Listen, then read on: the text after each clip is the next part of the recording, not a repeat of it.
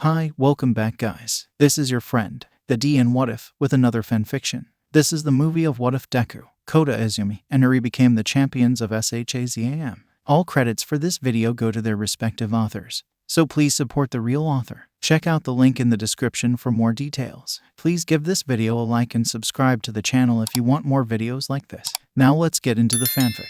Okay, screw it. I can't stop myself, so here's another story. This time about SHAZAM. So let's actually talk about that. The name SHAZAM, that is. They're not going to be called that, simply because they can't say SHAZAM without transforming back into kids. So how would they say it to other people? Also, which one of them would be called SHAZAM?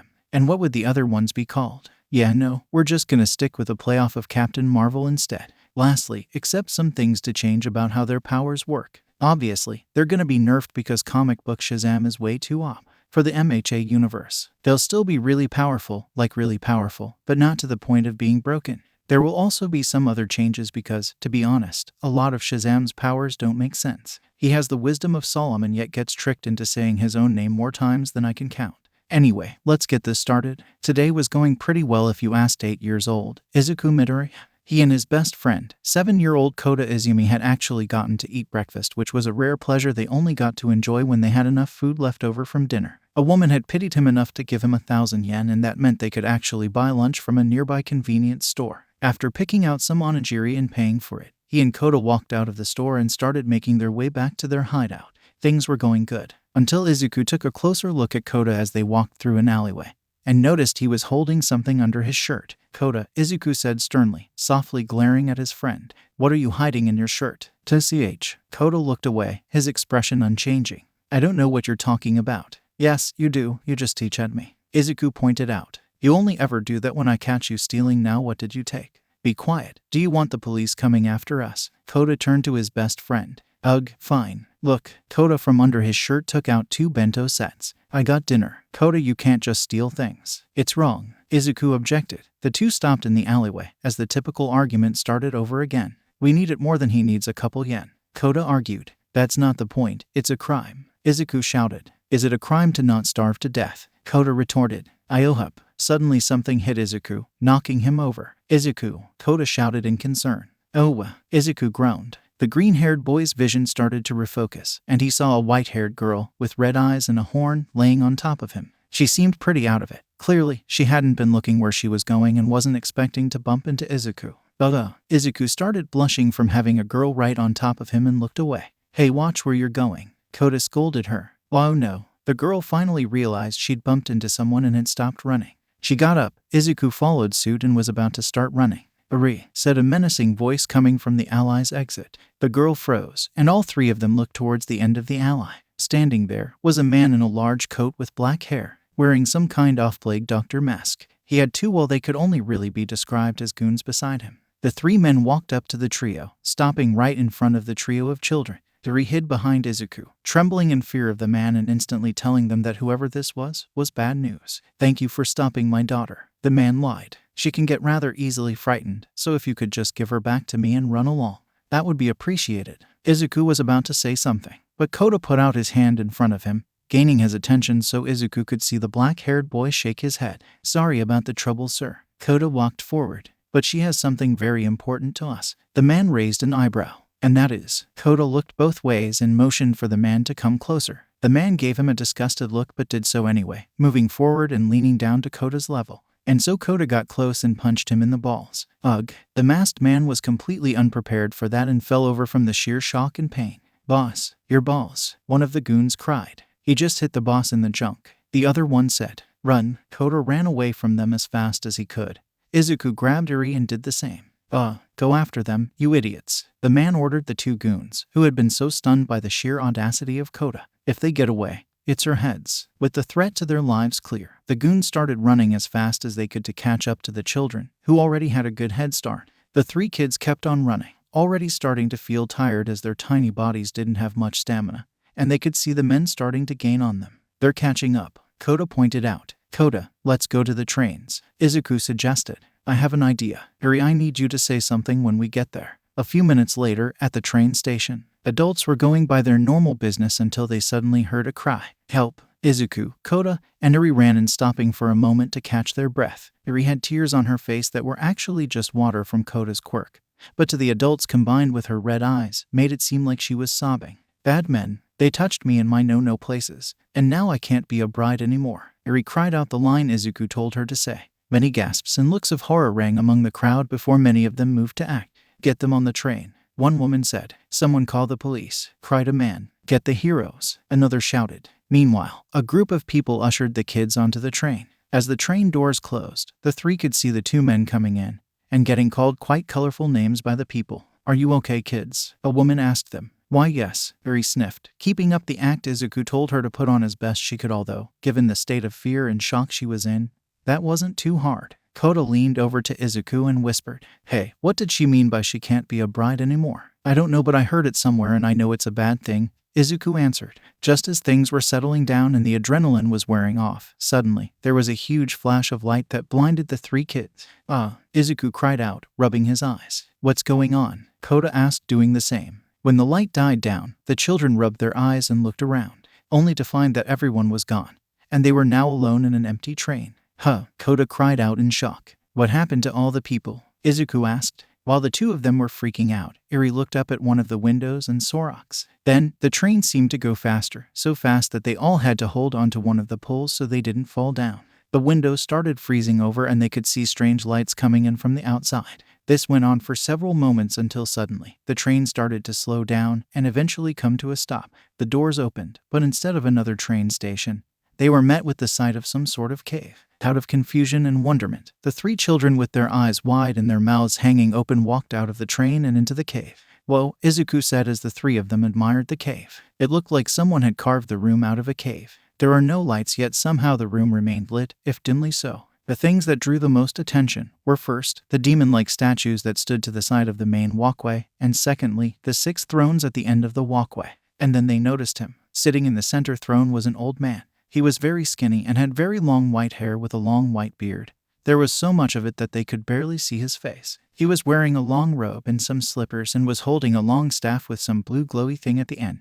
Welcome, children, he said, his voice hoarse but still loud enough that they could hear it. He got up from his throne and started walking towards them. My name is SHAZAM. Kota gave him a funny look. SHAZAM? Really? Yes, I am the last of the Wizard Council, he explained. And this is... Okay, stop. Kota stopped him, giving him an irritated look. Wizards aren't real. Who are you? Where did you take us? And what do you want? Kota, Izuku scolded him, while Eri still hid behind him, giving the wizard a cautious gaze. He was going to explain. Let the wizard talk. Kota grunted and crossed his arms. Fine, as I was saying, SHAZAM continued. This is the Rock of Eternity, where the wizards once resided. As for why I have brought you here, for that I must tell you a story. There were once 6 great wizards that made up the Wizard Council. However, despite our great power, we could not stop the hands of time from claiming their lives as we grew older. And as such, we decided to give our power to special champions that would protect the world from evil. However, the first to give his power chose poorly, and his champion became corrupt and had to be sealed away by us. The next 2 wizards did not want to give such great power to anyone else. So over the years, they distributed fragments of their power to newly born children. This is how the power now known as quirks came to be. Wait. Kota stopped him again. Are you saying quirks are a magic? SHHH. Izuku quieted his friend, before looking to the wizard to continue. The next 2 wizards did not wish to be stuck with the burden of choice after the first champion fell. The wizard continued, and so they gave their powers to me, before passing away, allowing me to live hundreds of years longer and choose 3 champions. And now I choose you 3. You shall inherit my power. Really? Izuku had stars in his eyes, and a grin so big it hurt. After years of being quirkless Izuku, a powerless Deku, could it be that now he was going to get powers of his own? Eri was also thoroughly shocked. Someone thought she was worthy of something. Really? Kota looked at Izuku like he was crazy. You actually believe this? He's obviously lying. Should you accept? SHAZAM ignored Kota. Put your hands on this staff and say my name. Izuku immediately put his hand on the staff and looked at the other 2 to do the same.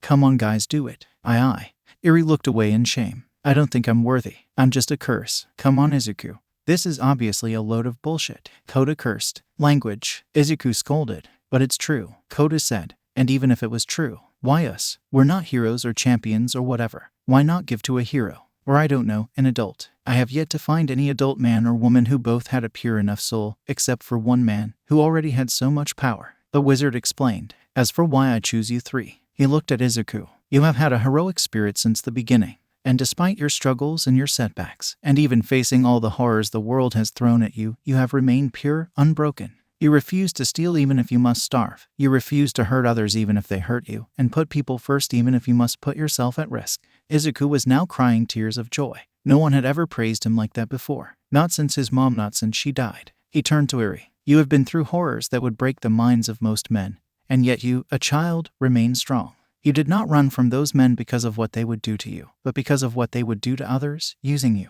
You have no reason to want to help anyone, and yet you do, because you are pure. Eri flinched and became flustered. She had never been praised like that, ever. And then he turned to Kota. And you, despite your pain, despite your words, and despite even your thoughts, when the time came you acted immediately to save another person, a stranger to you, and put yourself at risk to do so. Kota turned away. TCH. Not like I wanted to save her or anything, that guy was just a creep who needed to get punched. You three are worthy. Now place your hands on the staff and say my name, SHAZAM repeated. Izuku was obviously all in, but the other two remained hesitant. Come on guys, Izuku pleaded. If we do this, then Eri won't need to worry about those people that were chasing her. Eri's eyes widened. She had never even considered it fighting overhaul. It just seemed to be an insane idea, but if she took this power, then maybe, just maybe, she could defend herself from him. And she'd never have to go back to that room again. Slowly, Eri made her way over to SHAZAM and grabbed his staff. Kota, please, Izuku begged his best friend. Ugh, Kota groaned, marching over and grabbing the staff. Nothing is gonna happen anyway, so why not? Now, say my name and you will be imbued with a fraction of the wisdom of Solomon, the strength of Hercules, the stamina of Atlas, the power of Zeus, the fortitude of Achilles, and the speed of Mercury, the wizard said. And who are those? Kota asked. Just say the name already, SHAZAM said, getting more and more irritated by Kota. Three looked at each other before looking back at the wizard and saying, SHAZAM, CRACKOOM. Suddenly 3 bolts of lightning stuck down where each of the children stood and engulfed them in a flash of light. Enough with the lights, Kota complained. And then he realized that his voice was no longer his voice, it was now much different. I feel weird, Eri said, her voice also surprising her with how mature it suddenly became. What happened? Izuku asked as they all opened their eyes, and then the changes became much more evident. Where the children once stood were now fully grown adults, looking to be in about their mid to early 20s, all wearing strange hero-like costumes. Izuku was now a large, muscular man standing at almost 7 feet tall, with a wide chest and large beefy arms and legs. It appears that puberty had big plans for the boy. His hair remained basically the same, however his face lost all trace of cuteness in exchange for a more defined handsome face, while still keeping the freckles. His costume was mostly emerald green, except his white cape and hood, his black belt and boots, and the white lightning bolt on his chest. Kota, in comparison to Izuku, was lean with a thinner but still muscular body, and at a far more average height. His hair had also gone mostly unchanged, but his face did become more mature, looking very much like his father. His costume was mostly blue, except white boots, a belt, a cape, and a hood, as well as the white lightning bolt on his chest. Eri was the shortest of the group before, and she still was, being about half a head shorter than Kota and quite a bit shorter than Izuku. Out of them all, she seemed the most petite, but if you looked closer you could see that she still had a lot of muscle. Like the others, her hair was unchanged, but her face did mature, although she did still maintain most if not all of her cute factor. Her costume was mostly red except for some gold trimming that lined parts of her costume, and her golden boots. Unlike the boys, instead of pants, she was wearing a skirt. The 3 of them looked at their newly changed bodies in shock and awe, all of them at loss for words. The first one to snap out of it was Izuku, who got a huge grin on his face, as he could feel the new power in his body. It worked. It worked. Suddenly, Izuku sprinted towards the wizard, moving so fast he became a green blur. Thank you so much for wait a minute, do I have super speed? Izuku started running around the cave at amazing speeds, putting most top heroes to shame. I have a quirk. Eri, meanwhile, still wasn't used to the tingly feeling in her bodies, particularly in her hands. She raised them up, only for lightning to suddenly burst out of her palms and hit the roof of the cave. Ape. Eri jumped back, freaked out by her own power. Okay. Magic, maybe he wasn't lying, Kota admitted, only for Izuku to suddenly appear in front of him. Of course he wasn't lying. Look at us. This is so cool. I feel like I could fly. Izuku gushed. However, he suddenly stopped as he realized he had started to float. Oh my god, I can fly. Izuku took off and started flying really fast in a circle above everyone. Oh, suddenly everyone stopped and looked back at the wizard, who had fallen face first on the ground. Izuku gasped and zipped over to him. Mr. SHAZAM, Krakum. Suddenly Izuku was hit by another lightning bolt and was returned to his true form. Huh, where did the magic go? Oh, SHAZAM groaned as he rolled over. Your power is not permanent. Anytime you say my name, you transform either into your champion form or your original body. Oh, SHAZAM, Izuku shouted. Crack'um, the lightning hit Izuku again, and he turned back into his more powerful adult state. The boy sighed with relief that his newfound power had not been taken so quickly. SHAZAM coughed. Come here, children, quickly. Kota and Eri followed his instructions and walked over to the fallen old man. Izuku was about to help him back up, but the wizard stopped him. Do not bother, children. My time has come. What does that mean? Izuku asked him, his voice laced with concern. It means I am about to die, SHAZAM explained. Kota and Eri frowned, feeling horrible about watching a man die right in front of them. Is there anything we can do? Izuku asked, tears spilling from his eyes. No, it is simply an aging child. Nothing can be done about it. Well, the wizard looked at Eri. Nothing per se, but I do wish to be saved regardless. It is my time. Now hear me, I have much to tell you. All three of them stood silent, ready to hear whatever he had to say. Firstly, none of you are at full power yet, the wizard said. Your bodies will take time to adapt, and you can only use your powers so much until your bodies completely adapt. Your powers will grow as you do. Learn them well. We will, sir. Izuku sniffed, still upset about someone dying right in front of him. And secondly, with my death, the seals me and the others had placed upon the many great evils in the world will be undone. The wizard explained. Slowly, but surely they will break free, and you will need to stop them. Wait, what great evils? Kota asked. What are they? Where are they? How? It is time, the wizard said faintly. Goodbye, children. Learn how to use your powers and become great heroes. And with those last words, the wizard closed his eyes and his breathing stopped. The three of them stood there in silence for several minutes. Eventually, Kota spoke up with the important question of, so how are we going to get out of here? Parkum. All three of them were hit with lightning. And then suddenly they were no longer in the cave. They were back in the train with all the people back in it. Everyone gasped at the sudden appearance of the three, with many of them asking lots of questions. The trio was too confused to answer any of them, as they didn't know what just happened either. Then the doors opened and people filed out of the train and into the station, and Izuku, Kota, and Eri dazedly followed, still not sure what just happened or what to do next. And then they heard a familiar voice. Eri, where are you? All their heads turned towards the voice and saw that the masked man and his goons were here, looking for her. The masked man looked up and spotted her, and was shocked to see the now older-looking Eri. Eri, the man said, still in shock. At that moment, she panicked. Go away, Eri shouted, bringing her arms up. She shot out a bolt of lightning at the man. The bolt hit and he was sent flying backward, hitting the ground unconscious as his chest emitted smoke. AHHH. All the civilians panicked and started running away at the sight of a quirk being used in a villainous way. Eri looked down at her hands in shock and then back at the masked man. Two did that.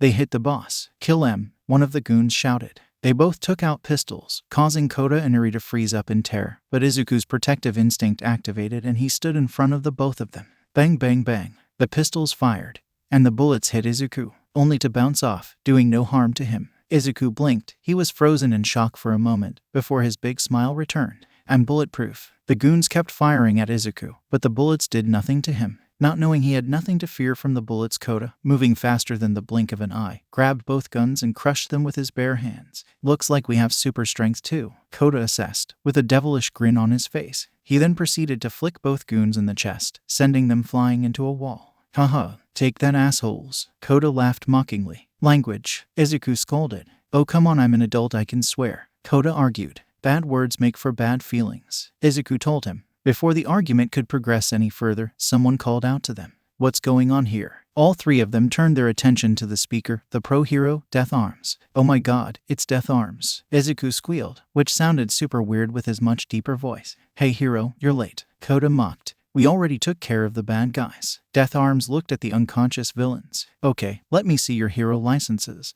We kinda don't have any, Izuku nervously admitted. He had a bad feeling he knew where this was going. Well, then I'm gonna have to take you in, Death Arms said, moving towards them. Kota smirked and started walking towards the hero. I'd like to see you try, hero. Resisting arrest, huh? Well, buddy, you asked for it. Death Arms cocked his fist back and brought it forward, intending to punch Kota in the face with his enhanced strength. Seeing the bullets on the floor told him they had some form of enhanced durability, so he didn't need to hold back much. However, much to the shock of almost everyone, Kota brought his hand forward and stopped the attack, catching the hero's fist. FWOOSH. A slight wind blew in Kota's face due to the force from Death Arms' punch, but this did nothing but make his cape flow. Death Arms was shocked. He had not expected someone to just outright block one of his punches. Kota smirked confidently. If magic was apparently real and he'd gotten his powers from a wizard, then he was pretty sure he was stronger than Death Arms. A hypothesis that had been proven right. My turn, Kota said, his devilish grin growing wider. While at speeds not even a pro hero could react to, Kota uppercut Death Arms' jaw.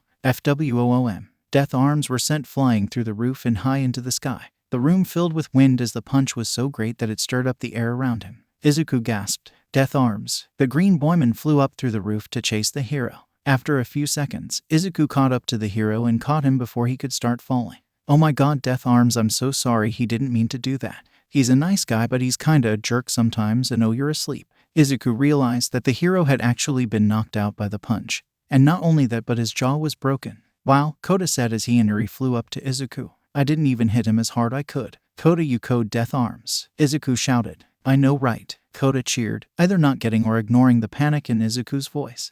If we beat up a hero, does that mean we're villains? Eri asked fearfully. Kota's smile dropped as the realization of what he'd just done. Let's just get him to a hospital and we'll figure out everything at home, Izuku suggested. Do you know where to find a hospital? Kota asked. No, Izuku said dejectedly. However, his mood brightened when he noticed police cars and a few ambulances showing up below them at the station. But they do. Izuku flew down towards the ambulance, with the other two following him. Hi. Hey, Izuku says, gaining the attention of all the police and paramedics. Ayui accidentally knocked out Death Arms, sorry about that. His jaw is broken, so I'm just gonna leave him right here. Izuku placed Death Arms next to a stunned paramedic. So bye. Izuku flew off at top speed, with Kota and Eri following him. Later, elsewhere.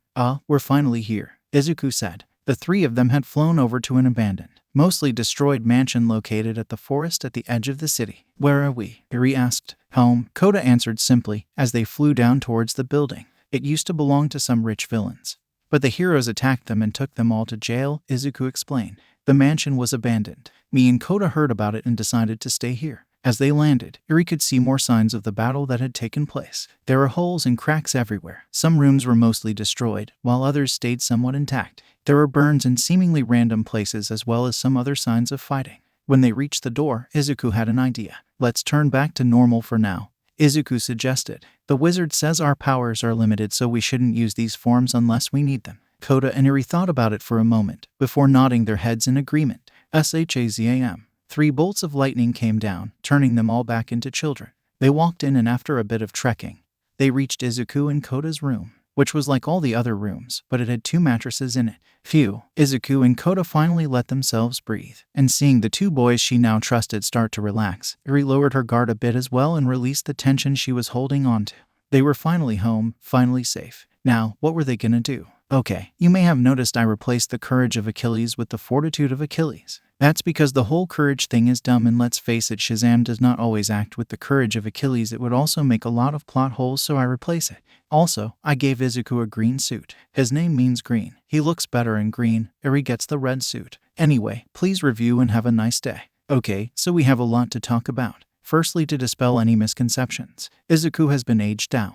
The rest of the MHA cast are their normal ages, except Kota, who has been aged up a few years. Izuku, Eri, and Kota all have the same SHAZAM powers. It's not like only Eri can shoot lightning and Kota has super strength. They all have SHAZAM's powers. The only powers they have that the others don't are Kota's and Eri's quirks. Also, they aren't as strong as All Might yet. I put a bunch of limits and drawbacks on their powers, but even then, making them as strong as All Might would make this story a lot less entertaining. They're still a lot stronger than, say, Endeavor, but they're not as strong as All Might. The first chapter was just an introduction. We'll be getting a lot more in depth with the characters, their backstories, and their powers later on. Although that being said, I am going to have to take some liberties with Kota's and Eri's characters, because, well, children in MH aren't really fully fledged characters, and more are plot, narrative tools. No, seriously, every child character has been a tool to either further the plot or expand the lore of MHA. Kota was used to showing what happens to the people close to the heroes that heroically sacrifice themselves, and how someone could perceive it in a negative way. Eri is a plot device to facilitate the Yakuza arc, as well as a few other things in the future, I'm sure. Katsuma is literally a MacGuffin so that the movie he's in can happen, and his sister is just kind of there. Even the kids Bakugo and Todoroki have to deal with her used to show how quirks evolve through the generation, getting stronger and stronger. Like, I love Eri, but her character currently can be summed up as cute kid.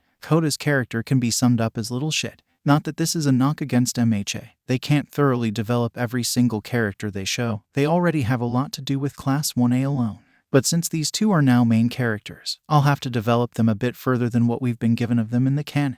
Lastly, keep in mind 3 things. 1. These are children, so they will do childish things. 2. They are very inexperienced right now, so don't expect them to have mastery over their powers quite yet. And 3. They are going to hold back a lot after what happened with Death Arms in the last chapter. They know better than to use their full strength on people, otherwise it would kill their foes. They won't always hold back, but if you're wondering how they don't instantly take out all their enemies, combine points 1 and 2 for your answer. Anyway, with that done, onto the story. The 3 children sat cross-legged on one of the mattresses, trying to figure out what to do next. So let's start with what we should do about the bad guys first.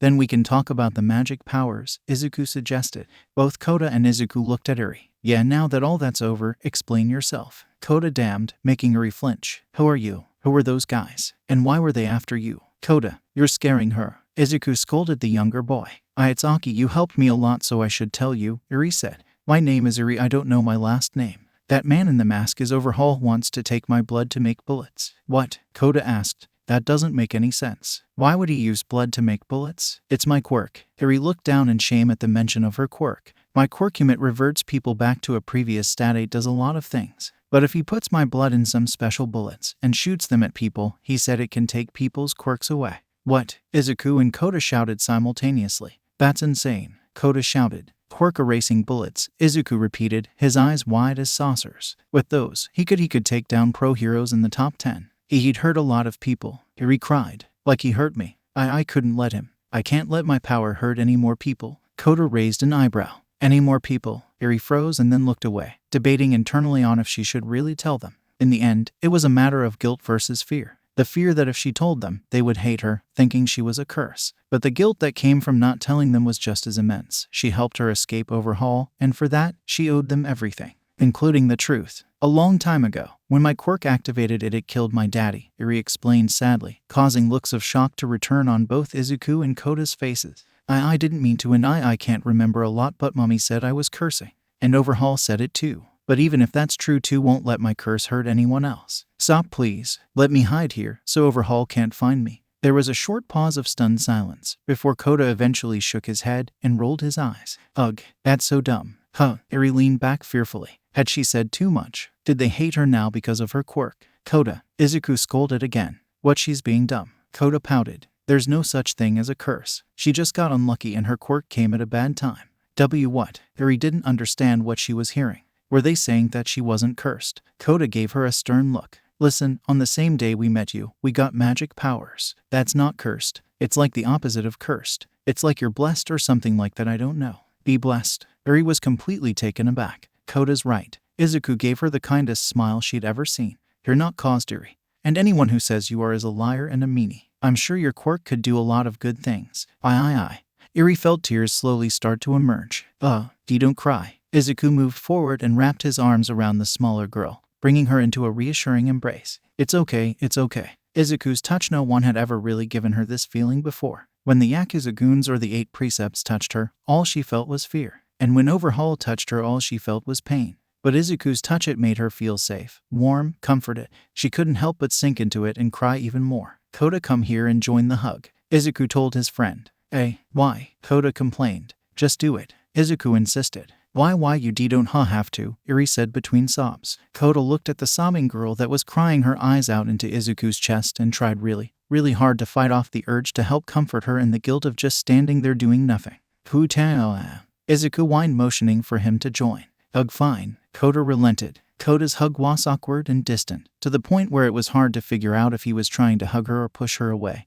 But Eri appreciated the thought anyway. Thank you, Eri cried. I'm not doing this for you, I just got cold. Kota denied, looking away from her to hide his embarrassment blush. They stayed like this for a few minutes until Eri started to calm down. All right, enough with the sappy stuff. Kota pulled away the minute he thought Eri felt better. We have to figure out what to do about Overjerk. Do you think he got arrested back there by the police? Izuku frowned and shook his head. The police and the heroes need evidence to arrest someone. Without any evidence, they have to just let him go. Kota scowled. Then I say we use our new powers and go beat the tar out of him. I'm sure there's something in his base we can use as evidence. You can't, Eri protested almost immediately. He's too strong. Did you see me back there? I took out a pro hero, Kota boasted. Izuku sighed at the fact his friend was boasting about turning them into criminals. What's his quirk? It's called overhaul, Eri said. When he touches something, he can take it apart and put it back together however he wants, or he cannot put it back together at all. Oh, that's so cool. Darn it, why do so many villains have cool quirks? Izuku lamented. Such a waste. Still don't think he could beat us. Kota crossed his arm defiantly. I thought you said you didn't want to be a hero. Izuku asked the boy, remembering a conversation they had had some time ago.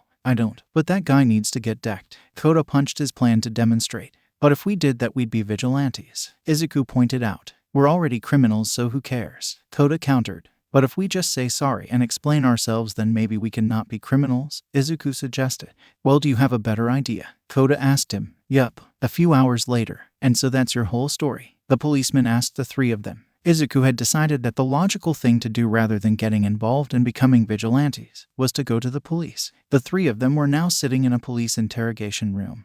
They had even been offered some food which they gladly accepted. Yes, sir, Izuku said with his mouth still full. Hey, he was a homeless kid. Who could blame him for trying to stuff as much food into his mouth as possible? Huh, this food tastes weird, Kota thought, before shrugging his shoulders and going back to eating. I see. The policeman smiled and looked back at his partner. Well, it's a good thing you came to us first. Yeah, Izuku swallowed his food.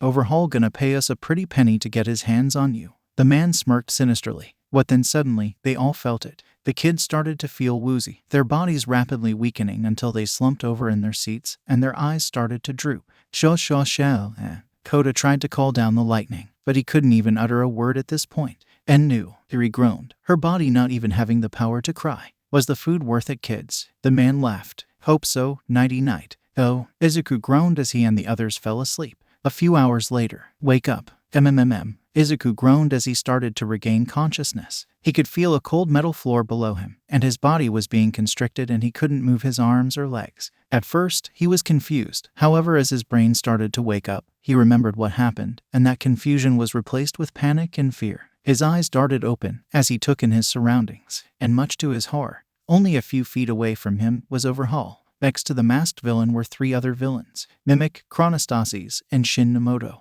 They were in a room with no windows, the only light coming from the lights above. Next to him was Kota Inari, also tied up with rope, and also waking up. 3000. Izuku tried to shout, but he found his mouth was covered by tape. Izuku tried to shout Shazam, but with his mouth covered, he couldn't get the words out, and thus no lightning came. 3000. The other two, now fully awake, tried the same thing, but to no avail. Finally awake, Eri. Overhaul asked the small girl, a bit too calmly. You've caused a lot of trouble. Overhaul walked towards Eri and then crouched down to meet her tear-filled, terrified eyes. You ran away, causing me to worry. I even got hurt while I was looking for you. Overhaul glared at her, as his clam facade started to drop and venom could be heard lacing every word he spoke. And you ripped in these two, poor, innocent young boys, so you know what's going to happen to them, right? The price for disobeying me. 6,000. 8,000. Eri desperately cried out for him to stop, tear-filled sobs that went unheard due to the tape. That's right, I'm going to kill them, Overhaul said. You've gotten two nice young boys killed. How many people do you have to hurt before you're satisfied, you monster? 8,000. Izuku tried to shout at Overhaul not to call her that, but that stupid tape was stopping him. Then, Overhaul reached out and ripped the tape off Eri's mouth. Do you have anything to say for yourself, Eri? Overhaul asked her. Want to apologize for killing these two boys? I fear filled Eri's mind, clouding it and making her thoughts fly out of control. There were so many things she wanted to say. She wanted to beg for Overhaul not to hurt them. She wanted to apologize for getting Kota and Izuku involved. She wanted to just cry because after thinking she finally escaped, she was brought back not even a day later. But in a moment of clarity, she figured out exactly what to say. Shazam! Kakoom! Lightning burst down from the sky, mysteriously going through all the things in its way and striking Eri. Overhaul, who was right next to Eri, was also struck by the lightning as it was blown back a few feet. When the lightning flash subsided, Eri was now in her adult form and free of her bindings. What the fuck? Mimic shouted in shock. Eri, that was you, Overhaul shouted out in rage. He thought that the person that struck him with lightning just had a similar appearance to Eri. After all, Eri was a child, and her quirk had nothing to do with shooting lightning. He had already planned to hunt down and kill however it was that had struck him, but knowing it was Eri enraged him even further. In the face of Overhaul's furious gaze, Eri with speed beyond what they could even see picked up Kota and Izuku and ran off. What the hell just happened? Shin asked. Since when could Eri do that? I don't know, but I'm going to find out. Overhaul growled. Lock down the base. Send everyone. Bring them to me. Meanwhile, with Eri, Izuku, and Kota, Eri ran through all the Yakuza thugs in her way, taking them down literally without even trying, until she reached her destination. She ducked into a room and finally stopped. The poor girl was still hyperventilating, purely out of fear. She set both Izuku and Kota down and ripped the tape off of both their mouths, not even taking a moment to acknowledge the pain of having the tape ripped off. The two boys immediately knew what to do. SHAZAM! 2 bolts of lightning struck down and hit Izuku and Kota, transforming them into their stronger, bigger selves. Oh God, we almost died. Izuku shouted. If he didn't rip off that tape, we would have been taken apart. Kota added, before looking at Eri. Why'd you stop here? I don't know, Eri answered honestly. Izuku looked around and noticed the room was a bit strange for a room in a villain's evil lair. In the center was a large bed, and scattered all around the bed were toys. Unopened, unused toys. Eri, is this your room? Izuku put together. Eri nodded. In her panicked, desperate mind, she went to the closest place she thought was safe. Of course, she knew this place wasn't actually safe, but Overhaul had never hurt her in this room. No, he'd take her out of this room, and then he'd hurt her. But it was that illusion of safety that caused her terrified mind to bring her here. Giororar. That bastard, Kota growled, his fear now quickly being replaced with rage. I'm gonna beat him till he turns blue. No, we need to leave, Eri insisted. We need to hide. No, Izuku said, gathering both of their attention. We can't just run away forever. They'd find us eventually, and we can't go to the police. Izuku looked up at both of them, determination blazing in his eyes. The best thing we can do is stop him right here, right now, and then hopefully find some evidence after we're done so we can give it straight to the heroes. But Buttery tried to protest, but she couldn't find the words. I like this plan. Let's do it, Kota agreed, lighting sparking off of his body. Eri. Izuku walked up to Eri and put his hands on her shoulders. I know you think he's too strong, but knocked him out with one attack earlier. We can do this. Aye. She was so overwhelmed, she didn't know what to say still. PSH, she can leave if she wants. Kota rolled his eyes and cracked his knuckles. If that's what she wants, Izuku said. If you use your super speed, then you could leave and fly away pretty easily. But me and Kota are going to stay and fight. What do you want to do, Eri? Once again, Eri found herself without words, but this time it was all momentarily. Why are you doing all this? Why are you risking your lives for me? Why? Eri asked, completely baffled as to why anyone would do so much for someone like her. Once again, Izuku gave her that warm, pleasant smile. What do you mean? It's just the right thing to do. And you don't deserve to be stuck here with that creep anyway. Kota crossed his arms. But don't get me wrong.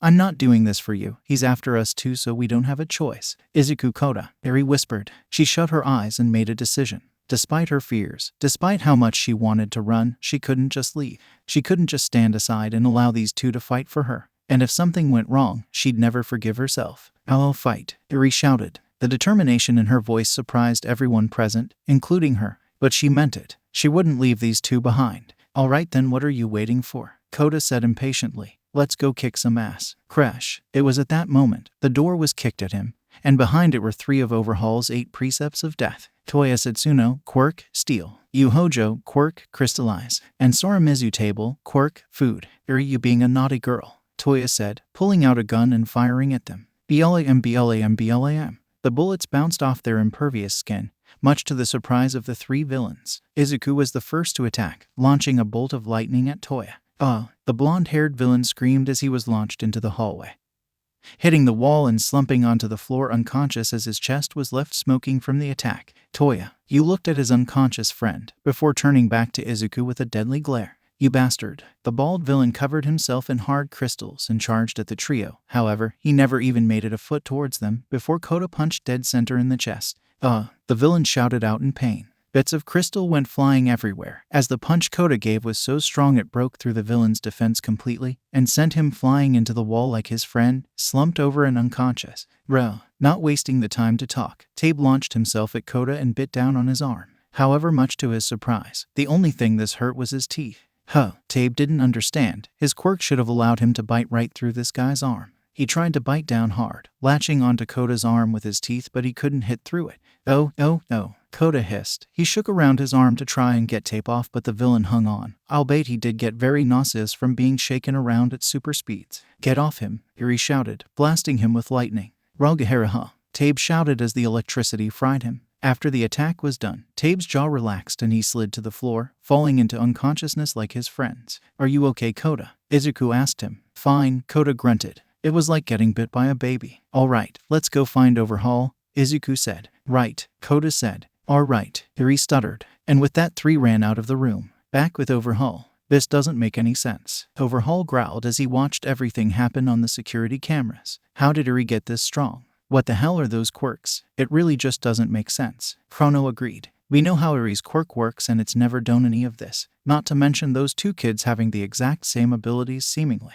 It just unless you think is behind this. No, Overhaul shook his head. If All for One found Eri and wanted to interfere with what we were doing, we simply would never have found her again. Whatever ... this is, it has nothing to do with him. So what is this? Chrono asked as he watched the trio effortlessly defeat the Yakuza thugs in their way. And what the hell does the SHAZAM mean? Mimic asked. The other 3 men looked at him strangely, wondering what the heck he was talking about. What? It's fucking weird. Eri and those brats said it before they transformed. What the heck does it mean? Is it a catchphrase or some shit? Mimic asked. Overhaul sighed and was about to dismiss what Mimic said from his mind when suddenly a few thoughts occurred. Why did they say this before they transformed? It could just be a catchphrase, but that didn't seem right. They didn't transform until after the tape was taken off their mouths. Why wait that long?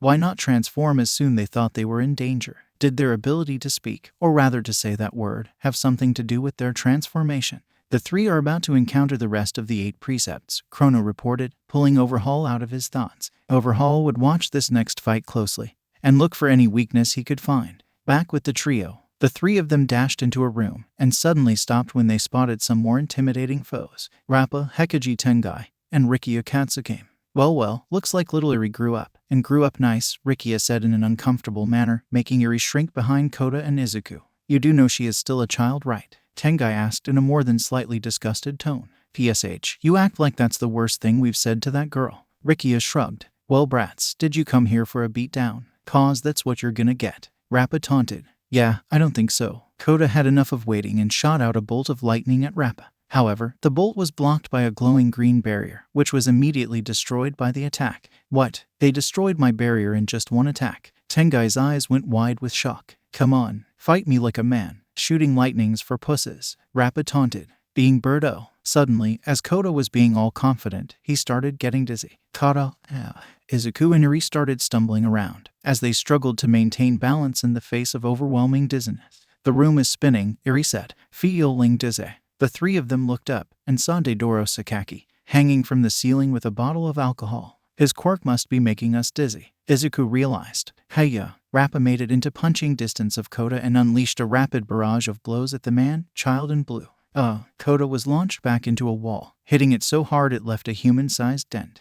Kota, Izuku shouted out in concern. I am fine. Kota tried to pull himself up, but that was easier said than done. Not because of Rappa's attack, which had only just barely hurt, but Deidoro's quirk on the other hand was making things much harder. TCH, can someone take that bastard out? I got it. Eri tried to hit the villain with a bolt of lightning, but due to her dizziness, she was way off the mark. Naixamia drunk. Deidoro slurred. Izuku went to try and help by throwing some more lightning at Deidoro, but the other Yakuza members weren't just gonna stand by and let him. Rikia grabbed Izuku's hand and started using his quirk to drain his vitality. Man, you got a lot of this stuff. Izuku threw out a dizzy punch. Rikia easily dodged the punch, but wind pressure resulting from the punch knocked him back onto his ass. This kid's punches are no joke, Rikia commented as he pulled himself back up. Izuku. Eri went to throw some lightning at Rikia, but Rappa stopped her with a barrage of punches. Eri was sent flying into a wall, just like Kota. This is really fucking annoying. Kota's eyes glowed with lightning, as he could feel power welling up inside him. He raised his hands, which were brimming with electricity, and unleashed a huge wave of lightning. This attack would have hit basically everyone on the ground if Tengai had not put up a barrier to block the attack. His attack is too strong. Tengai struggled to keep the barrier together, but it was cracking very quickly. Unfortunately, before Kota could destroy it, he lost his focus and fell over, his attack dissipating as Deidoro's quirk worked its magic. Tengai deactivated his quirk. Take them out quickly. I can't keep blocking their attacks. What worthless shield you are then. Rappa charged towards Kota and unleashed another barrage of attacks. Kota was once again unable to stand his ground and knocked back. Damn drunk. Hehe. Deidoro laughed as he took another drink. Meanwhile, Izuku had once again engaged Rikia. The larger man grabbed Izuku and tried to suck as much vitality out of him as he could.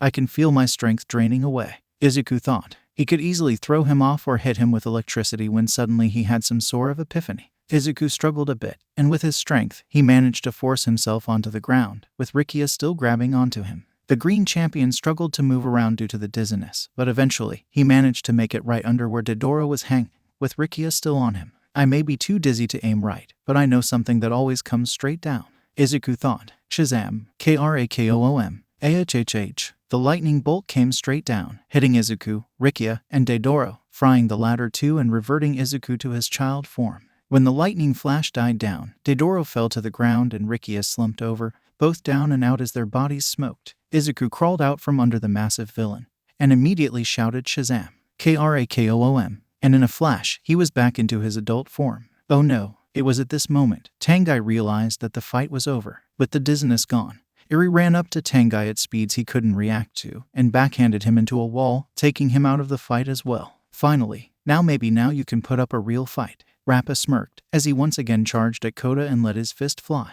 However, this time, the boy was ready for it and grabbed both of Rappa's fists, stopping his attack in its tracks. How's this for a real fight? Kota said, before unleashing his lightning. Raragaraga. Rappa's body spazzed out as a crap ton of electricity ran through his body. After a few seconds, Kota stopped his attack, and Rappa fell to the floor. Oh, my head still hurts. Eri groaned. Yeah, that guy was really annoying, Kota growled, walking over to Deidoro's body and giving it a light kick, probably breaking a few ribs. Nice work taking him out, Izu. Thanks. Izuku smiled at them briefly, before turning towards the corridor that would lead them to Overhaul. Let's go. Back with Overhaul. Damn it, Chrono cursed, slamming his fist against the wall. They didn't even stand a chance. Even Rappa's attacks barely hurt them, Shin noted, sweating nervously under his clothes. They only lasted as long as they did because of Deidoro's quirk. What are you two worrying about? Mimic shouted at them. We're the fucking Yakuza. We can't be taken down by a bunch of twerps. Right, boss? All three of them looked at Overhaul, who was deep in thought. Boss? Mimic repeated. That word again, SHAZAM. Overhaul spoke. He said it when he transformed back into a child.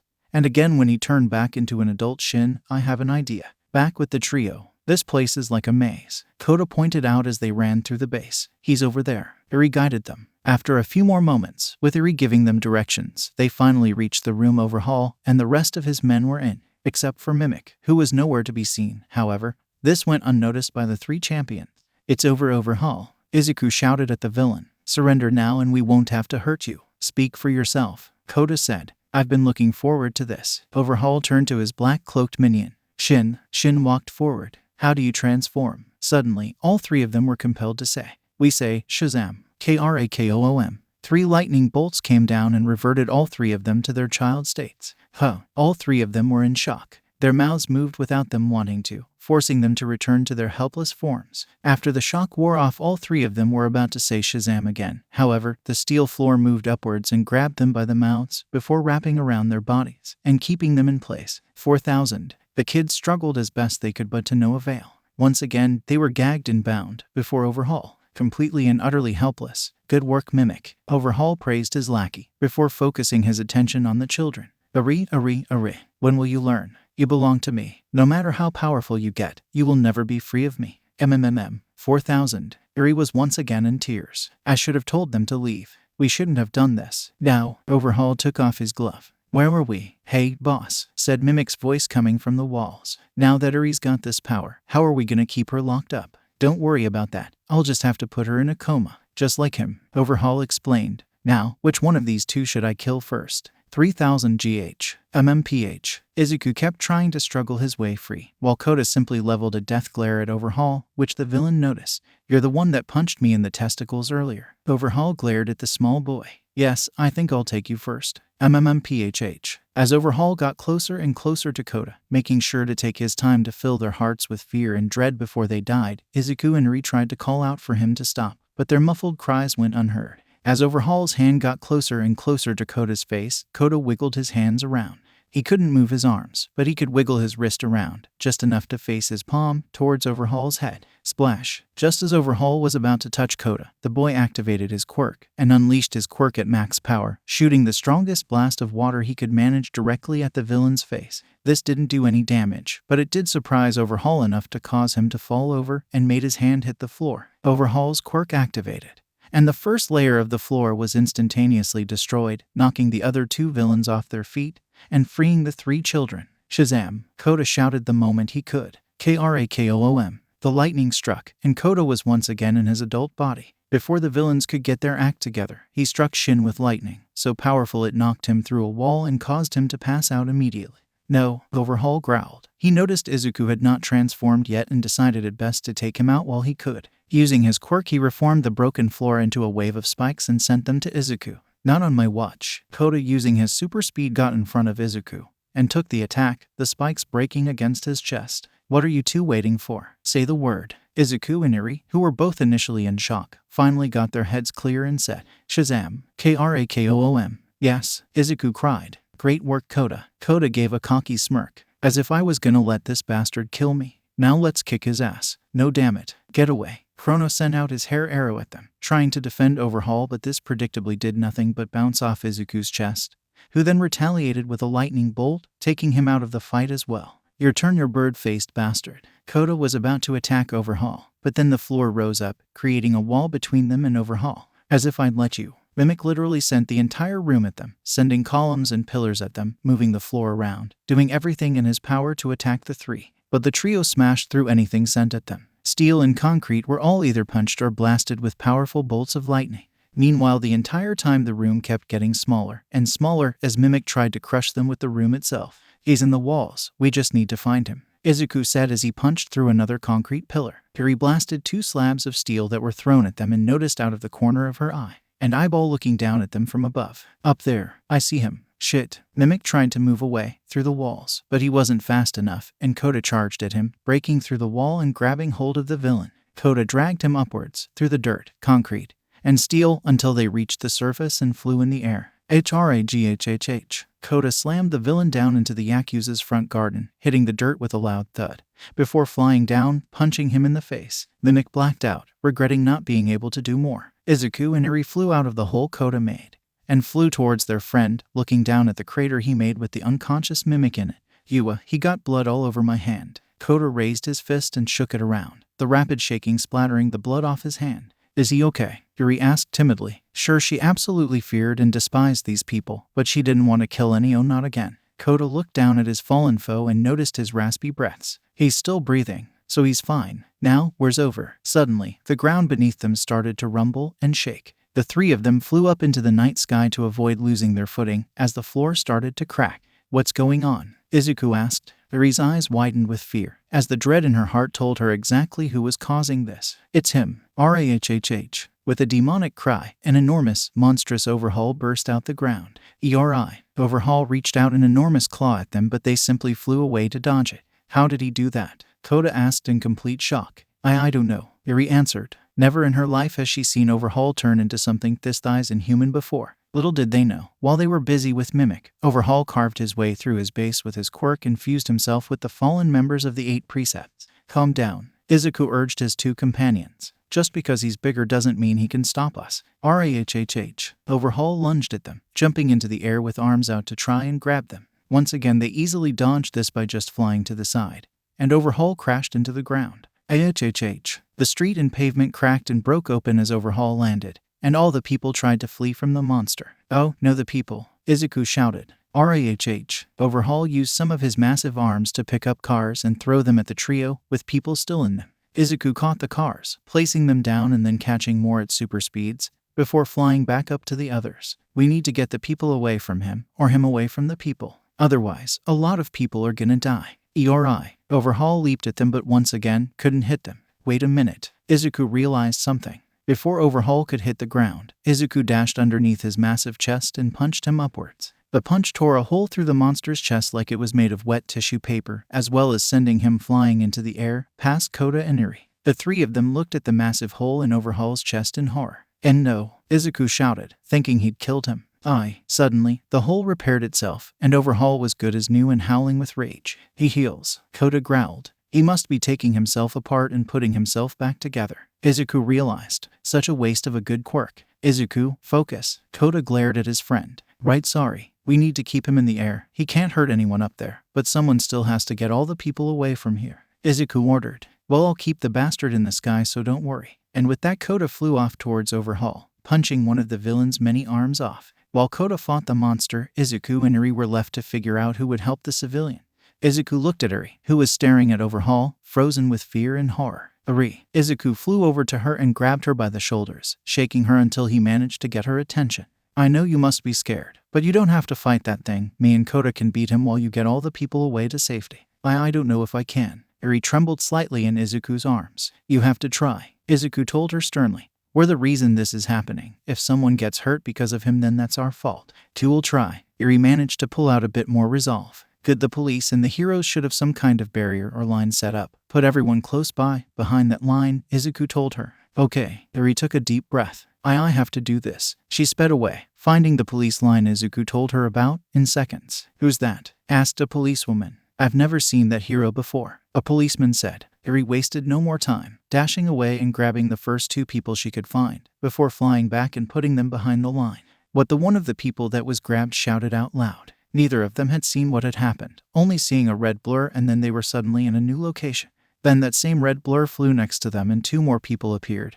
And then again, two more people, and again and again. In a matter of seconds, Eri had already rescued a dozen people and wasn't slowing down. Izuku and Kota were doing so much for her, and she had to do her part. Meanwhile, Izuku and Kota were rapidly destroying huge chunks of Overhaul's body with a combination of punches and lightning. But Overhaul kept putting himself together no matter how many times they took him apart. Overhaul turned his arms into massive tendrils and sent them at Izuku, who blasted them to pieces with lightning, and then Kota flew past him and punched right through Overhaul's chest. You brats, Overhaul roared at them as he put himself back together. Children like you could never understand. Eri is mine. She belongs to me. No, she doesn't. Kota blasted him in the back with a powerful bolt of lightning. I'm getting sick and tired of you talking. Kota kept pelting Overhaul with lightning bolts, destroying massive parts of his body one after the other, never letting up. He charged up another electric attack. Time to end this hack. However, just as Kota was about to throw a huge bolt of lightning to finally end Overhaul, KRAKOOM, suddenly a lightning bolt came down and hit Kota, transforming him back into a child. What? Kota shouted out in surprise before he started screaming because he was falling out of the sky. Kota. Izuku dashed up and caught him before he could fall too far, and brought them both back to the ground. Crash. Without Izuku or Kota keeping him in the air, Overhaul's charred body fell into a building, destroying it and bringing them both it and him to the ground. Kota, what happened? Izuku asked the transformed boy. I don't know, Kota shouted, only to suddenly fall to the ground. Why do I feel so tired? SHAZAM. KRAKOOM. The lightning came down, turning Kota back into an adult, however. KRAKOOM. Just a moment later the lightning came back down and turned him back into a kid. Kota fell on his back, completely exhausted. Now I feel even more tired. What happened? Eri flew down next to them. She had seen the lightning strike and figured something must have gone wrong if either of them were turning back into kids at a time like this. Kota can't use his powers. Izuku searched his brain for any reason why this might have happened. But why wait? The wizard said our powers were limited. We must only be able to use so much power right now, so we can't just keep fighting him. Eri asked fearfully. No, Izuku shook his head. If Kota's out of power, then that means we'll probably be out of power too soon. Eri gasped out in horror. Damn it, Kota cursed, as he tried not to fall asleep. Overhaul had put himself back together and rose up, looking for them. We have to be smart. We have to come up with a plan. Izuku stuttered, starting to panic slightly. As Izuku muttered away trying to figure out an answer, a solution suddenly appeared in Eri's mind.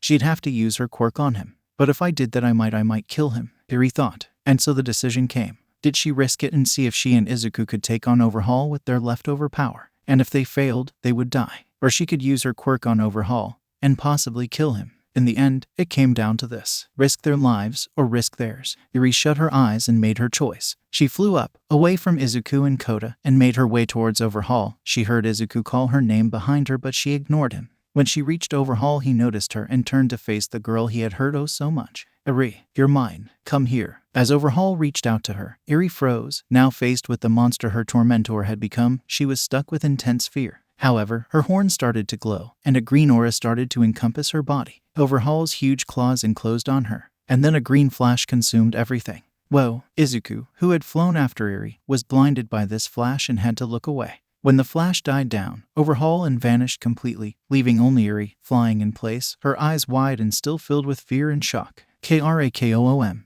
Without saying the word, lightning came down and stuck Eri, transforming her back to normal. Izuku grabbed her as she started falling, and held her in his arms. Eri, what happened? Where'd he go? Izuku asked her, his voice full of confusion. He's dead. Yuri's voice was low and tired, her tear-filled eyes struggling to stay open. I killed him. Oh, was all Izuku said, as he looked back at where Overhaul had been. That massive, building-sized monster, gone in a flash, all because of Yuri's quirk. But even more shocking, they had killed someone. Sure, it was Yuri that did it, but it was only because they had run out of options, and because he couldn't come up with a better one. So in Izuku's eyes, this was more his fault than hers. But he couldn't focus on that now. The heroes would be here soon, and he could already hear news helicopters making their way over. They had to leave, now. Yuri, just go to sleep. We're going home, Izuku told her. With tears still in her eyes, she obeyed and fell into a deep slumber. Wasting no more time, Izuku used his super speed to scoop up Kota, who was now also sleeping, from where he had left him, and flew away. Shortly, at the destroyed manor, Izuku made it back to the manor in less than 2 minutes. He dashed through the door and flew through the halls, not stopping until he reached the room he and Kota took up residence in.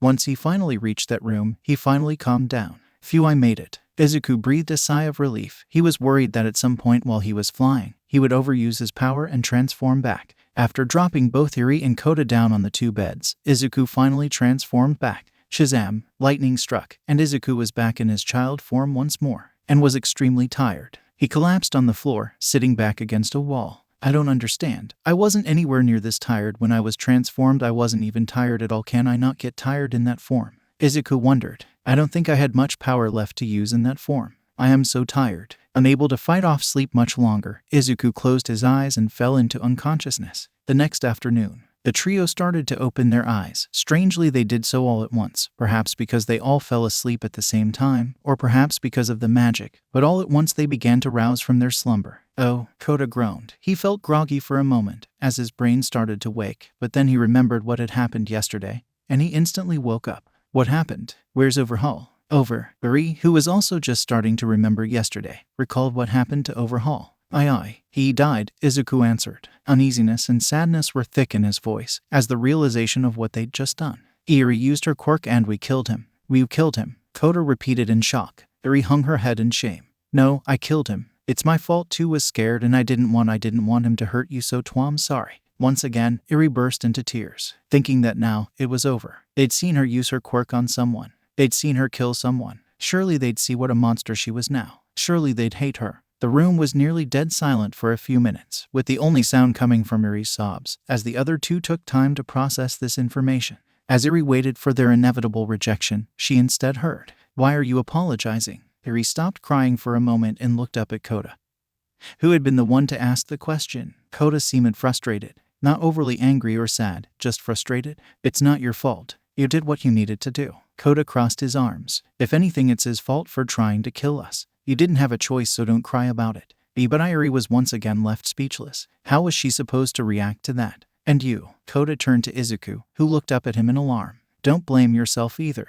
But if I just used my powers better or just came up with a better idea, then Kota cut him off. It takes heroes years to learn how to plan and use their powers. You got yours yesterday, Kota pointed out. And where were the heroes anyway? Why didn't they help? Well, we kept Overhaul up in the air a lot, so they probably couldn't have gotten to him. Izuku defended the heroes he loved so much. And what about All Might? Or Hawks? Why didn't they help? It's not like they couldn't see him. He was the size of a skyscraper, Kota shouted. Where were they? Maybe they were busy, Izuku suggested. Too busy to stop a giant rampaging monster, Kota argued. Why did we have to take down a crime boss all by ourselves? We're just kids. But we did it. We took them all down, and we saved a lot of people, Yuri butted in. But I killed him, and saved a bunch of people by doing so. How many people would that monster have hurt or killed if we didn't stop him? Kota continued. Are you saying we should have killed him? Izuku asked.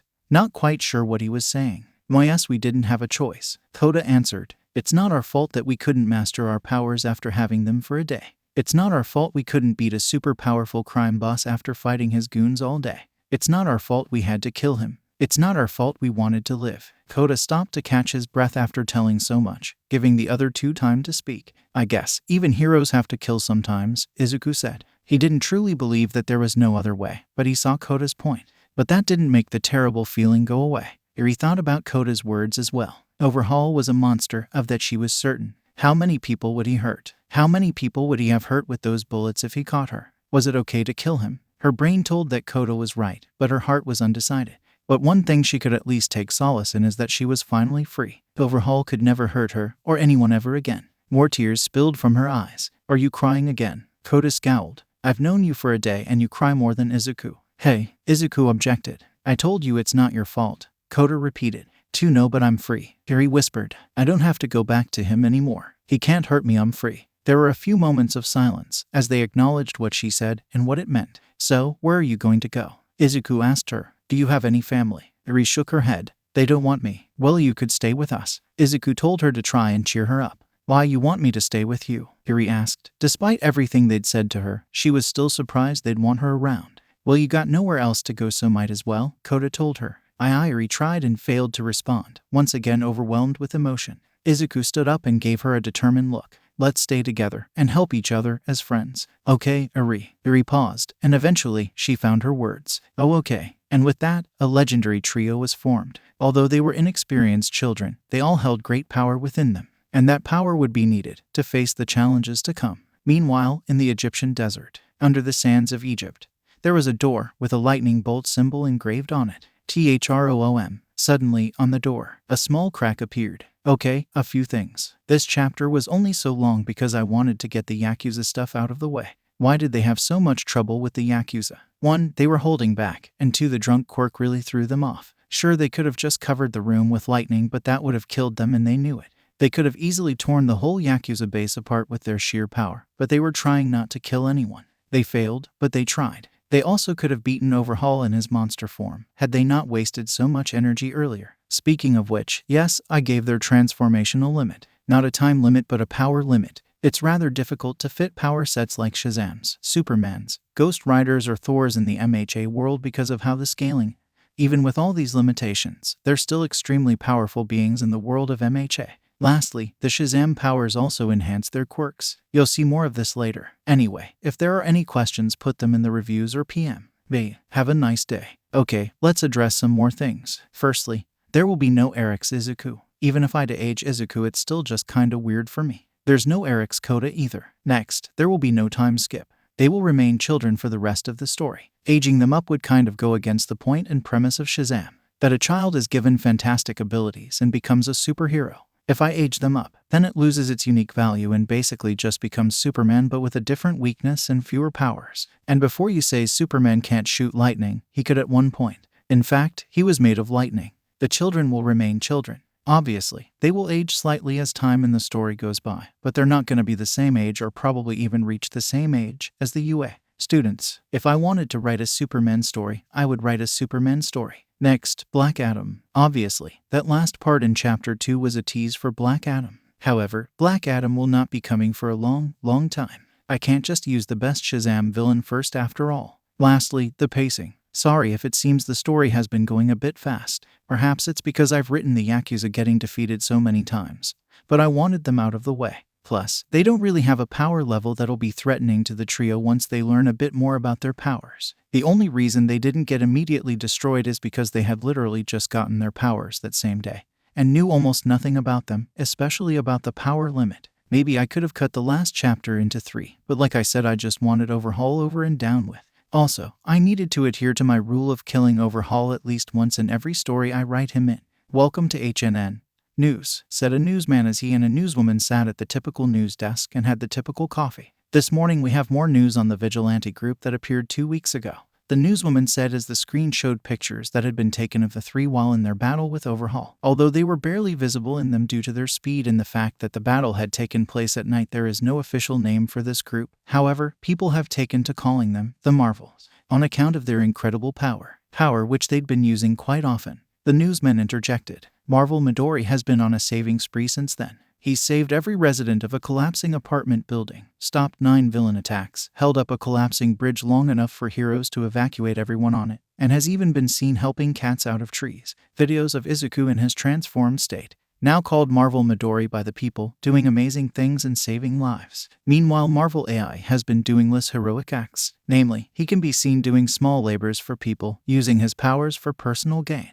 The newswoman said, although all his clients have denied saying they paid him or asked him to do anything, it's highly unlikely that is the case. Videos of Kota in his transformed state, now called Marvel AI, doing small tasks, blowing the leaves off someone's lawn by blowing them away, doing tricks with his lightning at a party, and also helping cats out of trees, and the later accepting reward money. Marvel Aka has yet to be seen after her appearance in the battle with Kai Chisaki, and her disappearance after being struck by lightning.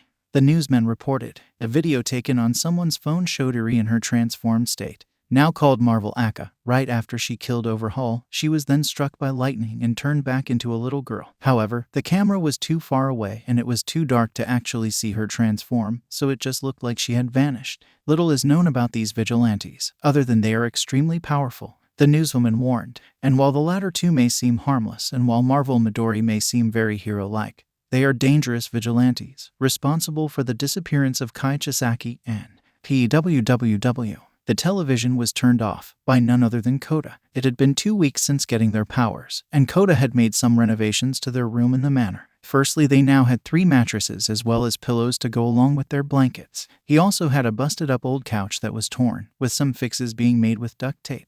There was also an old refrigerator that, despite not being plugged in, still seemed to work. The same thing went for the old TV. That also was not plugged in, but functioned as if it was. The room was a lot less dirty now, thanks to Eri doing her very best to clean the place up, partially because she wanted to help out, and partially because Overhaul was a huge clean freak and instilled these habits into her. Speaking of Eri, she had finally gotten out of her old clothes and into some new ones. They were cheap and she didn't have many, but it was better than what she was wearing before. Don't these losers have anything better to report? Kota complained. Also, what the heck are those names? They literally called green, blue, and red. Eri remained silent. She hadn't said much since she'd started living with Kota and Izuku. Almost as if she was scared she said the wrong thing and got kicked out. A few moments later, the door to the room opened, and Izuku walked in, looking a bit tired. There you are, finally. You were out there for Kota looked at the new clock he got. 4 hours. How did you not to transform already? I just got better at using my power. Izuku yawned as he walked over to his mattress, collapsing on it promptly. You know, you could be using that power to make us some more money. I'm the only thing keeping us all from starving, Kota grumbled. I even got us some furniture. Oh yeah, how does that stuff work without electricity? Izuku asked as he pulled his blanket over his body. Izuku, we shoot lightning. Kota answered as if it was the most obvious thing in the world. I don't think that should work like that. Izuku responded. It's magic, who knows how it works? Kota shook his head. The point is that you should do something else besides play hero. Something that can actually help you. At least ask for a reward. Izuku frowned. Being a hero is its own reward. Kota rolled his eyes. Does that reward feed you or keep you warm? No, Izuku hesitantly admitted. Then it's a pretty bad reward. Kota deadpanned. Izuku shook his head and started to fall asleep. You just don't get it. I'm also learning how to use my powers. We're super strong. We could beat all kinds of villains if we learned how to use our powers right. We could even beat the villain that killed your parents. At that moment, both Kota and Eri froze. Eri froze because up until this point, she had no idea what had happened to either Izuku or Kota's parents. She was curious but too afraid to ask in fear of offending them. But to hear that Kota's parents were killed, that something so terrible happened to someone she cared about, felt horrible. Kota, on the other hand, was busy processing this thought that Izuku planted in his head. Muscular and a rank villain, the man who killed his parents. He was no joke when it came to power. He killed 2 pro heroes after all. Never in all his life did he even think about revenge, because he didn't think he would be capable of it. But now, things were different. He had power, incredible power, power that puts most pros to shame. He could take down the man who took everything from him. Kota hopped up from the couch, ran over to Izuku's bed, before shaking the green-haired boy awake. Izuku, wake up. Huh? Izuku opened his eyes, if only slightly. Next time you go out to do your hero thing, I'm going with you, Kota declared, a mix of determination and anger flashing in his eyes. Oh hawk, Izuku said. He was half asleep so he barely understood what Kota was saying. Seekan too? Eri asked very hesitantly, while also looking away from the two of them. You want to help too, Eri? Kota asked her, slightly shocked by this request. Eri nodded, still looking away from the two of them. I want to help like Izuku. This was partially the truth. She had always looked up to the way Izuku went out and helped people, just for the sake of helping people, but she'd always been too afraid of messing up and hurting someone to join him. But now that Kota was going, if she stayed then she would be left all alone. She didn't want to be alone. Not again.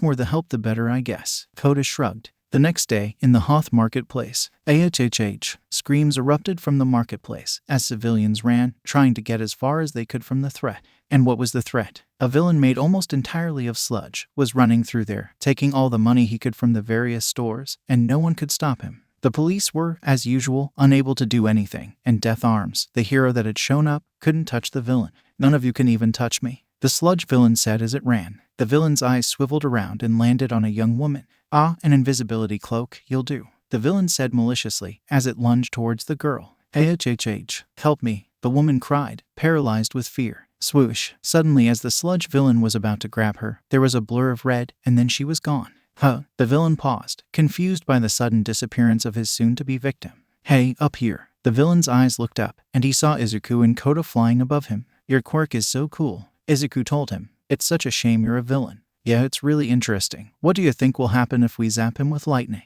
Kota quipped. Zap. Before the sludge villain could flee, Kota extended his finger and shot the villain with lightning. BRRAGRAHGAFFF.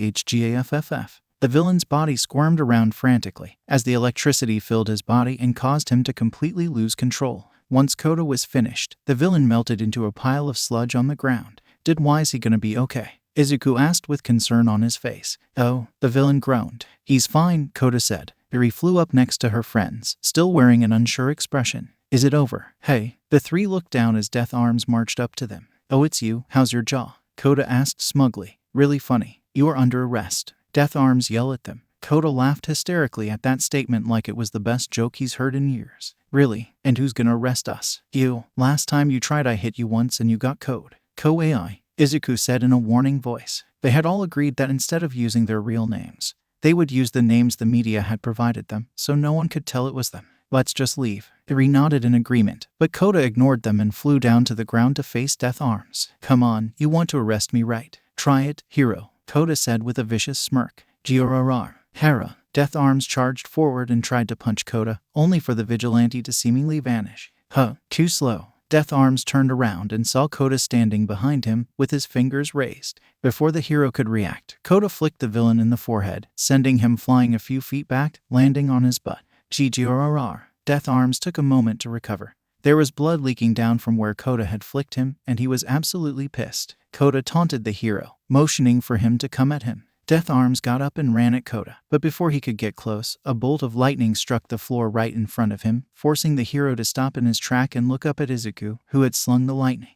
That's enough, Izuku said, with a seriously upset expression on his face. TCH, I was just messing around. Kota crossed his arms in an annoyed manner. You're embarrassing someone, Izuku told him, and we can't waste our time anyway. Remember, Kota scowled because he knew Izuku was right. They couldn't use their powers all day, and wasting it like this, even if it was fun, was wasteful. Fine. The blue champion took to the sky, and in a blur, he was gone. Hey, come back here. Death Arms shouted at the empty sky. Sorry about him. Izuku quickly apologized before following his friend. As sorry, Yuri said quietly, before also following the two. A few days later, the prisoner has escaped. The prisoner has escaped. HHH, shouted a policeman, right before his arm was cut off by an elongated tooth blade. On the bridge of Tartarus in the dead of night, a convoy transporting the dangerous criminal Moonfish was under siege by that exact same villain. Whoever had been in charge of securing the muzzle on the villain had done a terrible job, and after the truck he was in hit a slight bump, it became loose enough for Moonfish to use his quirk to free himself and start attacking the guards. 2 guards had been killed and many others had been injured, with one losing an arm.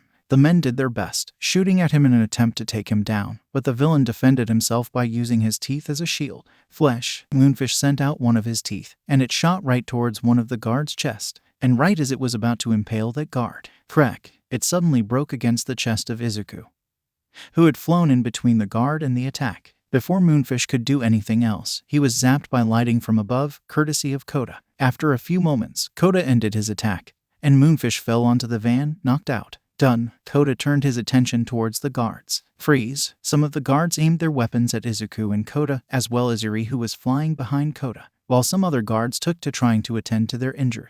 Are you kidding me? Kota asked, disgusted that they would prioritize trying to arrest them, after they just saved their lives, over helping the injured. One of you is missing an arm. No time to waste. Let's get them to a hospital. Izuku quickly scooped up the guard missing his arm and flew as fast as he could to the nearest hospital. The other 2 followed his example and picked up as many injured as they could and flew them over to the hospital. A week later, at a beach, HHH, help me, shouted a child, as he flailed around in the water, trying not to drown. My baby, shouted the mother of the child back on the shore. Someone help him. Swoosh. Before anyone could do anything, a blue blur sped past them, right at the child. The blur swooped past the child, and the child disappeared before reappearing in his mother's arms. My baby. The mother quickly got over her shock and hugged her son. You're welcome, said Kota as he flew above all the beachgoers. Get out of here, shouted one woman. What? Kota shouted in shock. Dirty vigilante. You're no better than the villains, shouted a man. Kota glared at the beachgoers, who continued to shout things at him before finally taking his leave. A week and a half later, Uri looked at the remains of a recently collapsed building. This building had been the victim of a villain attack and had been heavily populated up until a few moments ago. Fortunately, while Izuku and Kota took care of the villain, she rescued the dozens of people inside the building. Uri didn't like fighting all that much, so she would typically leave that up to Izuku and Kota if she could help it, while she would rescue the people. As Uri was standing looking at the ruins of what once was people's homes, the press ran up behind her with their cameras and microphones. Marvel Aka, over here. Uri turned around and was immediately overwhelmed, as the press swarmed her, surrounding her completely and shoving cameras and microphones in her face. Marvel Aka, why did you become a vigilante? Is it because you don't respect the law or pro-heroes? What? And no, Uri answered quietly, trying to back away only to bump into another reporter. Where did you and your siblings get your powers? Are you using quirk-enhancing drugs? Uri, despite having the speed of Mercury, couldn't answer the questions faster than they were being asked. Why do you and your siblings look nothing alike? Did your mother or father have multiple affairs? Uri didn't even know what that meant, but all this overwhelming attention was starting to cause her to tear up. Do you know how irresponsible your actions are? Or do you not care? As the reporters kept asking questions, and Uri started to cry. Krakom. Large bolts of lightning stuck all around the reports, causing them to stop and cower in fear, and looking up they could see a very upset Kota and Izuku, with lightning brimming from their eyes. Get away from her. Now, Kota said, the words are else unsaid, but implied. Quickly the press dispersed, and Uri flew into the air next to the two of them. Scum, couldn't they see she was crying? Kota muttered to himself, trying to make sure the other two couldn't hear him. Are you okay, Uri? Izuku asked her. Uri sniffed and tried to wipe the tears out of her eyes. I'm sorry. Izuku was about to tell her not to apologize, but Kota spoke first. Why didn't you just fly away? Kota asked her. Uri didn't know how to say she got overwhelmed. Izuku glared at his friend for his insensitivity. Kota didn't say another word, and instead, he just flew away. 2 weeks later, Krakom, Ikai City was on fire. Abnormally powerful bolts of lightning had been striking the city, courtesy of the villain 9. While their leader sent down his fury from above, his subordinates, Slice, Mummy, and Chimera, wreaked havoc on the ground. The city will be a statement, a claim to my rule, 9 said as he stood on top of a building. Well, that rule's not gonna last very long, I'll tell you that. 9's eyes widened, and he quickly turned around to see Kota casually standing behind him. A marvel, 9 instantly recognized him. I suppose you've come to stop me. You should be joining me. You have incredible power, and yet you use it for minor tasks and party tricks. You could rule with that power. You and your siblings. You should GHHHCK. Before 9 could finish talking, Kota punched him in the gut, making the villain spit out blood all over Kota's arm before passing out from the force. Gross. Kota shook all the blood off his arm. Why do villains always have to give such long speeches? It's so annoying. Meanwhile, on the ground people were running away from the combined force of Slice and Mummy. Slice shot out pieces of her hair at buildings, causing massive destruction around her, while Mummy wrapped whatever he could find up in his bandages. Cars, vending machines, and other things became puppets that would terrorize the people. One man was running away from one of Mummy's puppets when he tripped over a rock. The man screamed as the puppet came upon him, ready to attack. Zap! A bolt of lightning came flying, hitting the puppet so hard it pierced it, and went right through its body, causing it to explode. Mummy and Slice stopped their attack and looked where the lightning came from and saw Uri flying towards them. Hi, Uri greeted. See, could you stop attacking the city, please? The two villains looked at each other for a moment as if asking, is she serious, before turning back to Uri and attacking her. Slice shot out sharpened strands of her hair at her, but this only served to irritate Uri as the strands bounced off her skin. Please stop. Uri raised her hands over her face to defend herself and shot some lightning down at Slice. The villain couldn't defend herself in time and was hit dead center. She flew back into a car which caved in from the force of impact. Slice. Mummy looked at his teammate and saw she was unconscious, before looking back at Uri. I'm sorry, please surrender. Uri pleaded. Never. Mummy shouted with indignation, before getting blasted by a bolt of lightning into unconsciousness. Sorry. Uri apologized to no one in particular. Meanwhile, in another part of the city, Chimera breathed fire on a car, causing it to explode. So you have super strength, durability, and you can breathe fire. Chimera stopped rampaging for a moment, and looked up to see Izuku flying down towards him, eventually meeting him at eye level a few feet away. Why is it that so many villains have cool quirks? Izuku asked his foe. Cause not everyone thinks our quirks are cool, Chimera barked back. I'm what most people would call a monster, an abomination that should have never been born. Izuku finished the villain's sentence, much to Chimera's surprise. I see, you were hurt and blamed for something that was never your fault. Betrayed by people you thought you could trust. I understand. Izuku's tone took a somber tone, as pain flashed in his eyes, telling Chimera that he wasn't lying. So you know then you should join us. You don't owe them anything. The strong should rule over the weak, Chimera preached. Izuku shook his head and sighed. Being hurt doesn't mean you can hurt people. It's not right. Grrr. It's not right that they call me a monster even when I haven't done a thing. Who cares about what's right? It's an unfair world, and we have the power to make it ours. Chimera argued. Just because you can, doesn't mean you should. Izuku looked at Chimera somberly. I'm sorry for what you've been through, but if you don't stop, I will take you down. Grrr. Try it. Chimera was done talking, and let out a fire breath attack directly at Izuku. Izuku took the attack, not being affected by it in the slightest. The green vigilante charged through the flames at irrecoverable speeds, stopping right in front of Chimera, before giving his chest a hard shove with his palm. Chimera was sent flying back, blood leaking from his maw as he flew through the air, eventually landing half a mile away from where Izuku and shoved him, completely unconscious. Izuku sighed. What a waste. As Izuku lamented the waste of such a cool and powerful quirk, Kota and Eri flew down beside him. Are we done here? Kota asked impatiently. We should be, Izuku said. He looked to Eri to see if she was ready to leave, and he noticed that she was staring at something behind them. What are you looking at? Eri didn't look at him, and wore an unsure and slightly scared expression on her face as she said, Why do they look so scared? Izuku and Kota looked closer at the direction Eri was staring at,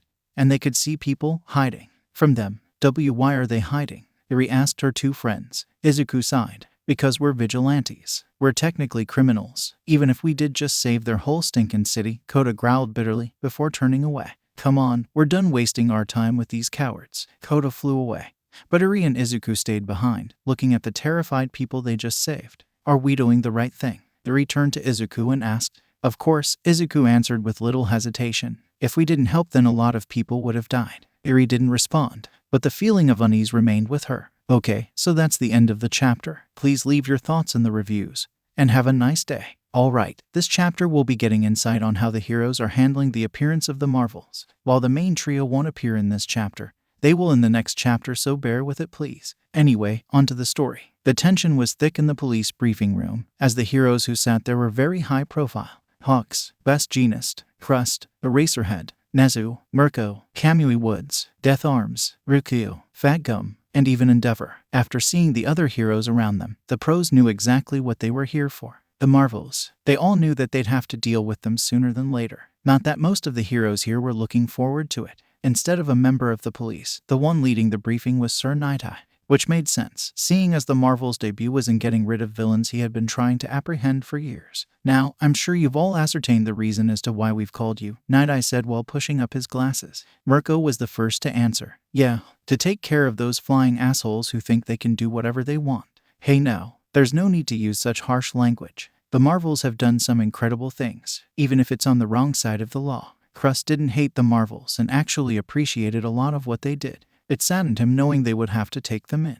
They're vigilantes. What they've done beyond that is irrelevant. Endeavor spoke up. Our job is to take them in, as simple as that. While I don't think it's going to be anything resembling simple, Endeavor is right. Nightai pulled a remote from his pocket and pressed a button, and a projector shot an image of the Marvels onto the wall in front of everyone. To go over the basics, the Marvels are a 3-person vigilante team consisting of 2 males and 1 female. Marvel Midori, Marvel AI, and Marvel Akka. Nightai pressed another button, and the image switched to them fighting Overhaul in his monster form. They first appeared fighting Kai Chisaki after he presumably used his quirk to turn himself into this monster. Presumably, they had been fighting the Yakuza for quite some time inside the building, as some lightning bolts had been spotted striking the area by some nearby civilians. Although strangely, not only did the lightning bolts appear out of the clear sky and do no damage to the areas they touched, but also people more than a mile away claimed to have neither heard nor seen any lightning. Do you think it was some kind of proximity-based illusion? Aizawa asked. That's the only thing I can think of. That makes sense, but why? Nezu asked in return. They've shown the ability to shoot very real lightning, so why would they create fake lighting? We've also never seen them display any other illusion-based abilities in the past. Maybe we have and we just didn't know. Hulks half joked. Ugh, fucking great. Just what those guys need. Fucking illusions. Mirko complained. Putting that aside for the moment, the abilities we know the Marvels to have are superhuman strength, speed, durability, and reflexes, as well as the ability to fly and shoot blasts of electricity, Night Eye stated, switching through slides that showed the Marvels using their powers. They also may have the ability to teleport, although this was only seen in their battle against Overhaul. Night Eye showed a video that was obviously taken on someone's phone, of a very, very far away Kota about to finish off Overhaul, only to get struck by lightning and seemingly disappear. Then it showed Eri after defeating Overhaul, flying in the air only to get struck by lightning and disappear. I'm not sure what that was. Nezu spoke his thoughts, gaining everyone's attention. Looking at it at a first glance, one could think that the Marvels had teleported away. However, with context, that theory falls apart. Firstly, why would AI choose to teleport away at that moment? He was clearly about to use a powerful attack on Overhaul and no reason to leave the battle. Marvel Aka makes more sense, as the battle was over and they would have left afterward. However, why would Marvel Midori not do the same thing? And of course, the biggest question of all, if they could teleport, why not do it more often? If this is teleportation, then I don't think that the Marvels were the ones controlling it. Or more likely, Night Eye, do you have the full video of this encounter? Of course, Night Eye responded. Then could you go to the part where Marvel AI disappeared? Nezu asked. Night Eye gave a quick nod and then did just that. After a few moments, the video played, showing AI disappearing, and then Midori flying towards where AI had been and then leaving the fight. There, you can see Marvel Midori quickly flying to AI's location and then leaving. Nezu pointed out. Why? Oh, will you stop stringing us along and tell us what the hell you're thinking? Mirko shouted, entirely too impatient for Nezu's games. I was getting to that. Very soon after this happened, Marvel Aka stopped evacuating civilians, and then when the Marvels reappeared in the fight, Aka unleashed her unknown attack on Overhaul and ended the fight. Nezu continued to set up his theory. Please fast forward to that, please. Night Eye fast forwarded to Aka killing Overhaul and then getting struck by lightning and disappearing, and then showing Midori zipping over to her location, back down to where they'd come from, and then flying off away from the scene. And there's Midori's strange flight pattern. Instead of flying away from the scene of the fight instantly, he goes to Aka's location and then goes back to where they had flown out of, and then he flies away. Nezu pointed out, Sir Night Eye, has there been any news of the Marvels mentioning some kind of power or time limit? There have been reports of Marvel Midori saying things like, we don't have time for this, we can't waste time on this, don't waste your power like this, as well as other things of this nature to Marvel AI when he starts to mess around. Of course, it could be shrugged off as him not wishing to waste time, but the serious nature in which he says this implies it's more of a warning. Night Eye explained. The heroes perked up. A weakness for the invincible Marvel. Fucking great. Death Arms celebrated. A potential weakness, it's only a theory. Nezu reminded them. And speaking of theories, I have one of my own. You see, judging by the evidence put in front of us, I theorize that the Marvel's quirks are transformation quirks. Transformation quirks. Fat Gum repeated. You mean that what we see is only a powered-up state of theirs? That would make sense. None of them wear a mask, and yet we have been completely unable to figure out their identities. Endeavor added. And I think I see where Nezu was going with this, Ryukyu said. When Marvel AI and Aka were struck by lightning, they weren't disappearing, they just became harder to see. It's possible outside of their transformations they could be significantly smaller, and at that range and at night, it would be practically impossible to see them. And once they had been forced out of their transformations, Marvel Midori had to go and catch them and then bring them away from the fight,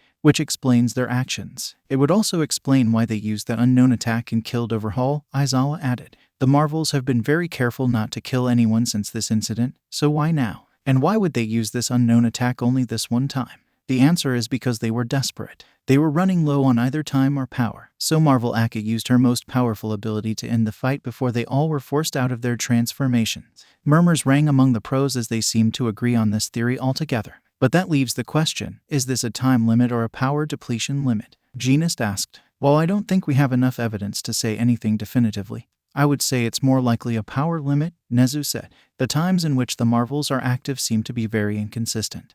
And Marvel Midori tends to be more active than the other two, so it's possible that he is the best out of the three at conserving his energy. And what we've seen of the trio supports this, so it's possible that they have a limited amount of energy they can use before they transform back into a less powerful, if not completely powerless state. Night Eye laid out all the threads together, making it into one solid theory. We'll have to keep that in mind. Do you have any more theories, Nezu? Not at the moment, no. Nezu shook his head. Then let us move on, Night Eye said, getting slides back to where he wanted them to be. Now, the last ability of theirs you need to look out for is the most dangerous one, as well as the most unknown. And that is the power Akka used on Overhaul to end the fight. The video of Akka flying to Overhaul, there being a bright flash of light, and then Overhaul, a monster the size of a skyscraper, was gone without a trace. Lesser heroes would find this terrifying. These heroes just found it intimidating. We have no clue what happened here at all. When we went to instigate the scene, there was absolutely nothing left of Overhaul. Nothing. He just vanished without a trace. Night Eye tried his hardest to emphasize both how mysterious and dangerous this ability was.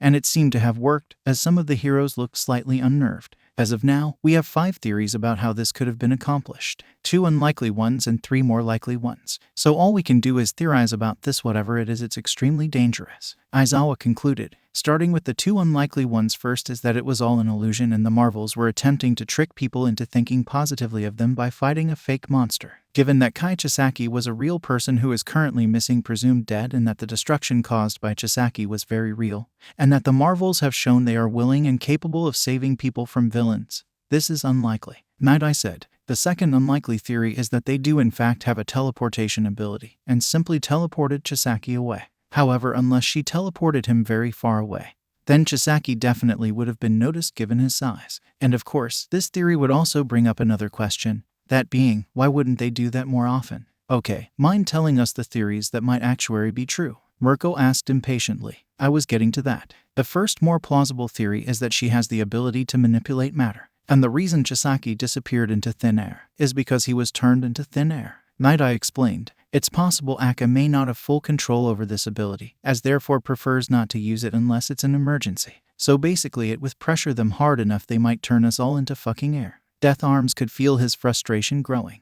What's worse is the possible lack of control of something like that. Powerful quirks plus lack of control never ends well. The Racerhead pointed out. Well, the theories don't get much more comforting from here. The last 2 theories both involve a form of chronokinesis. The first of the 2 is that she actually teleported him through time, either to the distant past or the future. The second is that rather than sending Overhaul through time, she sent time through Overhaul. In other words, she rewound Overhaul's body back to the point when he didn't exist or was a sperm cell. Night Eye explained. You're right, it didn't get any more comforting. Fat Gum was confident his fat could take a lot of things. Getting erased from existence was not one of them. Oh yeah, great. But the better question here isn't what it is, it's how do we dodge it? Hawks asked. Because I don't know about the rest of you, but I would really like to not be in Stockhill if they feel like they're in danger. Well, as stated, we have no real idea of what this attack is. So given our current knowledge, we have 2 methods of avoiding this attack. 1, don't let them use it, and 2, don't fight them. Night Eye suggested. We suggest the latter. Endeavor gave Night Eye a scathing glare. Are you suggesting that we simply let them do as they please without arresting them?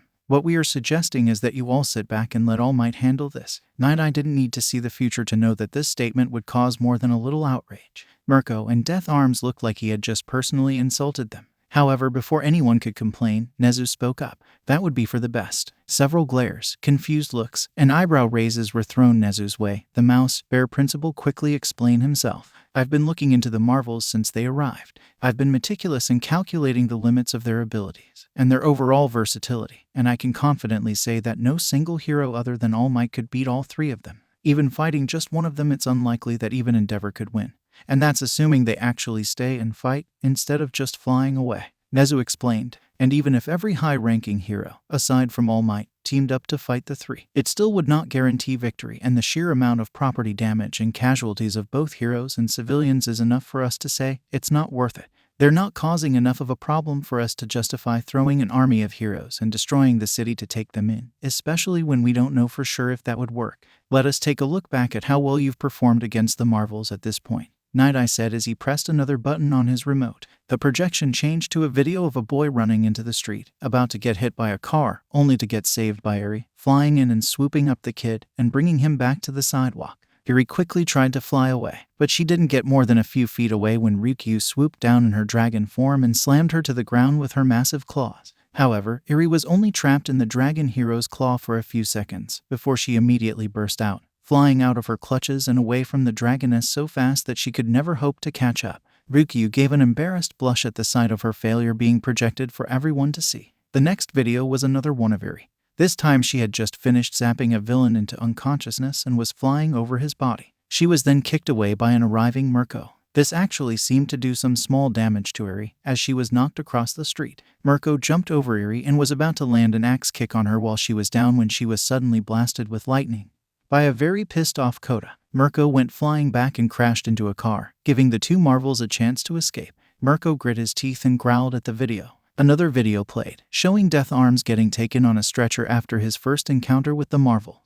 And then another video of Kota playing around with him before flicking him away. Death Arms crushed an apple he was eating as the pure embarrassment he suffered was displayed. A few more videos played showing various heroes in the room getting absolutely humiliated by Eri and Kota, although strangely enough, Izuku didn't appear in any of the videos. After a few minutes, Night Eye pressed another button and the videos stopped. So as you can see, none of you stand any actual chance of stopping them. Out of everyone in this room, only about 3 of you are even capable of doing any significant damage to them. What about Eraserhead and Genist? Can't they do anything? Fox asked. I've already tried using my quirk on them. It doesn't work. Eraserhead answered curtly. The same goes for me. Whatever those outfits are made of, it isn't any sort of fiber. Best Genist revealed. Wait, if they aren't fibers, then what the heck is it? Fat Gum asked, genuinely curious. We don't know, and we have bigger things to worry about than what their outfits are made of. Night Eye dismissed. What we've brought you here to tell you is that you shouldn't engage the marvels for the time being, unless we can discover something useful that we could use against them.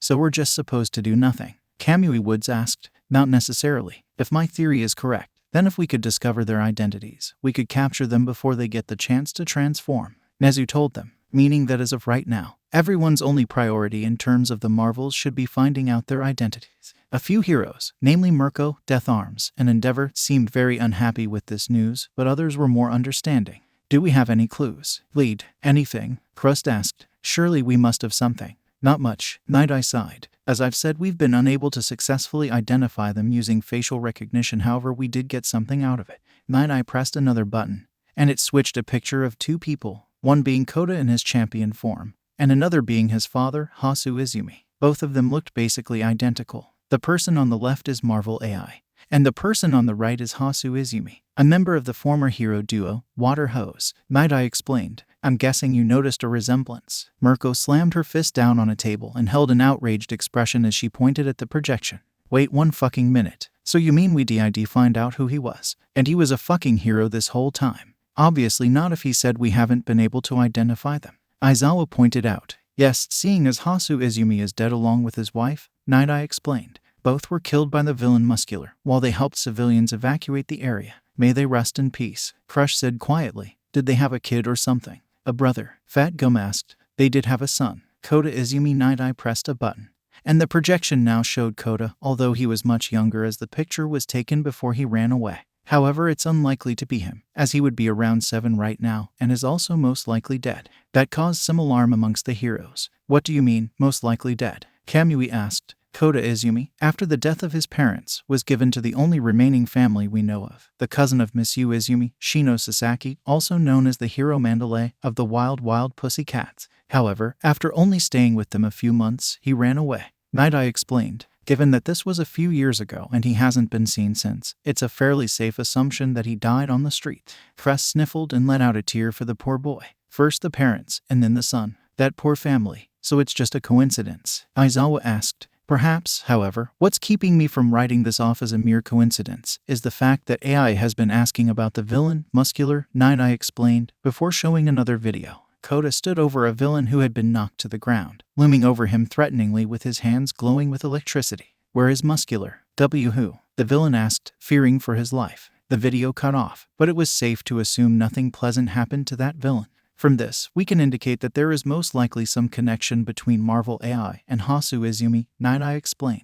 Although we don't know what that connection is, it's possible he's a secret brother of his, although we don't know why he would be a secret. Not to mention, we would also have to explain his quirk, which is unlike anything in the Izumi family, as well as it being shared by 2 people who look nothing like Hasu or anyone in the known Izumi family. Do we have anything on Midori or Akka? Aizawa asked. No, those 2 we have nothing on. All we have about those 2 are guesses. Night Eye said. HMPH. Endeavor got up, and without any explanation, started walking to the door. And where exactly do you think you're going? Night Eye asked. This is a waste of time. Endeavor stated simply. If the point of this was to tell us not to engage the marvels, you could have done that in a few seconds. And figuring out their identities is pointless. And how so? Eraserhead asked. Because we'll figure it out when All Might takes them in. Endeavor answered. If All Might is being sent to capture them, then there's no point in us getting involved. I see, and what if All Might fails to capture them? Nezu asked. Once again, many puzzled looks were thrown Nezu's way, as if the heroes were concerned that he'd lost his mind.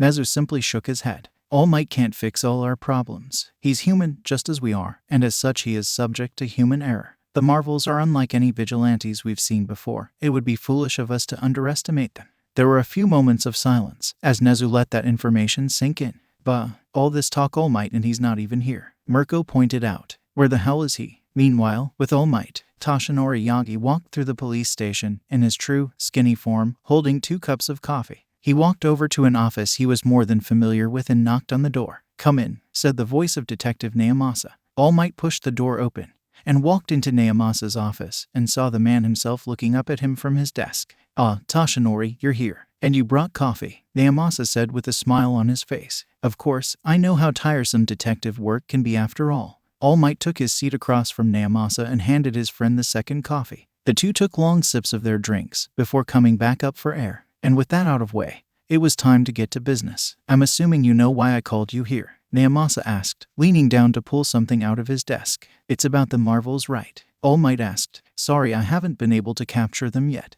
I just haven't run into them during my patrols, and well, I can't much after my patrols. I'm aware, and I don't think that's a coincidence, Naomasa told his friend. Looking at the times Midori and the other Marvels have been active, they've only ever been active after your patrols have ended. All Might's sunken eyes widened. You don't think they know about my time limit, do you? Maybe. While I think it's unlikely that it's a coincidence, it's possible that they've just taken notice of the fact that you're only active for a certain amount of time per day, Naomasa explained.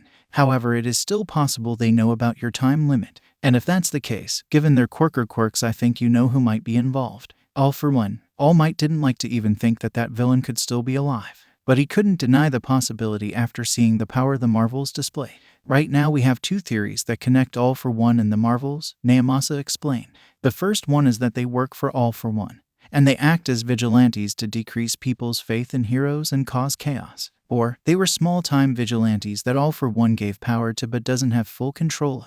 Again, this would most likely be done to decrease people's faith in heroes and cause chaos. So either they're pawns of All for One, or unknowing pawns of All for One. All Might summarized. I'd like to think it's the latter or neither. Well, those are the only 2 theories we have right now on the origin of their power. If All for One isn't behind it, then there is someone very dangerous behind the scenes that we don't know about. Naomasa honestly didn't know which one was scarier. All for One, or a completely unknown enemy that could bestow power of this level on people. But regardless, we need you to bring them in. Meaning we'll need you to conserve your power until they make an appearance. All Might nodded. Hopefully won't take too long. People would notice if I didn't go on my patrols for a while. Well, if they really are avoiding you, then it might take longer than we'd like, Naomasa speculated. But let's just hope that's not the case. Right. All Might took another sip of his coffee. All Might knew what he needed to do. Even putting aside the fact that they were vigilantes, their possible connection to All for One was enough reason for All Might to prioritize taking them down. But they'd find out soon enough if they had any connection to that man. So what do you think? Please put your thoughts in the reviews. And have a nice day. Okay, so I'm writing and releasing these 2 chapters earlier than intended for 2 reasons. 1, I got a bit bored of working on my project and needed a break. And 2, because of the reviews I got for the last chapter. Anyway, let's get on to the story. Things had been rather dull for once. What would normally happen is that Eri and Kota would wait for Izuku to tell them when they would go on patrol. Izuku stressed the importance of this because Izuku had spent a lot of time figuring out when heroes like Endeavor and All Might went on patrol, and where they went on patrol, so they knew how to avoid them. However, All Might hadn't been patrolling, and as such, Izuku hadn't been patrolling, which meant he, Eri, and Kota had just been staying put. Which, overall, Eri was fine with, but Kota was definitely not. The 3 of them were currently sitting on the sofa, with their eyes glued to the TV, as it played the news. Another day with no sight of the symbol of peace. All Might hasn't been seen for the past 3 days, which is very abnormal for the symbol of peace, although it is possible that he is simply taking a well-deserved break. The newswoman reported. Izuku gave the TV a frustrated pout. I don't understand. All Might doesn't really take breaks like this, at least not unannounced. Maybe he just got tired, Eri suggested. All Might never get tired, Izuku argued. There has to be some kind of reason.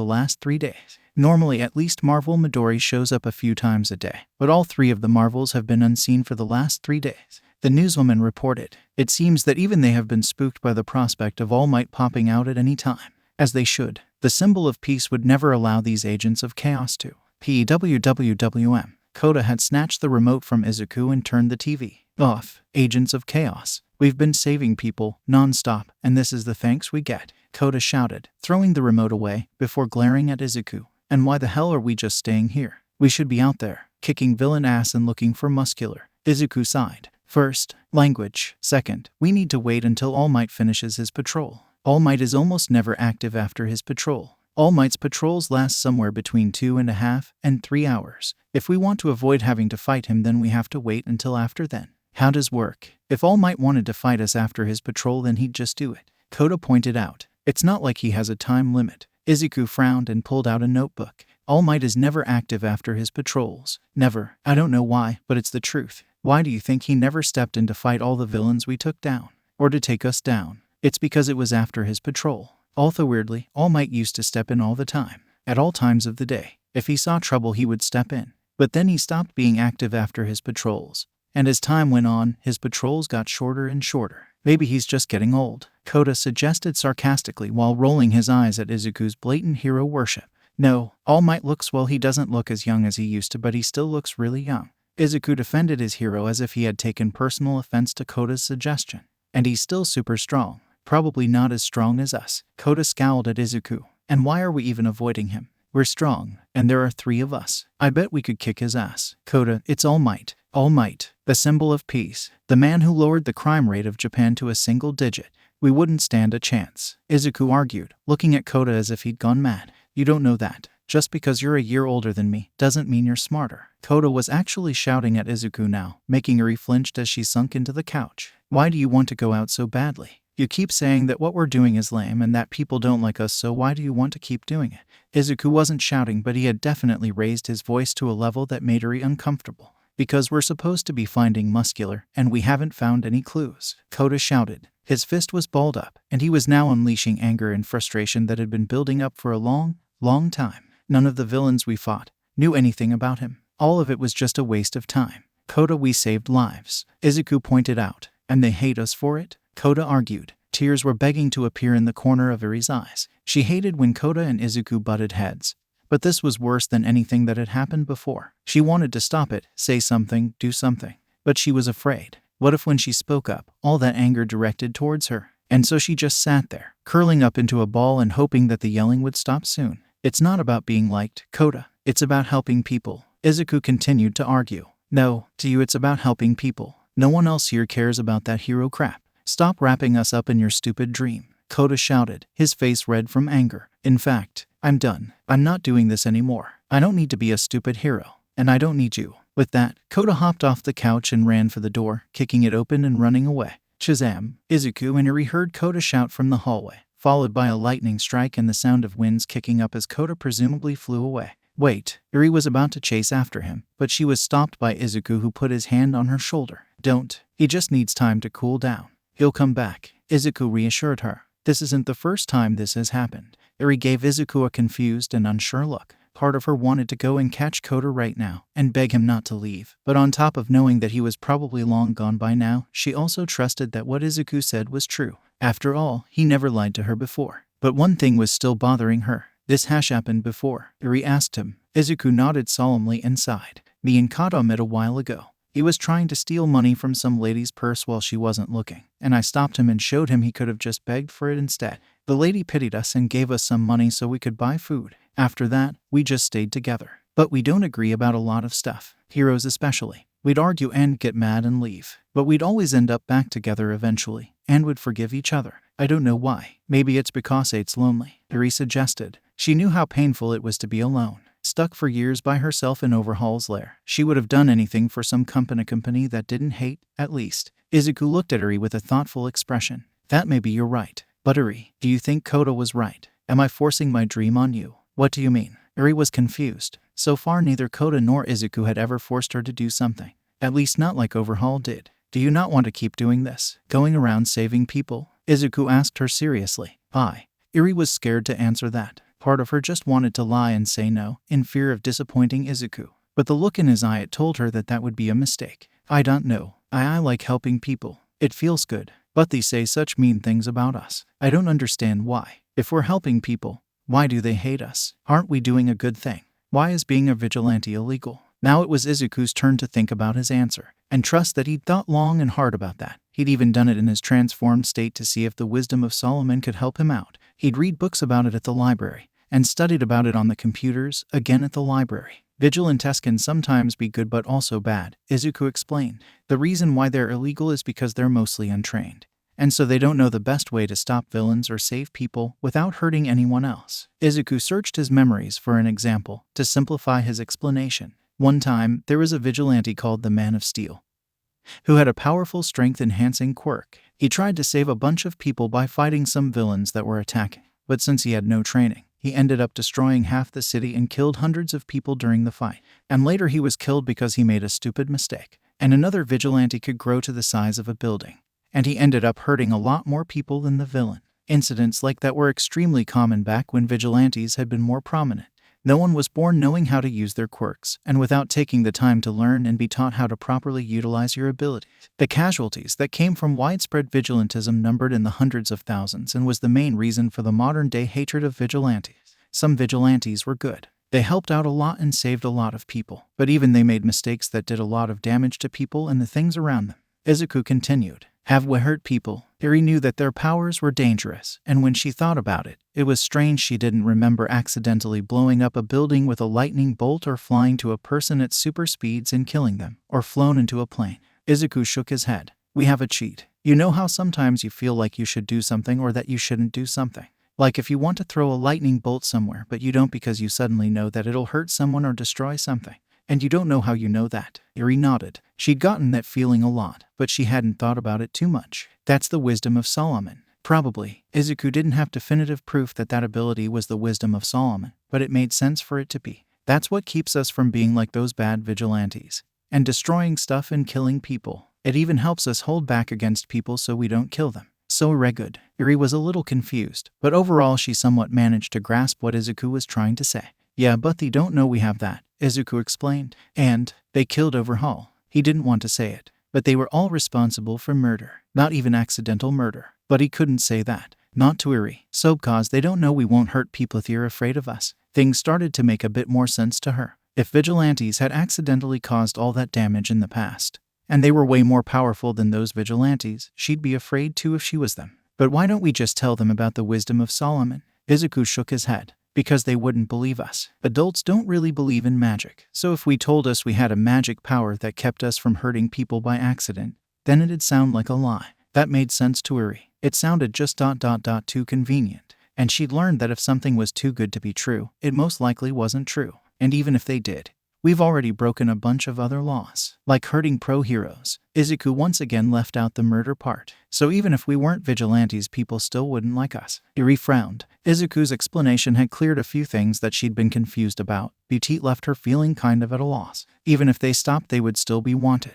They'd never be able to go anywhere in their adult forms without attracting police and the heroes. Do you regret it? Izuku asked her with a saddened look. Regret what? Eri asked. Do you remember back when we were in your old room, and we asked you if you wanted to come with us or run away? Izuku reminded her. Do you regret not running away? No, Eri answered so quickly it surprised not only Izuku but herself as well. If I ran away, I would be alone. You two are the only people who were nice to me. You saved me when no one else would. Two don't want to leave you both. Not ever. And if I left, could you have beat Overhaul? Two don't know. Izuku answered truthfully.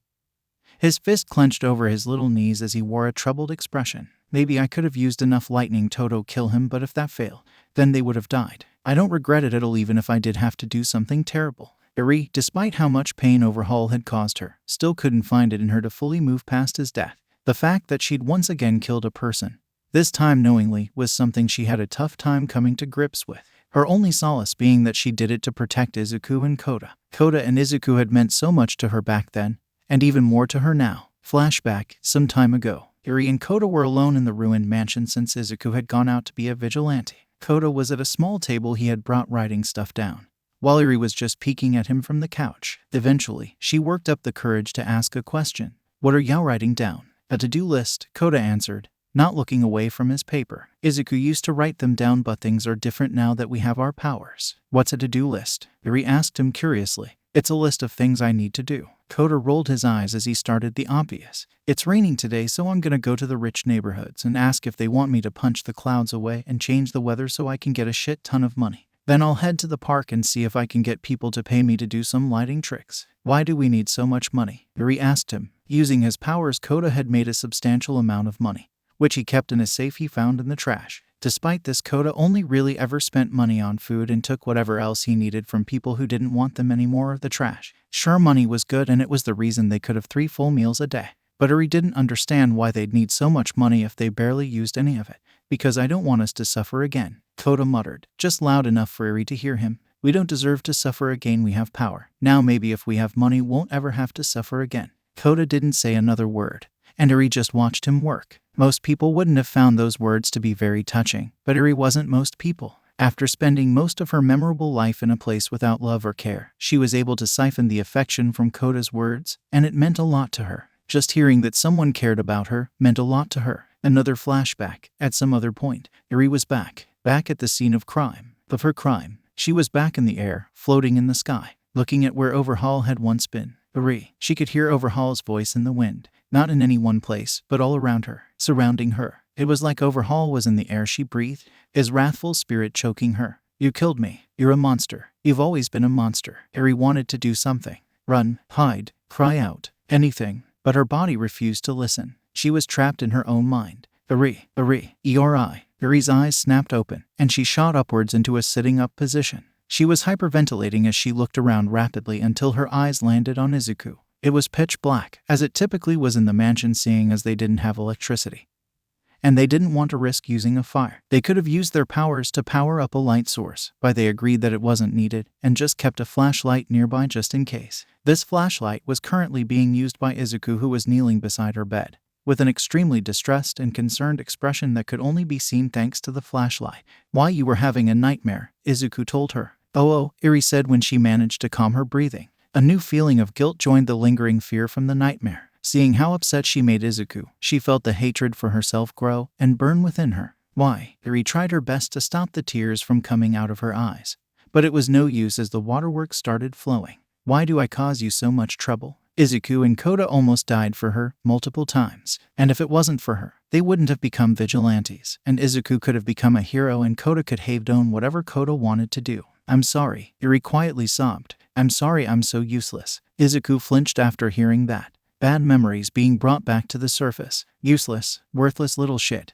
You should have never been born." As if he still held the speed of Mercury in his child form, Izuku moved forward and wrapped Eri up in a tight hug. "No," Izuku shouted. The loudness and passion in which Izuku shouted that shocked Eri out of her sobbing. "You are not useless. You're not. You're not a burden. You're not. Waha. Eri was taken off guard by how vehemently Izuku refuted her claims, as if calling herself useless offended him. He'd even started crying himself. "I wanted to be a hero. But how could I call myself a hero if I didn't save you?" Izuku cried. It was impossible for Eri not to take in Izuku's care and affection. The boy was just radiating with it, and it seeped into her, like a warmth washing over her. It was so warm and nice that she didn't know how to handle it, and she started crying again, this time onto Izuku's shoulder. And once they were done, Eri was able to fall into a dreamless sleep, free of the nightmares for now. Back in the present, Eri felt tears well up in her eyes, but she forced herself not to cry. She looked at Izuku with a nervous and desperate look. "Are you sure he'll come back?" Izuku summoned the most reassuring smile he could manage and gave Eri a head pat. "I'm sure he will. After all, you're here too now. And I'm sure that nothing could stop him from coming back once he wants to." "Not even All Might?" Eri asked. "Not even." Izuku paused as he thought about what Eri had just said, and then his eyes went wide with fear. "Eri, we need to go." "But didn't you say?" Eri didn't get to finish. "I forgot. All still hasn't gone on his patrol. If the news sees Kota while he's transformed, All Might come and try to fight him. He won't stand a chance." Izuku jumped off the couch and ran for the door, with Eri quickly following behind him. SHAZAM. KRAKOOM. Meanwhile, with Kota wished he had eaten before he left. While he was immune to hunger in his champion form, it lowered his, what did Izuku call it, mana pool. It lowered his mana pool, which was the amount of power they could use before being forced to transform back. Izuku had told them that the state of their normal bodies would affect their mana pool. If they were hungry or tired or injured, then their mana pool would be lowered. Izuku had even theorized that exercising would increase their mana pool, although they hadn't had time to test this result. And while Kota had plenty of energy, he thought it'd be better to eat now than later. So here he was, back in another convenience store. This time he actually intended to buy something with the money he kept on his person, rather than attempting to steal something. Although he still did have to resist the urge. The only reason I'm not stealing anything is because I don't want to get caught, Kota told himself as he pursued shelves. Not because I care about doing the right thing. Freaking Izuku. Screw him. Kota had cooled down a bit after his argument with Izuku, but he was still determined to stay angry at him. He thinks he's so smart just because he's a year older, and he's so obsessed with heroes. Kota could feel his anger grow as he thought about it. Heroes this, heroes that. He even got me to do it. Well, not anymore. I'm no hero. And that's, Kota heard a terrified scream coming from the register, and his body froze. Give me the money. Kota's eyes widened as he heard what sounded like a robbery. No matter the chances. Kota moved slowly to the end of the aisle, and peeked his head out at the register to see a man holding a gun to the man at the register, who was cowering in fear of the weapon. Kota ducked back into the aisle. How did that idiot manage to rob the one store with me in it? He is so screw-aid. All Might's still out there. I could probably beat him, but it wouldn't be easy. If I beat this guy, he could show up. Please. I need this money. The cashier said. I don't care. Give it. The robber replied, holding the gun closer to the man. Kota grit his teeth. Nope, not doing it. He'll be fine. He'll give the idiot the money and he'll be fine. And even if he's not, I don't care. I'm not a hero. I don't have to save him. The money. Now, the robber shouted, his voice getting more and more aggressive. Please, the cashier said. Kota could hear them crying in desperation, and his fist clenched as he tried to hold himself back. I'm not a hero. I fucking hate heroes. I don't have to do anything. Kota tried to convince himself. I'll shoot, I fucking swear. The robber shouted, reaching the end of his patience. God damn it. SHAZAM. KRAKOOM. Both the cashier and the robber froze as a bolt of lightning struck down, hitting something in the nearby aisle. What the hell was? The robber didn't get to finish his sentence, as before he could blink there was a hand around his throat and another one ripping the gun out of his hand.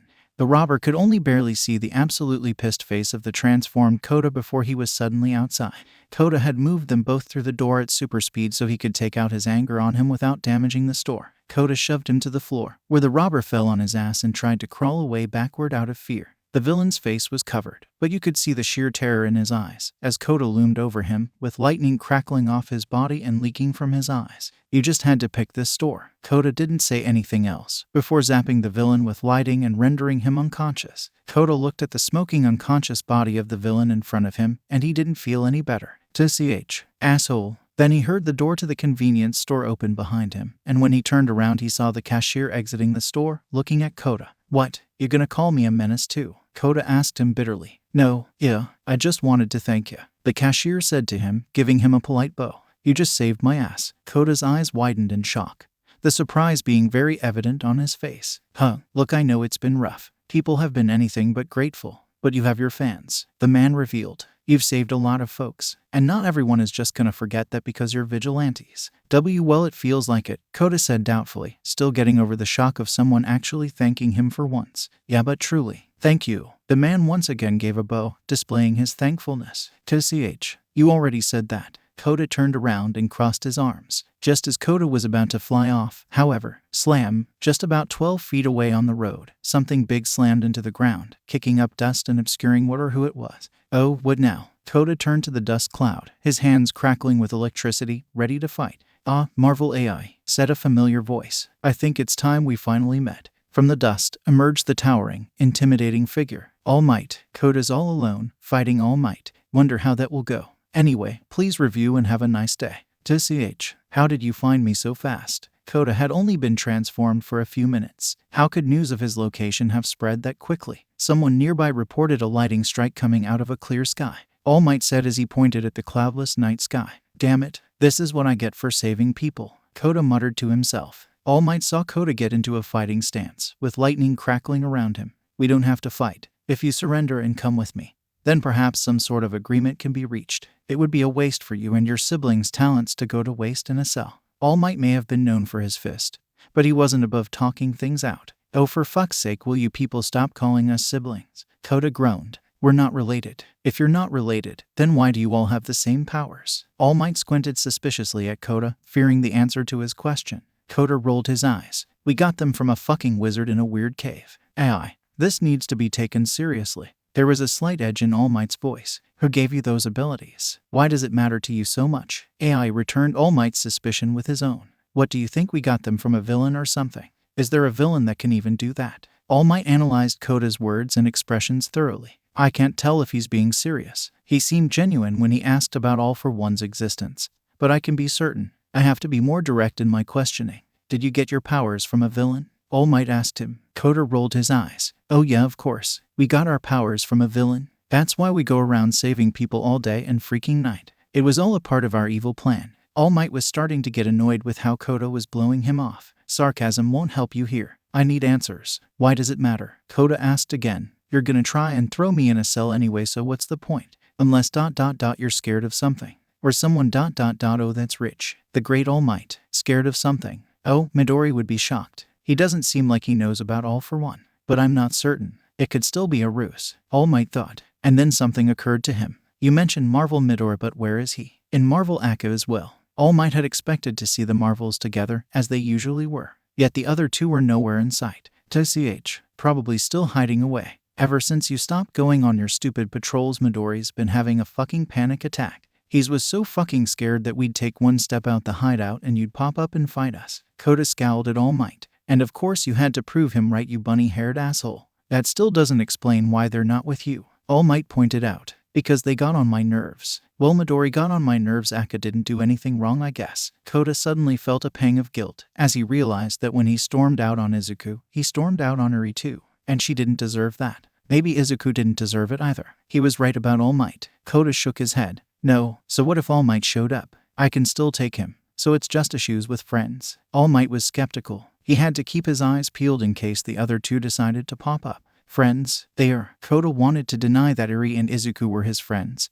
But that just felt off. Eri desperately needed friends. And to abandon her and deny their friendship just seemed cruel. And despite how much Izuku got on his nerves, he just couldn't go out and claim they weren't friends. They'd been together too long, had each other's backs for too long. Well, for whatever reason, it doesn't matter. I'll give them the same offer I'm about to give you. All Might told him. Surrender, and perhaps one day you can be a hero. A real one. Kota felt his anger resurface. What, just because I don't listen to some assholes in suits I'm not a hero? Not that I want to be one or anything. I just hate how you fuckers decide that just because we don't work for you that means everything we do means nothing. All Might shook his head. It's not about working for us. Most hero agencies work very little with the government, outside of reporting to them and following their rules. It's about making sure all heroes know what they're doing, and have the training to not just fight villains and save civilians, without harming the ones you're trying to protect. We haven't anyone, except the people we wanted to hurt. We really hurt them, Kota defended. Even so, if we just allow you to continue on, then that sends a message that it's okay to be a vigilante as long as you're good at it. All Might explained. Do you have any idea the amount of harm that would do?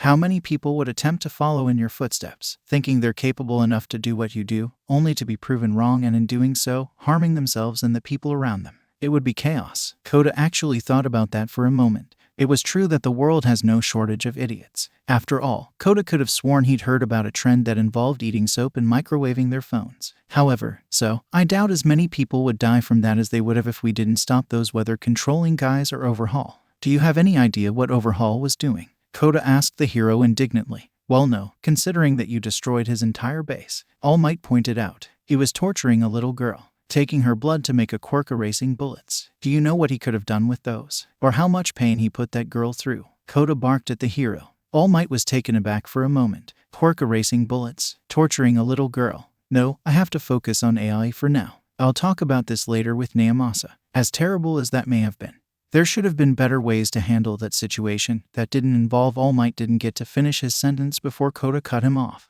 We tried. Midori tried so hard to follow the rules and not become a vigilante. We went to the cops. But guess what? They were working for him. They kidnapped us and tried to kill us. What were we supposed to do then? Just lie down and die and let him do whatever he wanted? Kota was getting angrier and more electricity kept crackling off his body. That would be a difficult situation to handle. In that case, I don't fault you for using your powers to defend yourselves or even save that girl. All Might told him, much to Kota's surprise. However, with your powers, I know you could have easily escaped overhaul with the girl without having to confront him. And while I can understand having an apprehension for law enforcement after your experience with those fake policemen, do you truly believe that all law enforcement was working for him? Kota glared but didn't respond. Had you left with the girl and simply reported it to the heroes, then he likely wouldn't have transformed into that monster and caused all that property damage. All Might told him, and you wouldn't have had to kill him either. Iagororar. Kota was now extremely frustrated, as the hero brought up the sore spot that was Overhaul's death.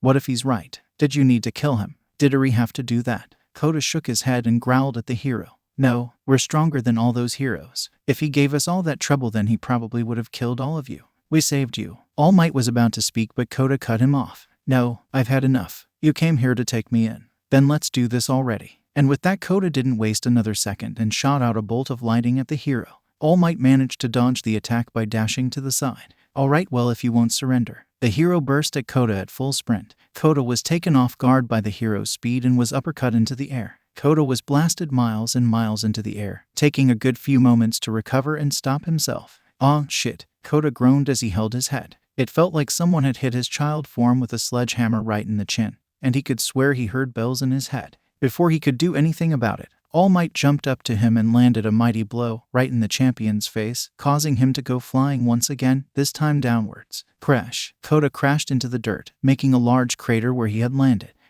Kota wanted to vomit. The world was spinning, his head hurt like hell, and he could feel something running down his nose. He wiped whatever it was with his fingers, and then brought it up to eye level. Blood. His nose was bleeding. All Might had made him bleed. It was then Kota understood that he had made a massive mistake. Crash. All Might came down on top of Kota, holding his head down using his massive hand and keeping the rest of him down by digging his knee into his back. Are you ready to surrender now? All Might asked him. AGH. Eat shit. Kota's body glows with electricity. That electricity spreads to All Might. AGGHHH. All Might shouted out in pain as Kota's lighting spread throughout his entire body. All Might jumped off Kota and landed a few feet away, taking a few seconds to recover from the lightning, giving Kota time to pull himself off the ground and finally get a look at his surroundings.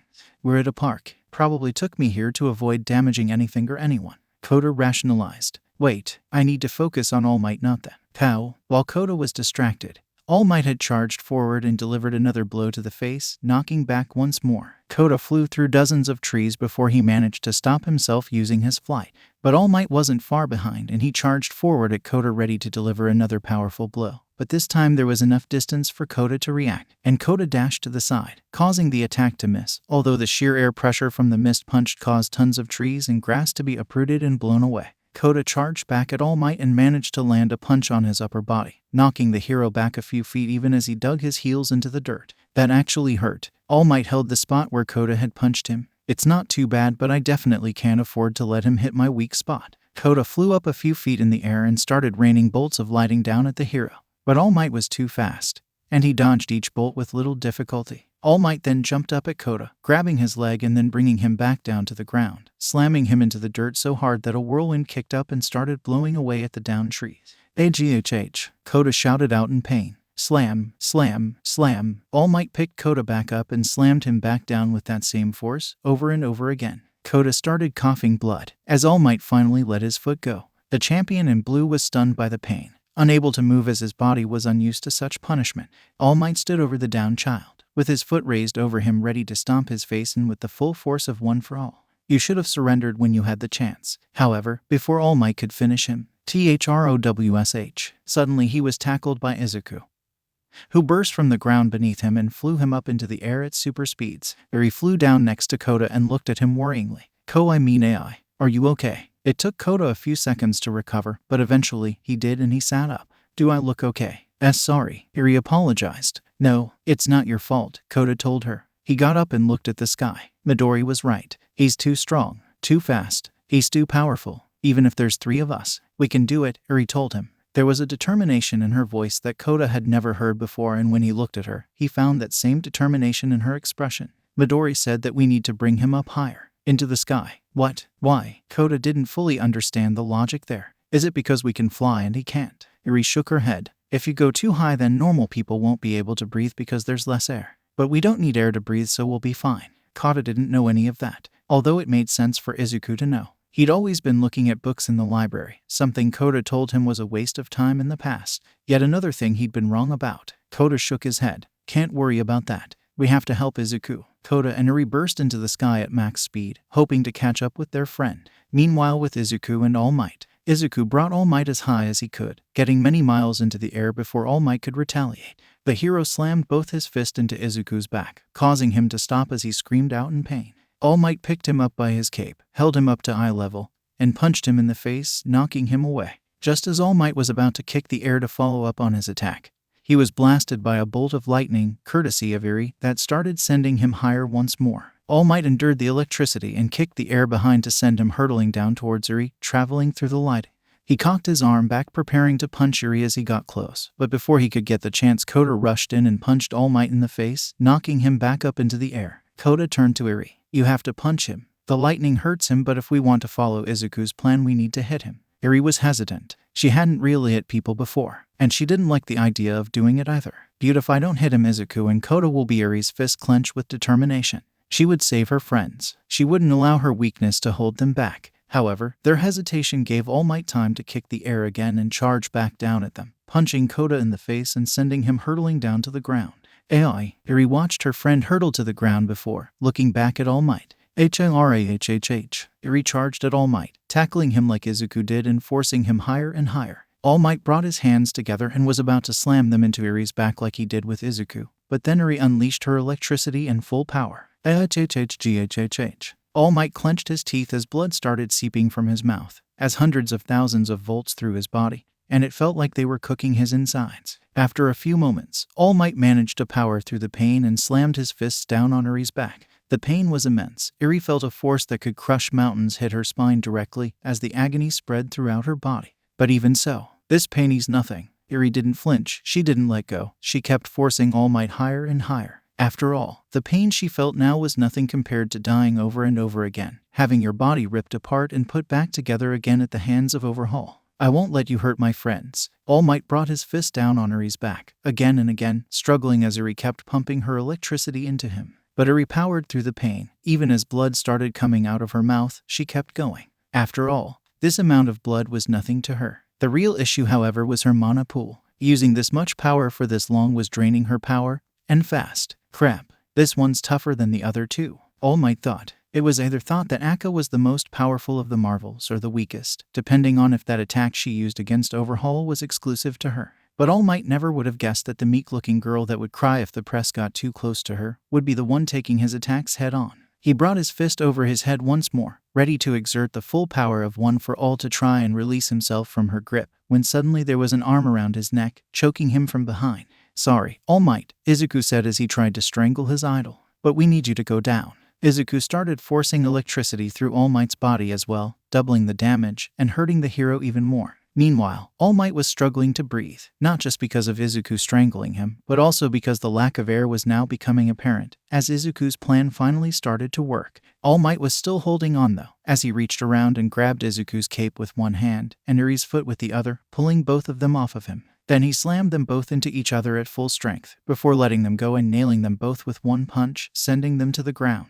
All Might then kicked the air behind him so he could go down and get some air. But he didn't get far, as Kota came up and punched him in the face again, sending him back up. Oh no, you're not getting back down until we say you do, Kota shouted at the hero. All Might was struggling for air, and it was at this point he realized that he may not win this fight. Still, he kicked the little air there was around and charged at Kota, but Kota flew to the side and grabbed All Might's foot as he passed by. My turn, Kota shouted as he spun All Might around at rapid speeds, before throwing him higher into the air. All Might again kicked the air to try and force himself down, but Kota charged forward and punched him in the stomach, further depriving him of air. Kota punched All Might in the face, before dodging a sloppy swing from the symbol of peace. All Might found it hard to fight both Kota and the lack of air at the same time, and as black spots appeared in his vision, he knew he was losing both. Meanwhile, Kota was just laying on the hits, pounding on the hero's chest and face as much as he could, while dodging the sparse sloppy hits coming from the air-deprived hero. As Kota cocked his arm back for another punch,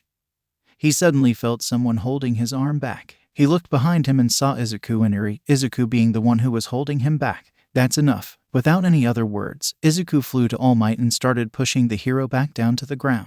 Crash. After about a minute, All Might's half-conscious body crashed into the ground, making an enormous crater and kicking up tons of dirt into the air. When the dirt settled, All Might shakily pulled himself onto one knee as he gasped for air. Slam! Izuku came down and slammed his fist down on All Might's head, forcing his head into the dirt. I'm sorry. Slam, slam, slam. Izuku kept pounding on the struggling hero as he kept trying to just breathe.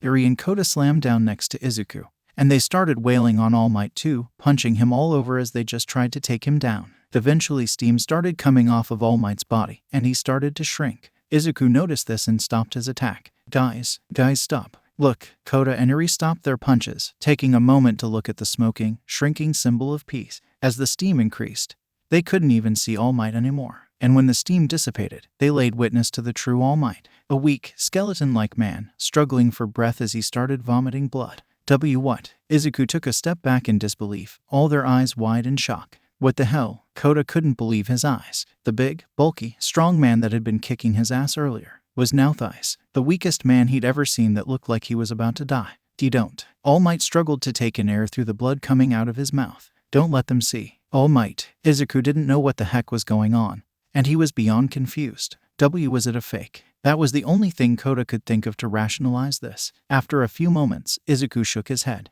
Not that power was the real thing. This had to be the real All Might, but what is this? And maybe it's because of his quirk, Eri suggested. The other two looked at her to elaborate. Why, you said that all quirks have drawbacks, so maybe this is his drawback, and he was keeping it a secret, Eri speculated. Izuku thought about that for a moment. All that power he has, the drawback would have to be pretty huge. Kota finished his sentence. All Might hacked up some more blood, struggling to stay conscious. Izuku shook his head rapidly as he pulled himself out of his thoughts. We can think about this later. We need to get him to a hospital. No, All Might croaked out. No hospital, our recovery girl. Recovery girl, Izuku repeated. We don't know where that old broad is, Kota pointed out. And you need help fast. I know, All Might told them. I'll tell Yao where she is. The trio looked at each other. We don't have much time, Izuku told them, picking up All Might. Let's go. The other two nodded. Right. A few minutes later, the Marvels and All Might landed in the front yard, a small, unassuming house. Is this really where a hero lives? Kota wondered for a moment, before returning his attention to the matter at hand. Izuku flew down to the front door and started rapidly knocking on it with his super speed, while also trying not to break down the door. Eventually, they heard the sound of the door unlocking, and soon after it opened, revealing the small old lady that was Recovery Girl. All right, who? Recovery Girl froze when she saw the three Marvels, with a bloody beaten All Might in his true form. Get him inside. The three wasted no time and quickly entered Recovery Girl's house as she swiftly closed the door behind her. Recovery Girl's home was small, humble. The living room they walked in only had a few things: a couch, a rug, a small table, and a TV, with a staircase off the right. Put him on the couch, Recovery Girl ordered as she left the room. Izuku nodded and laid All Might down on the couch, where he promptly lost consciousness. After about a minute, Recovery Girl came back, this time in her uniform, a mask, and a small table full of medical tools. Did anyone see him transform? She asked the trio in a very curt manner. Izuku shook his head. No. Good. Recovery Girl went over to All Might. Looks like he finally met his match. He should be grateful that at least his opponents did him the courtesy of not letting him bleed to death. I'll have to call in the special unit. For now, I'll do what I can. Izuku just looked at All Might, the defeated symbol of peace, with a very troubled expression. However, Kota and Eri were having another issue. Midori. Kota put his hand on Izuku's shoulder to get his attention. We have to go. What? Now? Izuku didn't want to leave. Not until he knew All Might was okay. But after looking at the faces of his companions, he realized the issue they were having. They were running out of power. Izuku had expended himself the least during the fight, so it wasn't as bad for him. But the other two had used up quite a bit of their energy, and they needed to get home fast before they were kicked out of their transformation. He took one last look at All Might, before turning back to his friends. Okay, let's go. And without another word, they zoomed out of Recovery Girl's house and into the night sky. A minute later, at the mansion, the flight home had been swift. And luckily Kota and Eri had a bit more than enough energy to make it back. SHAZAM, KRAKOOM. 3 bolts of lightning came down and turned them all back into their normal, child forms. Eri and Kota collapsed on the floor, now feeling extremely tired. While Izuku was a bit tired himself, he managed to remain standing. Before Kota could say anything, Eri latched onto him and hugged him while crying into his torso. Please don't go, Eri begged. Kota's tired eyes widened with shock. Eri never really liked to initiate contact, so her suddenly hugging him out of nowhere was a surprise. I thought you were gonna leave and not come back. Like my mama, Eri revealed as she cried. Well, having just thought All Might, Kota was fully sure that that one sentence hurt him more than any punch could. Feeling guilt stab him right in the heart, Kota winced, and thoroughly regretted storming off so quickly. I'm sorry. I just got upset. Please stop crying, Kota begged. I'm not leaving. Eri sniffled. Really? Yes, really, Kota sighed. Eri's crying lessened a little, but she still continued to cry softly into his shirt. Figuring there was nothing he could do about that for now, Kota looked up at Izuku, who was just staring at the two of them. Kota sighed, as he realized that he'd have to confront the truth. Fine, you were right, and I should have waited. I'm sorry. Izuku shook his head. That doesn't matter. I'm just happy you're safe. TCH. Kota blushed slightly and looked away to try and hide it. I'm just surprised you would fight your idol. You were so sure we'd lose. I was. But when you two started fighting, I knew I had to find a way to win.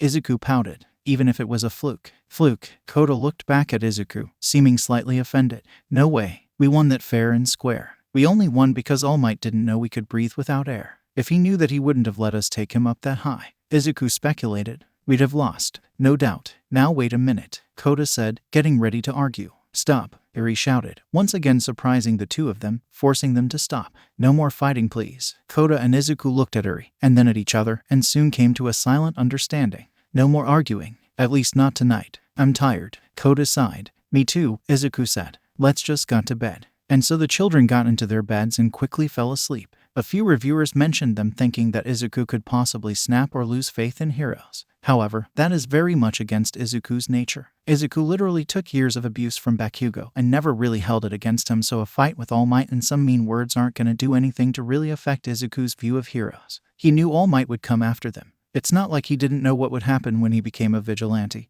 and it's not like he wanted to be one anyway. As for Kota and Eri, they don't really care one way or the other. Kota already hates heroes, so this changes nothing for him. And Eri, while she would like to stop being attacked for doing what she sees as the right thing, doesn't understand or care about greater hero society as a whole and how it views her. Sure, the mean comments are bad, but she's had to endure far worse. As far as she's concerned, her life has improved 100% compared to what it used to be like. Anyway, Izuku was right when he said their victory was a fluke. Had All Might known they didn't need to breathe, he definitely would have fought this battle differently. The chances were about 8 to 10 in All Might's favor, given his power and experience. Fortunately, Izuku is smart enough to shift the odds in their favor. Also, get used to me emphasizing Izuku's intelligence. Kota and Eri have their quirks, so intelligence is kinda the only thing Izuku's got. So, that is it for now. Please leave your thoughts in the reviews. And have a nice day. Naomasa walked silently through the hospital. His expression was mostly unreadable, but anyone who knew him could see the worry in his eyes. After a few minutes of walking, he came up to room 516, the room All Might was located. He hesitated a bit. Naomasa was one of the very few people that was informed of All Might's defeat at the hands of the Marvels. And like everyone else who was told, he was shocked. What made him hesitant to go inside and check on his friend was that he didn't know how bad of a state he was in. All he was told was that All Might had lost to the Marvels and was recovering in a private hospital room inside the hero wing. That could mean a lot of things. His injuries could range from a few broken bones and bruises to something more major. But he steeled himself. He knew the anxiety of the unknown wouldn't resolve until he saw All Might himself. And so after taking a breath, he entered. When he got inside, he was relieved to see that All Might was conscious, sitting up in his bed and relatively okay, at least compared to the last time a villain sent him to the hospital. He was of course covered from head to toe in bandages and casts, as well as having a few things plugged into him. But of course, he was still well enough to smile when he saw his friend entering the room. Naomasa, good to see you. All Might's voice was a bit hoarse, most likely from how much he had to struggle to breathe through the lack of air in his own blood. I wish I could say the same. Naomasa put on a fake smile for his friend. I heard you lost. All Might paused for a moment, his smiling falling before he turned his head to look down at his sheets. Yes, I did. Naomasa didn't say anything, because he knew he didn't need to. The questions he had were obvious, with the biggest one being, how? They were stronger than I anticipated, especially Akka. Faster too. I underestimated them. All Might explained. But that wasn't the reason I lost. I was still far stronger and quicker than they were. Was it their numbers? Naomasa knew that one of the most dangerous things about the Marvels was not just their power, but their numbers as well. God knows if there were 3 All Mights, they'd never need to worry about a single villain ever again. That was part of it, but there was another factor. I didn't know all of their abilities. All Might revealed. I managed to find AI by himself and I was handling him fairly easily. Well, maybe easily isn't the right word to use. It wasn't a hard fight, but he still put up far more a fight than most I've fought. I was about to finish him off when the other 2 arrived. They kept throwing me up to higher and higher altitudes until I lost the ability to breathe. But they were seemingly unaffected by the lack of oxygen. So you're saying they either have some sort of ability that allows them to breathe in low oxygen environments, or they just don't need to breathe. Naomasa speculated. Exactly. All Might nodded. That could prove to be trouble. Naomasa gave off a nervous sweat. While the ability to not have to breathe wasn't flashy, it was definitely useful. It allowed for a person to make use of multiple different terrains like underwater, high in the sky, or in extremely hot places like volcanoes. It meant they didn't have to take in any enemy gas attacks, making quirks like Midnight's all but useless. And it made attacks revolving around strangulations or anything similar to it completely useless, especially if they are in league with. They're not. All Might cut him off. Well, I can't say that for sure, but I'm very confident that they aren't. What makes you say that? Naomasa had a pretty good idea of what it was that reassured the hero that the vigilantes weren't in league all for one, but those were just assumptions. Better to hear it from the man himself. Firstly, they made sure not to kill me. That was All Might's biggest piece of evidence. AI was relentlessly attacking me while I was suffocating, but Midori stopped him and brought me to the ground so I could breathe again. And when I started deflating into his form, he stopped the other two. And they were also the ones to bring me to Recovery Girl, while also hiding my true form from the public. If they were minions of All for One, they wouldn't have done either of those things. He would never miss the opportunity to expose me or have me killed. True enough, Naomasa remarked. Also, I talked to AI for a bit before the fight. He didn't seem to work for All for One or even know who he was. At first, I thought it could have been acting, but given the fact that they spared my life, I'm more inclined to believe it wasn't. All Might explained. AI always has been the biggest piece of evidence against them working for All for One, so that makes sense, Naomasa said. Any way you look at it, if they were working for All for One as vigilantes to disrupt hero society or turn the public against heroes, it would be a good thing to gain the public's trust, something AI seems to not care about in the slightest. Even Akka doesn't seem to care all too much about public approval. The only one acting in a way that would make sense if that theory was true is Midori. Also, none of them used the attack Akka used against Overhaul, meaning that it's almost definitely not a teleportation ability and is most likely some form of an instant death attack, All Might theorized. Which again adds to the evidence that they're not working for All for One. Right, but of course then that does beg the question, how did they get their quirks? Naomasa asked. Pretty much everyone knew that the Marvel's abilities weren't natural. Not only were their powers far too varied for them to only have one quirk, but it was also way too strange for all three of them to have the exact same abilities, not to mention the absurd amount of power they had. AI said they weren't siblings, All Might recalled, making it even stranger for them to have shared abilities. There is definitely a secret behind them, but for the time being, I don't think they themselves have malicious intentions. That doesn't mean we don't have to take them down, Naomasa said. Do you think you could beat them the next time around? Possibly. Their strategy implies they weren't confident about their chances in a straight-up brawl, and I have a better grasp of their abilities and strength, and I know if I can separate them and fight them individually, it's practically a guaranteed victory. All Might respond, although there is still that light attack that was used against Overhaul. It's possible that they didn't use it because they had confidence in their plan. If they're really backed into a corner, they may use it again. That is the biggest issue when it comes to fighting them. Naomasa sighed. He really wished they knew more about that light attack. Of course, it's not like I'll be fighting them anytime soon. All Might traced his fingers over his bandages. With these injuries, I'll be out about a week, and after that I'll need to start regular patrols, otherwise crime will start to rise and people will panic. It will probably be a while before I encounter them again. That means they'll be running around unchecked for a while, Naomasa pointed out. Maybe not, All Might thought. I think it's time I passed on one for all. A week and a half later, with the Marvels, Uri was concerned. After the fight with All Might and Izuku and Kota made up, she'd hoped for things to go back to normal. And while things with Kota seemed to be fine, the same could not be said for Izuku. On the surface, he still did what he normally did, mostly watching the news, waiting for All Might to show up. He still ate with them and talked to them and everything, but his mood had overall dropped. At first, she just chalked it up to him being worried about All Might. Izuku had always displayed a love for him in particular, even buying a few pieces of merch with the money they had. So seeing his favorite hero in such an injured state must have been stressful, to say the least. So when she saw on the news that All Might had returned and started his patrols again, she thought that Izuku would be happier, which he was. She recalled the relieved face and bright smile he had when he saw that broadcast. However, it didn't last. Even when they had returned to doing patrols again, he still seemed bothered. Right now, Iri and Kota were flying above the streets, watching Izuku from behind as he was flying an injured man to the hospital. I am surprised you're still coming with us, Iri told Kota. I thought you wouldn't. Well, it may be taking a while to find Muscular, but if I give up I'll never find him, Kota reasoned. And that's unacceptable. I just got too impatient. I'm sorry I made you worry. It's fine, Eri quickly reassured him, not wanting him to feel bad on her behalf. It's just I'm happy. Kota's lips twitched upwards as he suppressed the urge to smile. Whatever. Eri looked at Izuku as they reached the hospital and he brought the injured man inside. Izuku's upset. Kota nodded. He's probably still upset about having to fight All Might.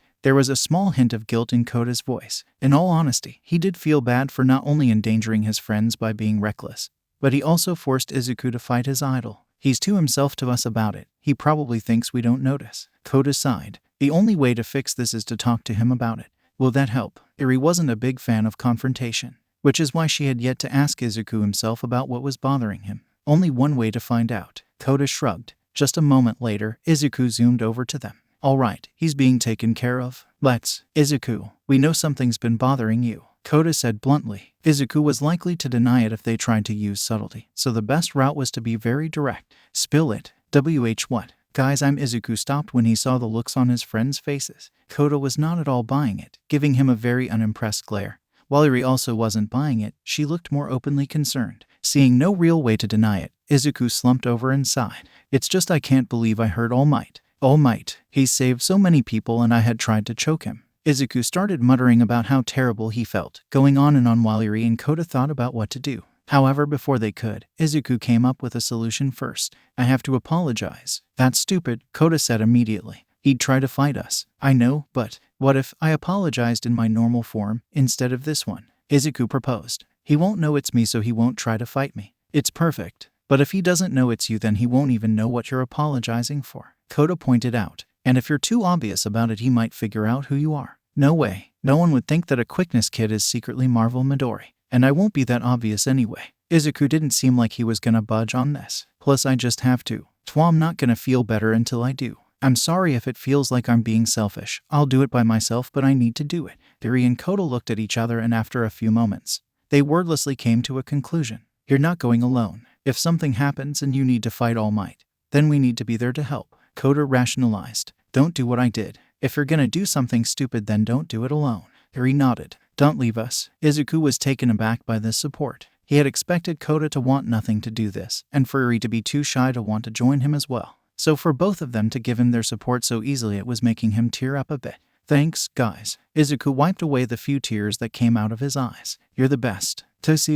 Whatever. Kota crossed his arms. The only reason he wasn't arguing more with this was because it was pretty much his fault. And so by doing this, it wouldn't just absolve Izuku's guilt, but his own. Even if he thought it was stupid. All right. The first step is to sneak into UA, Izuku said. What? That took Kota off guard. Are you insane? Don't worry. We'll just move so fast that no one can see us enter, hide away behind some trees or something, we transform back, and we find All Might. Izuku explained his terrible plan with a huge smile on his face like it was some kind of genius scheme. There are so many problems with that plan, Kota pointed out. The wisdom of Solomon informed Izuku of all the holes and flaws with his plan the moment he thought it up. Chances are they would get spotted in their child forms and kicked out before they could find All Might. But it was the best chance they had. All Might wasn't hard to find, but you'd be hard-pressed to keep him in one location long enough to speak to him. So just going around in their child forms hoping to find All Might and talk to him would take a long time. And obviously, they couldn't go to him in their champion forms because he would attack them. So this was the best he had. We don't have any other options, so this is the best plan we have. And even if it fails and we get found out, I can just say that I have a teleportation quirk and accidentally teleported from my house to UA, Izuku explained. Then when they look away, we'll sneak off, transform, and leave. Kota thought about it for a minute. The best part about their secret identity was that it was easy to keep a secret. No one would believe that the Marvels were a bunch of kids. So they would pretty much have to let people find out about who they were in order for them to figure it out. And everything else Izuku said was plausible. Fine, Kota sighed. But if something goes wrong, it's your fault. Izuku nodded, before turning to Eri. What do you think, Eri? Well, I'll do it, Eri answered simply. She didn't like the idea of sneaking around a place full of people that wanted to arrest them, but she trusted Kota and Izuku. If they said it was okay, then she would do it. All right, let's do it tomorrow so we'll have all of our power in case we need it, Izuku told them. Now, back to patrol. And with that, Izuku sped off, with Eri and Kota following behind him. The next day, after a long night's rest and a somewhat decent breakfast, the trio transformed and took to the sky, intent on going with Izuku's plan to apologize to All Might. That was until Izuku got distracted. Look, guys, it's the USJ facility. Izuku pointed at a building below them, stopping them all so they could get a better look at it. And what the heck is a USJ? Kota almost regretted asking because he already knew it had to be some kind of hero-related thing for Izuku to be this interested in it. It's a place where UA trains their students. It has all sorts of cool environments and things to help teach the future heroes how to fight villains and save people. Izuku explained. It's so cool. I wish I could see the inside. Kota face-bombed. Focus, Midori. We didn't come to go sightseeing.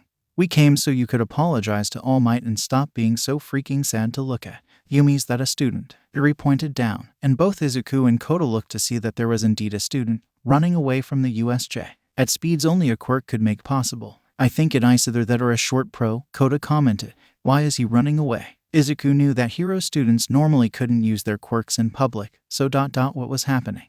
Being ever the curious one, Izuku zoomed down to investigate. The green-clad marvel flew right in front of the student, who appeared to be wearing what looked like a suit of armor. The student's eyes widened under his helmet, and he slowly came to a stop until he halted right in front of Izuku. A marvel, the student said. Hi there. Izuku greeted him with a friendly smile. What? Please, save my classmates, the student begged. Izuku was taken aback by the sudden request. My classmates are under attack by a large group of villains who appeared in the USJ via a villain with a portal quirk. The boy explained. My classmates managed to stall the villains long enough for me to flee to get help. I was planning to go to the teachers, but I was fortunate to run into you. While I do not normally approve of vigilantes, I beg of you, please save my classmates. What's going on? Kota and Eri came down, flying slightly above the boy and looking at Izuku. Some UA students are being attacked by villains at the USJ. Izuku explained to them, seeing his two partners' eyes widen. We have to help them. Ugh, villains are so annoying. Fine, I'll kick their shit in and save some wannabe heroes. Kota groaned angrily. Language. Izuku turned to the boy. You should go and get the teachers. We'll take care of the villains. Thank you. And with that the boy wasted no more time, firing up his quirk, which appeared to be engines in his legs, and speeding off towards UA's main building. The three marvels looked at the USJ building. Izuku zoomed in, followed by Kota and then Eri. Little did they know the fight ahead of them would be their hardest one yet. Okay, quick talk about Izuku's decision in the last chapter. Firstly, yes, while Izuku is the smartest out of the marvels, the marvels consist of an 8-year-old and 2 7-year-olds respectively, so that's not much of an achievement. Yes, they have the wisdom of Solomon, but that only helps their ability to think, not necessarily makes them instantly smarter. Izuku will be far smarter than Eri and Kota and can be very clever at times, but he's no genius. Someone like Momo, for example, could still outsmart him in most circumstances, as Momo was smarter than 15-year-old Izuku, so she's definitely smarter than 8-year-old Izuku. Plus, Izuku is still Izuku. While canon Izuku is smart, he is also prone to letting his emotions get the best of him and making stupid decisions. For example, the time they went to rescue Bakugo from the League. Their plan was to rescue Bakugo from the League without fighting any villains from their perspective without any knowledge of future events. That is an incredibly stupid plan. First, it would require for Bakugo to be held in the same place as the Nomus which Momo was tracking, and it would require for the place Bakugo was trapped in to be easily accessible from the outside, and that no one was where Bakugo was located guarding him. Yeah, it was a very stupid plan and Izuku knew that, but he wouldn't allow himself to not go through with it because that's the kind of person Izuku is. Another example, Izuku pretty much told Bakugo about One for All at the start of the series, because he thought the guy who told him to kill himself not too long ago deserved an explanation for how he got a quirk. So, was Izuku wanting to apologize to All Might a dumb idea? Yes. Is it in character for Izuku? Also yes. The same goes for Eri and Kota. Kota would have objected more if he didn't feel guilty about being the cause of Izuku's distress. So his options are either to do something stupid or to confront his own emotions and Izuku's emotions and deal with them in a mature way, so obviously he was gonna go with option 1. And Eri is just gonna follow Kota and Izuku pretty much no matter what, so she wasn't gonna be giving any objections. Lastly, some people seem to think that they were risking their identities. They aren't really, or at least Izuku doesn't think they are. I've said a few times that they fly faster than normal people can see, so really they'd only have to be concerned about a few speedy pro heroes spotting them while they go to UA. And there is no way Izuku wouldn't notice them while flying by, so they could get to UA, with a very good chance of not getting spotted. Of course, they would have to find a place to transform without security cameras. Izuku would have looked around for them before transforming. The only big risk as far as Izuku is confirmed is their being caught in their child forms. But no one would know it was the Marvels. They would just assume it was 3 kids that snuck into UA. And as far as Izuku is concerned, they would just have gotten kicked out. Of course, what would actually happen is that they would try to identity the kids and get them back home, and would end up sending Kota to the Pussycats and Izuku and Eri to an orphanage. And all three would just run away using their powers and meet back up again in about a few days. So really they're not risking that much, especially not from Izuku's perspective. Lastly, people have pointed out that the Namu wouldn't be that much of an issue for the Marvels. Yes, the Namu from canon would not be too much of an issue for them. But this is not the Namu from canon. Anyway, I've rambled on enough onto the story. Aizawa was not having a good day. First, All Might had to cancel on the USJ lesson. That idiot used too much of his time and now he wouldn't be able to last a full lesson in his buff form. So it was just him and 13. Then villains attacked. Not just a few villains, a literal army of villains, all being led by some guy with hands all over him with a villain who could make portals at his side. So after sending his class away and doing quite an impressive job of taking the vast majority of the villains, there were only two left. The leader and his giant black birdman thing that apparently was called Namu. The Namu thing was rather strange. It had a completely exposed brain, and he could see that parts of him were seemingly cybernetic, some metal poking out of his arms and its spine seemingly being covered with it. The leader actually wasn't too difficult to deal with. He had a close call with his quirk destroying some of the skin on his elbow, but other than that it would have been a fairly simple takedown. Until Namu came in. He didn't even see it move, and it pinned him down with so much strength that he didn't have even a hope of escaping it. If he had to compare the creature to anything, the only person that would come to mind would be All Might himself. Of course, he tried to erase its quirk, but that didn't work, telling him that whatever quirk this monster had, it was a mutation quirk. Not that that would help him with his current situation, pinned down on the floor with Namu completely restraining him. Namu, kill him slowly, the leader ordered, sending a chill down Eraserhead's spine. Shit, Aizawa grit his teeth so as not to scream out in pain.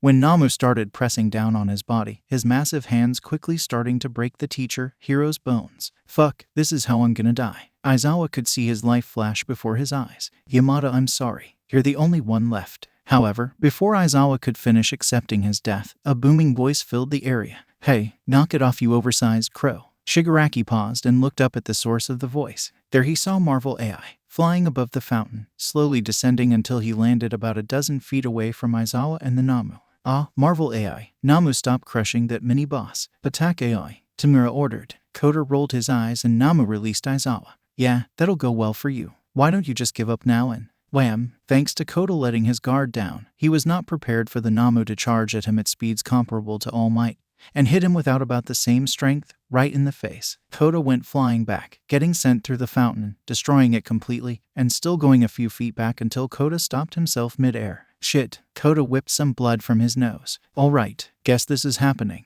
The two charged at each other, their fists cocked and ready to battle. Meanwhile, elsewhere, Momo, Gyro, and Kaminari were facing off against a still large group of villains. They had taken out a lot of them using a combination of their powers, but there were just so many of them. Can't you just zap them all, lightning dolt? Gyro asked Kaminari. That's not how electricity works. If I zap them, then I'll zap you too, Kaminari argued. Krakoom. Suddenly, from above them, a torrent of lightning bolts crashed down onto the villains, smoking them instantly and leaving them all to fall onto the floor unconscious. The three students stood there in shock, staring at the dozens of now unconscious villains. Eventually, Gyro turned to head to Kaminari. So what was that about electricity? Humor, you okay? The three students looked up and saw Eri flying down towards them, with a concerned expression. Marvel Aka. Momo gasped. You see, it was a marvel. Their powers don't make any sense, Kaminari said, defending his argument. What are Yaohawi are you here? Gyro asked, wondering how the vigilante could have known about the attack. We saw this guy with armor running away. He said you were in trouble, Eri explained while fiddling with her cape in a nervous fashion. That must have been it, Momo said, immediately recognizing the description of her classmate's hero costume. They must have found a way to get him out so he could get to UA and ask for help, and ran into the Marvels on the way, Kaminari said cheerily. Nice, we're saved. So you're not hurt? Eri asked. Oh, no, we're fine. Please go help our other classmates, Momo told her. Oh, okay. Eri quickly sped away, leaving a gust of wind behind her as she went off the next area. You think everyone else is okay? Gyro asked Momo. They should be. We may not have known them for very long, but if they made it to UA, they can hold out against these lackluster villains, Momo told her friends and herself. And besides, Marvel Aka is never alone. Either Marvel Midori or Marvel AI is here with her, or both. Everyone should already be safe. Momo said that, but for whatever reason, she couldn't rid herself of an ominous feeling. Elsewhere, we're gonna die. We're gonna die. We're gonna die. You're really not helping Minta, Asui told her sobbing classmate as she tried her hardest to keep them both alive. After getting sent to the flood zone by the mist villains, Asui quickly got them both on the rescue boat that was floating in the area.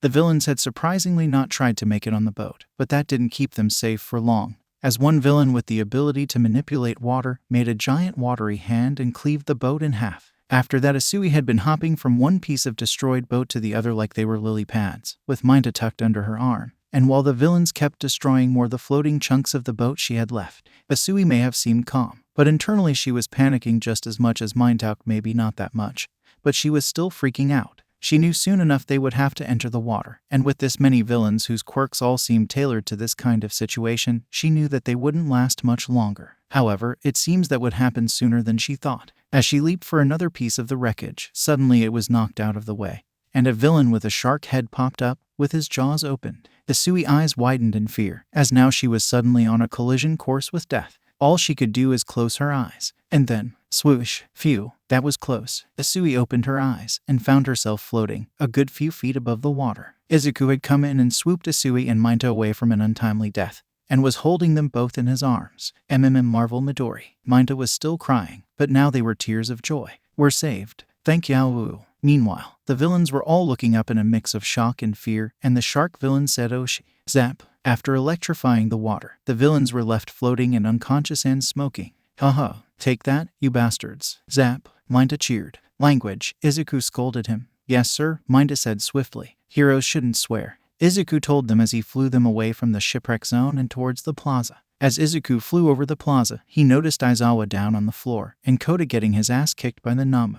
Thwack. AHHH. Izuku had to move aside as Kota got punched through the ceiling. Aoi, Izuku called out. What the hell is that thing? Minta shouted out in pure fear. It's keeping up with a marvel. There was a slight tremble in Isui's voice. She knew the kind of power the marvels possessed, and for a villain to be keeping up with one of them, let alone seemingly beating one. Izuku swiftly turned his attention towards the Namu. This thing, it looks unnatural. It must be strong if it managed to hit Kota like that. First I have to get these two away from it though. Meanwhile, in the distance, Tamura and Kurogiri looked at Izuku flying above them. Looks like Midori came to play. And he brought guests. Namu, kill them too. The Namu jumped at Izuku, at once again truly terrifying speeds. Fast. By the time Izuku finished that thought, Namu was only a foot away from him with its hand outstretched and ready to grab Izuku's head. ELAM. Fortunately, Kota came back down and slammed right into the monster before it could reach Izuku, forcing it into the ground. The impact creating a massive dust cloud, forcing Izuku to shield his eyes so as to not get debris in them, with Minta and Isui doing the same. When they looked back, they saw Kota flying above the ground, his face slightly bloodied, but that didn't do much to hide his obvious rage. And the Namu was half buried into the ground with its lower half sticking out. Huh, eat it asshole, Kota shouted at the half-buried beast. However, his celebration didn't last long, as concrete around the Namu began to crack and shift, meaning that it wouldn't be buried for very long. Giororar, is Midori. Put those idiots down and help me, Kota shouted out to his friend. Izuku wanted to scold him for calling two people they've never met idiots, but he knew now was not the time. With Namu quickly pulling itself out of the ground, Izuku wasted no time landing and setting both Isui and Minta down behind him. You two get away from here. We'll take care of this cyborg monster thing. Yes sir. Minta gladly started running the other way, with Isui following suit. Pay attention Midori, Kota shouted at him. Izuku turned around and saw Namu now completely unearthed and ready to go, and it quickly charged at them. The two Marvel did the same and flew towards it, both of them barely dodging a sloppy right hook, and retaliating with two punches, one from Kota to the face and one from Izuku to the stomach. Both of them did absolutely nothing, and Namu was not fazed in the slightest. What? Izuku shouted out in shock. Not even All Might could take our punches like that. Damn it, Kota shouted. Namu reacted quickly and grabbed the two their heads, lifting them up and slamming their heads together. The two shouted out in pain before Namu threw both of them away. The two tumbled a bit, before eventually recovering and stopping themselves using their flight. Damn it, this fucking thing has something called shock absorption. That guy covered in hands over there told me it lets him absorb all our punches, Kota revealed. Well, why didn't you say that sooner? Izuku asked him, slightly upset that he didn't share this vital information with him. Well, I didn't much look out, Kota shouted. The Namu charged at them, with its hands out to grab them both, and the two Marvels managed to dodge just in time, flying in opposite directions away from the beast. Namu looked in both directions, but it didn't move. It just kept moving its head from one side to the other, looking at Kota and then at Izuku. Izuku squinted at the sight of his unmoving opponent. Is it trying to figure out which one of us to go for? Unfortunately, Kota did not take the time to notice this and shot a lightning bolt at the cyborg. The lightning hit Namu's massive chest. However, instead of injuring it, the bolt just seemed to get absorbed inside of the Namu. Suddenly, its mechanical parts glowed blue for a few seconds before its muscles started to swell slightly. I wouldn't try that if I were you. This thing not only has one type of shock absorption but two. Tamura laughed maniacally. You can throw all the lightning you want at it. That will only make it stronger. Wait, that means this thing has more than one quirk. Izuku realized, his mouth open in shock. Actually, with two kinds of shock absorption and its insane power, it must have at least 3 quirks. So close. This Namu has been loaded up with far more than 3 quirks, and you haven't even seen everything it can do. Tamura monologues. This Namu was designed with the sole purpose of killing All Might and all 3 marvels. It's the anti-symbol of peace, the bringer of despair, the Krakom. As the hand-covered villain was speaking, Kota shot out a bolt of lightning his way, only for Namu to jump in the way and take the blast of electricity, absorbing it and growing more powerful and bulky. Will you shut up already? Kota shouted at the villain. Kota, stop. You're only making it more powerful. Izuku shouted out. Well, if you're gonna be rude. Namu, kill them. Now, Tamura ordered once more. However, the Namu didn't move from its spot. Rather, it started looking side to side like it did before, trying to decide which one to go for, but lacking the mental capacity to actually make a decision. Kota was about to charge at the Namu to deliver yet another pointless attack. But Izuku shot a lightning bolt in front of Kota, forcing him to stop and look at his green-suited friend. Hey, Aoi, that won't work, Izuku pointed out. Stop and look at what it's doing. Kota still looked pissed, but he did what he was told and stared at Namu for a few seconds. It's just standing there moving its head like an idiotic chuli. Why the hell aren't you attacking? Shigaraki asked, moving his arms around like he was throwing a tantrum. Sir, you told it to go after the 2 marvels. It appears that since they are no longer right next to each other, it is having a hard time picking which one to attack. Kurogiri explained to his man-child boss. I don't care. Choose one, Tamura ordered, seeming just childish as Kota despite being over twice his age. The Namu let out some confused noises and stopped moving its head, now just being frozen in place seemingly. Sir, it literally does not have the mental capability to choose anything, Kurogiri pointed out. Interesting. It's like it doesn't have a will of its own. It's like it's a robot, just doing what it's told, Izuku thought. Guys, Izuku and Kota looked behind them, and saw Eri flying over towards them, landing next to Kota and looking at his bloodied face with fear. What happened? Why are you bleeding? Eri, understandably, started freaking out. Not much was capable of harming them, so seeing her friends hurt was not only horrifying but also shocking. That thing, Kota pointed at the Namu. That thing happened. It can absorb our lightning and our punches, Izuku quickly explained. But it's mindless, and it's not very smart. It can't decide which one of us to attack. Yeah, some anti-symbol of peace you got there, Kota mocked. You know what? Focus on AI. Kill the other 2 if they get in your way, Tamura ordered, being more specific. And then the Namu moved. Fuck, was all Kota had time to say before he had to duck a punch to the face. Eri grabbed Kota and flew up and back, trying to get away from Namu, but Namu just got ready to lunge at them. Izuku saw Kota get ready to blast it with lightning.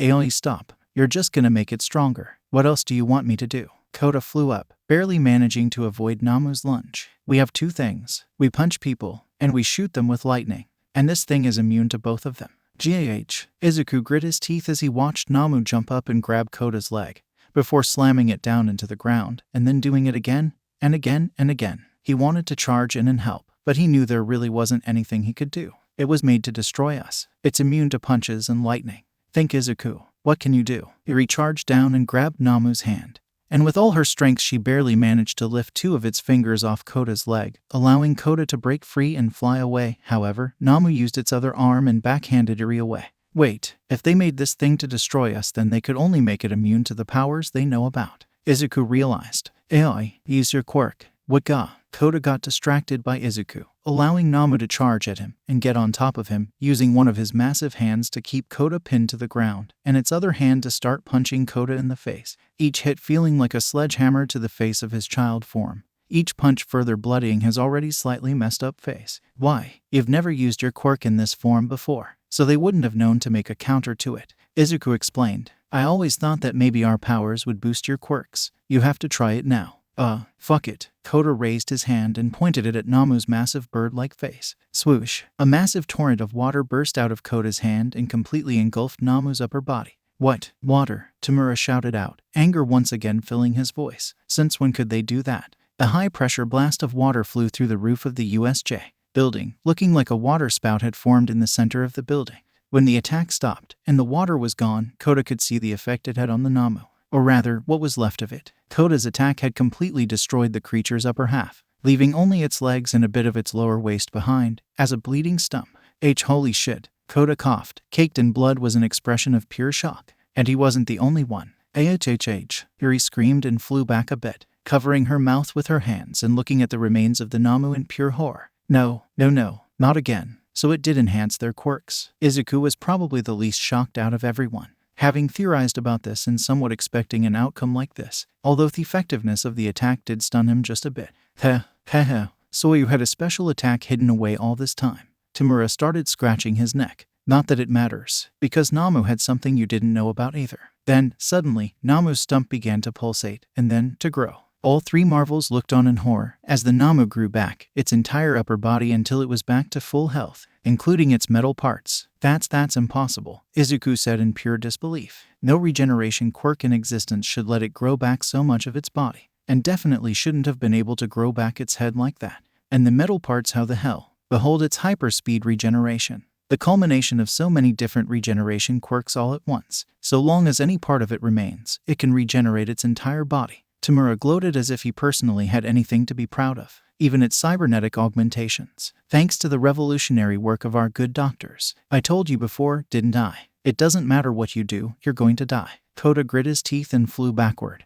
And Namu gave chase, coming at him with his fist extended. The blue-suited marvel unleashed another torrent of water that engulfed Namu's arm. However, Namu was too fast, and the remains of Namu's mostly destroyed arms hit Kota right in the chest, knocking him back. The Namu quickly regenerated its arm and charged after Kota. Kota saw the behemoth coming at him, and did the only thing he could do, shooting another blast of water, this time at its legs. The Namu tumbled as its legs were taken out from under it, and reduced to bloody stumps by the water pressure. However, they knew it wouldn't take long for it to grow them back. Now, with no more options available, Izuku knew it was time for their last resort. He flew over to Eri, who was flying a foot above the ground, frozen in terror and unsure of what to do. Iyaka, we need you to erase it. What? Eri backed away slightly, looking even more fearful somehow. Aka, we can't beat it, Izuku told her. Kota can only hold it off for so long. It's not alive. It's mindless. You won't be killing it because something that isn't alive can't be killed. Just think of it like crushing a rock.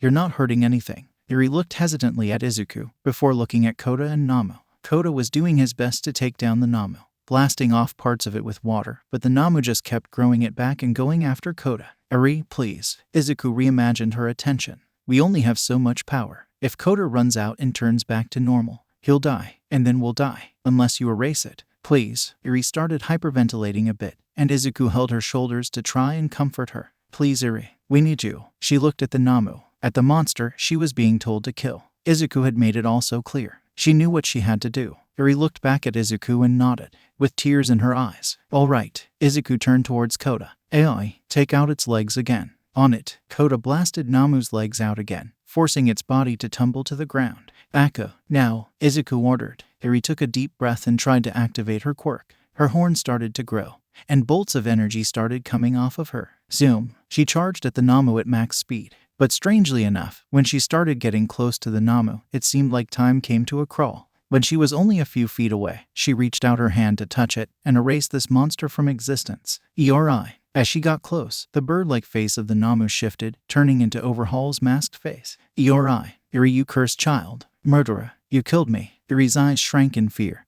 as she could hear Overhaul's voice shout at her. You cursed child. You killer. Killer. Suddenly her own mother's voice joined in, as flashes of her appeared in her mind.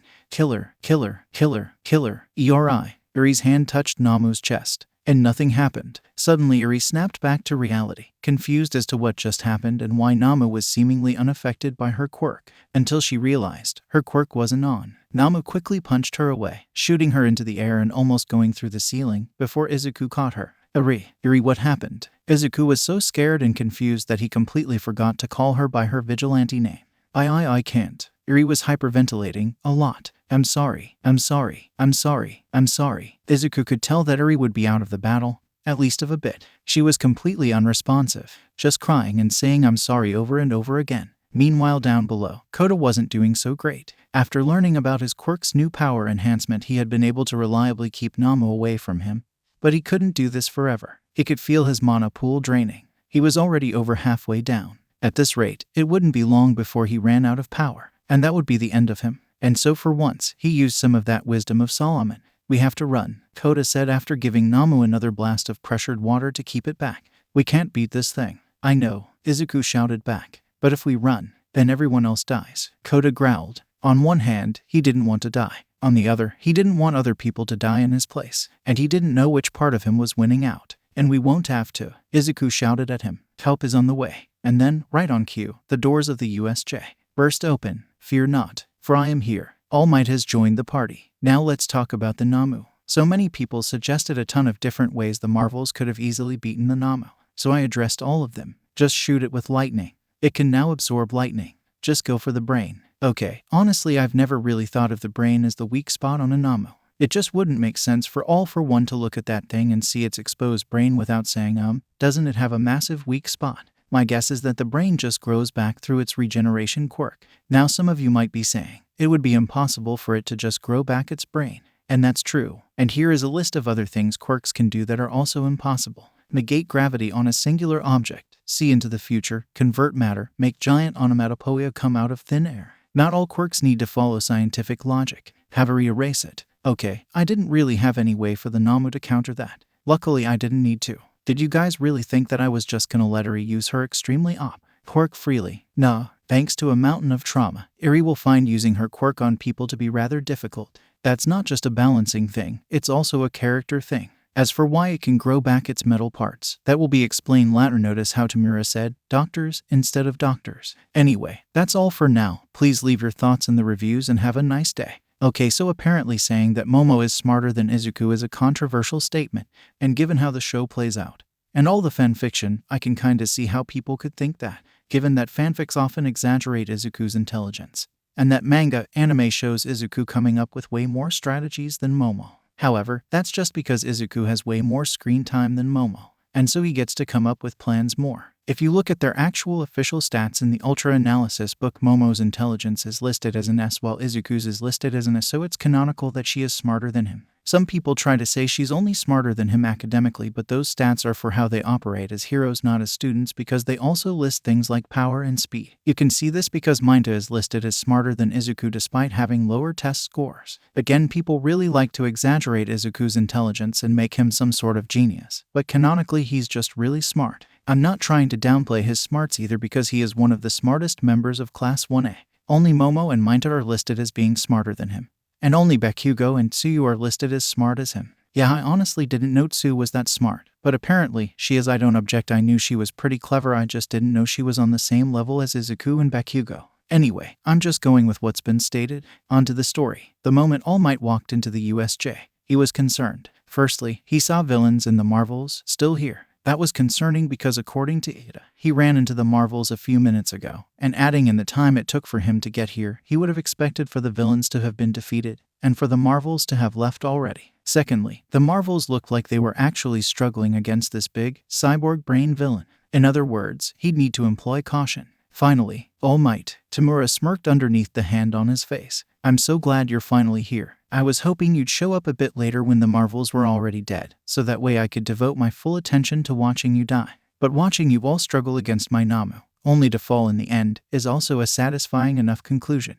Namu, kill All Might in the Marvels, but focus on All Might. The Namu turned his head towards All Might and dashed towards him. Fast. All Might was alarmed at just how fast the Namu was, around his own speed. He saw the monster charging at him with its fist cocked back to punch him, so All Might did what he does best. He pulled his fist back and got ready to punch it. Their fists met, and there was an explosion of force and wind that filled the entire area around, sweeping everything away like a hurricane. Gah! Tamura was also swept back by this wind and had to stay farther away from the fight to make sure he didn't get knocked off his feet. All Might looked at the perfectly intact Namu with shock. This thing just took one of my punches. Now fully aware of the threat, he threw aside any notion of holding back and unleashed a flurry of punches at Namu, which did nothing. All Might's punches hit Namu dead in the chest, but the artificial creation just ate them without even flinching, before returning its own volley of punches. Gah. All Might had to dig his feet into the ground to prevent himself from getting knocked away from the sheer force of Namu's powerful blows. Crap. It's as strong as it is tough. Shit. AI, get him off, All Might, Izuku ordered.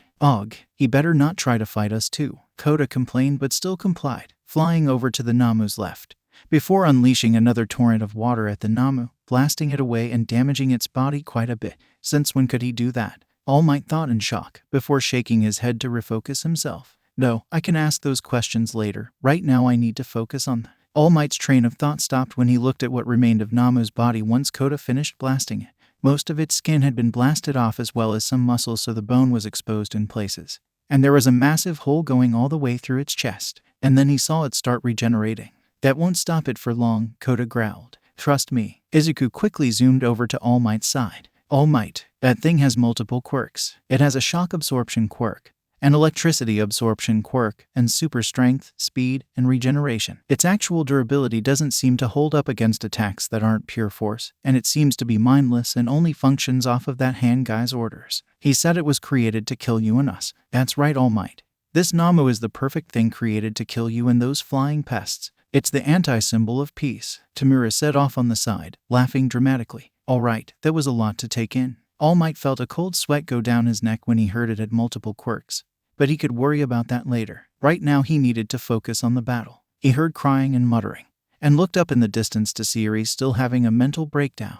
What happened to her? Izuku looked up at Eri. We tried to get her to erase the Namu, but she's still not over the last time she erased something. Which fucking sucks because I really wish we could just turn this thing to nothing. Kota shouted in frustration. Couldn't you just blast the thing with water until it dies? All Might asked Kota. Kota rolled his eyes. Geez, why didn't I try that? Oh, wait, I did. It regenerates too fucking fast. I'd have to blast that thing for fucking minutes straight at full power.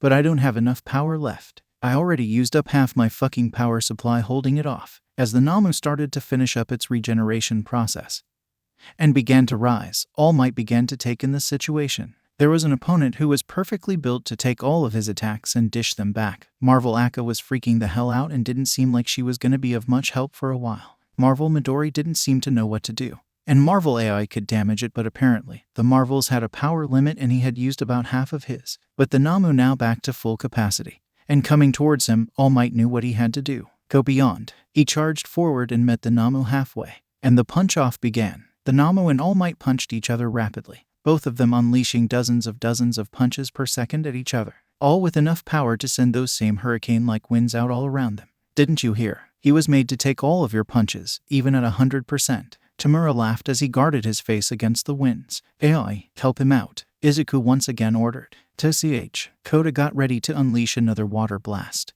But All Might stopped him. No, don't intervene. All Might told him, if this thing wants a brawl then I'll give it one. If it was built to take my punches at 100%. All Might dug his feet into the ground, and Namu started moving backward and recoiling as the hero's punches started to affect it.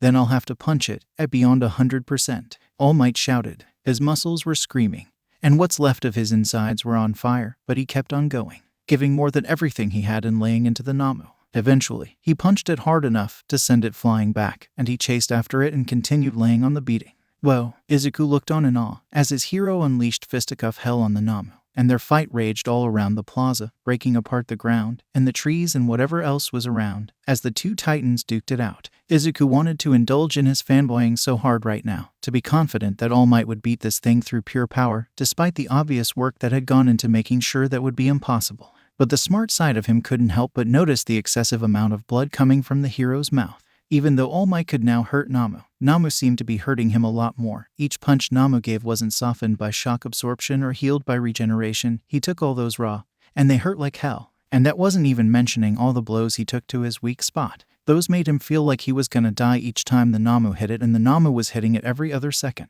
It wasn't the one-sided slaughterfest like Tamriel wanted, but the battle was still in Namu's favor, and it was all their fault. We powered up the Namu by blasting it with lighting. If we didn't do that, then All Might might have been able to overpower it. Izuku thought. Think, Izuku. I have to find a way to help. But we can't punch hard enough to overpower its shock absorption, and we can't shoot lightning because of its weight.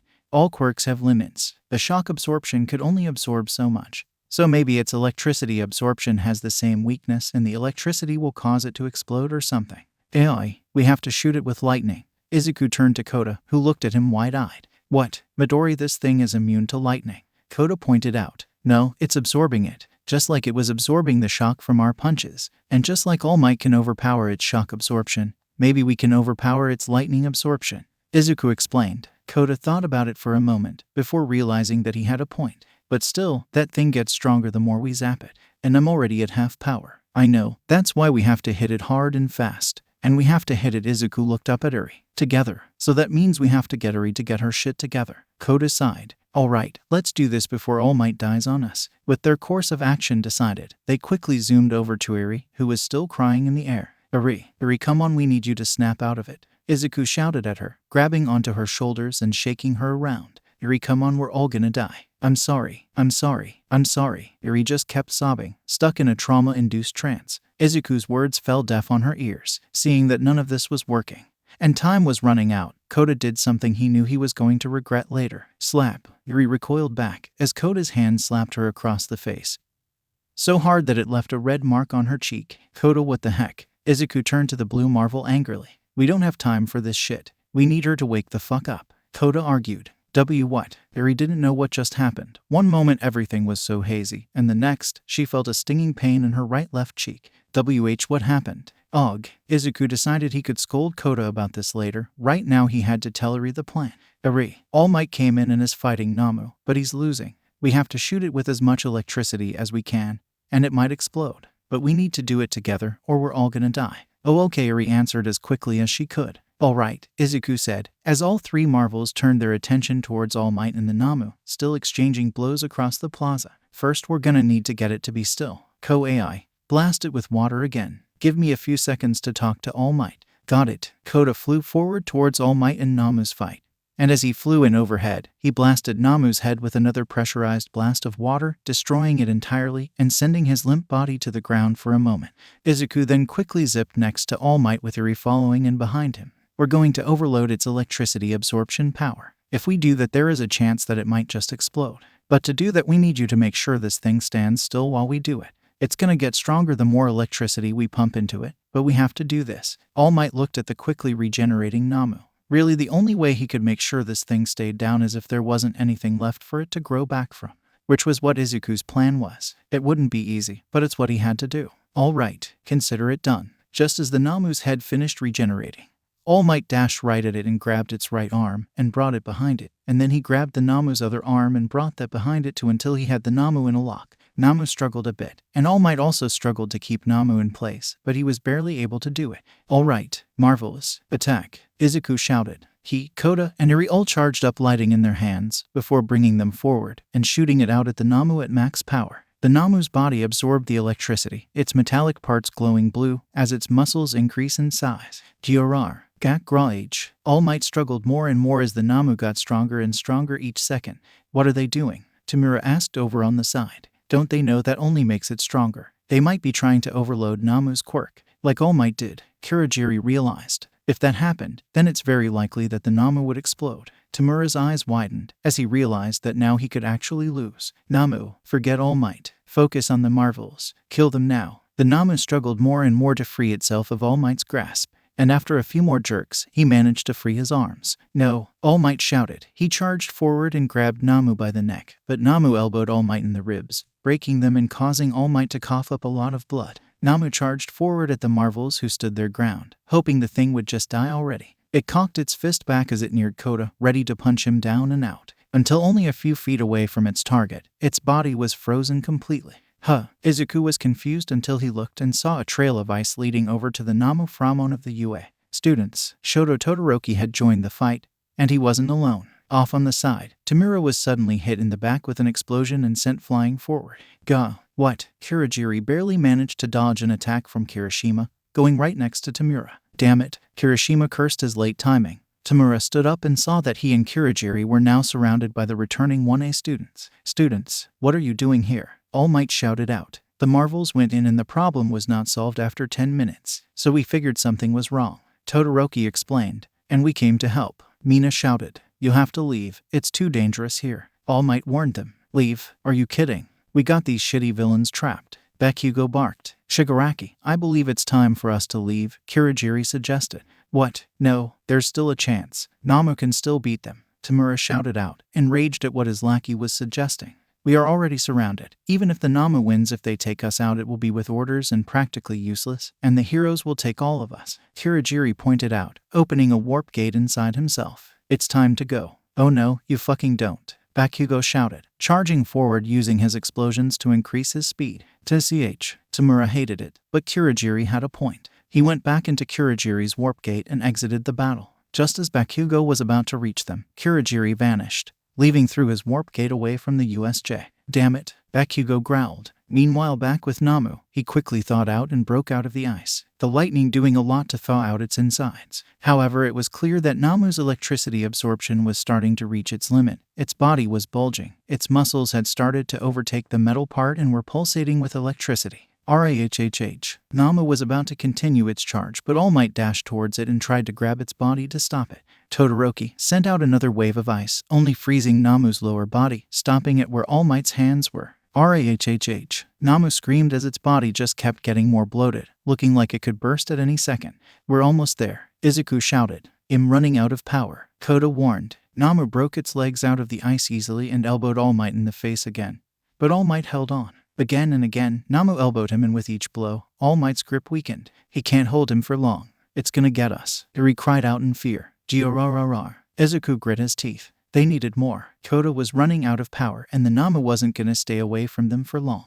They needed something big and something fast. But they were already using their lightning at full power. What more could they? And then, Izuku got an idea. Guys, we have to hit it with the sky lightning, Izuku explained hurriedly. The what? Kota asked. The lightning that comes from the sky. When we say the name, Izuku explained. It's the most powerful lightning we have. But if we do that, everyone will know who we are, Kota reminded him. It's better than dying, Izuku pointed out. We have to charge it, and the moment we all grab onto it, we all say the name. Are you two with me? Kota and Eri hesitated, but they looked at the Namu that was slowly pulling All Might off of him and knew they had no other option. They both nodded, determined to live. All right, go. All three of them flew towards the Namu, not letting up with their lightning attacks still. Even when they reached him and clung onto his massive bulging body, they still pumped him with lightning. Namu turned its attention towards his prey and raised its arms to strike them, but it never got the chance. SHAZAM. KRAKOOM. From the sky, 3 large lightning bolts all came down on one location, hitting the Namu all at once. KOOMMM. Its body overtaxed. The moment the lightning hit the Namu, it exploded, consuming All Might and the Marvels. Todoroki barely reacted in time and created a massive wall of ice in front of him.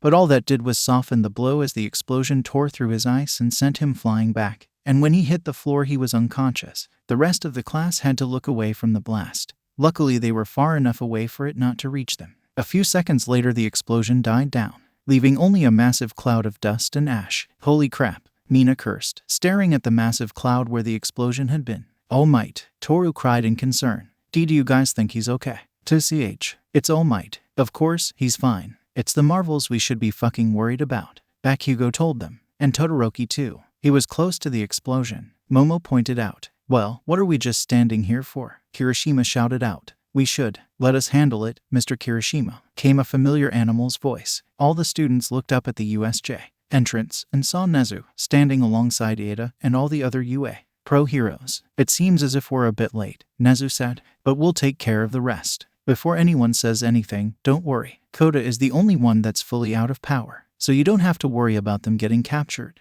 The real question is, will their identities get exposed? Anyway, please review and have a nice day. Izuku slowly opened his eyes. Oh, he was so tired. He'd used up a lot of energy trying to get Namu to explode. Not as much as Kota, but still quite a bit. His eyes widened, and he instantly became alert. Namu. He jolted up, using his fear to energize him, and he quickly looked around. It was hard to see through the smoke, but he could see what was in his immediate surroundings. And what he saw quickly put his fears to rest. He saw Eri and Kota passed out on the ground, and pieces of Namu's flesh and mechanical parts scattered around the ground. It was over. They were safe. Exhaustion washed over him, and his legs almost gave way. But he couldn't afford to pass out now. Kota had used up all his energy, so he was out. And Eri most likely passed out from both emotional and physical exhaustion, so he didn't anticipate her waking up anytime soon. It was all up to him to get them home. And fortunately, with all the smoke around them, no one saw them turn back into their kid forms. And thanks to that smoke, he could transform without anyone seeing. Hi. Why are you here? Izuku's pupils shrank, and dread filled his heart. He turned around and saw Momo Yaoyorozu standing over him.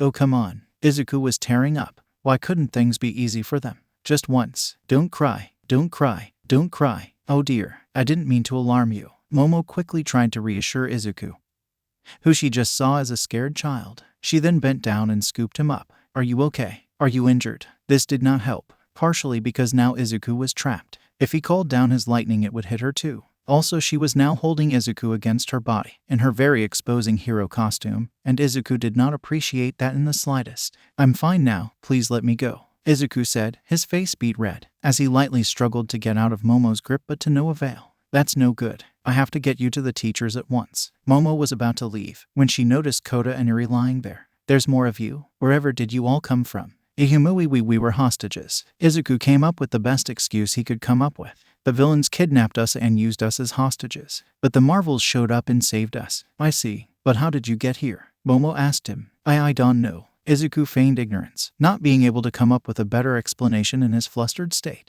He hoped that being a scared little kid would make her stop questioning him. For until it was, and Momo gave him a look of pity. All right, well, I'll have to get you three some help. And no, it's fine. Izuku tried to convince her, to little avail. Can someone assist me? Momo called out into the smoke. Izuku got more and more nervous as three figures arrived from the smoke. Mina, Ochako, and Kirishima arrived. Kirishima was carrying an unconscious Todoroki. Hey Momo, what a cutie. Mina stopped and squealed when she saw Izuku and the others, before frowning when she remembered where they were. Wait, why are kids here? Oh no, are they hurt? Ochako said, going up to inspect Izuku, getting much closer than he appreciated. And no, Izuku was quickly trying to figure out a way to escape, but he couldn't think of anything, partially because of his close proximity to a girl. Seeing Izuku's bright red face and the steam that was nearly coming off of him, Mina giggled and looked at Momo. Yeah Momo, you might want to let the kid go. You're gonna give him a weird taste for skin ships when he grows up. Momo looked down at Izuku's face, and where she was holding him, and her face quickly matched Izuku in redness. I see. See, can someone else take them, please? I got them. Ochako went over and touched Izuku's head, making him blush further with embarrassment, before he realized something felt weird. Momo let him go. And much to his confusion, he didn't fall to the floor, instead he just floated like he was in space. Whoa, Izuku looked down at his dangling legs, floating in midair. It was slightly different from flying. Different in that he had no control of this, unlike his flight. He was just floating. You like it? It's my quirk. It lets me turn off the gravity of anything I touch with all 5 of my fingers, Ochako explained to him, before going on to touch both Eri and Kota, bring the 2 unconscious floating kids next to Izuku. This is amazing. That's so cool. You could be a great rescue hero. Seeing a cool quirk did manage to calm Izuku down a bit, before he remembered the situation he was in. Oh no, now we're really trapped. Now all 3 of them were stuck midair. He literally could not run away. Ochako grabbed them all in her arms, keeping them together. How could this get any worse? As if the universe was trying to say, yes it could. Eri started to wake up. Oh no, Izuku thought. Oh, another one is waking up, Kirishima said. Eri looked around groggily for a bit, before her brain woke up. She remembered the Namu and started looking around to see if it was dead, before quickly realizing that she was in her child form, and that she was in the arms of someone she didn't know.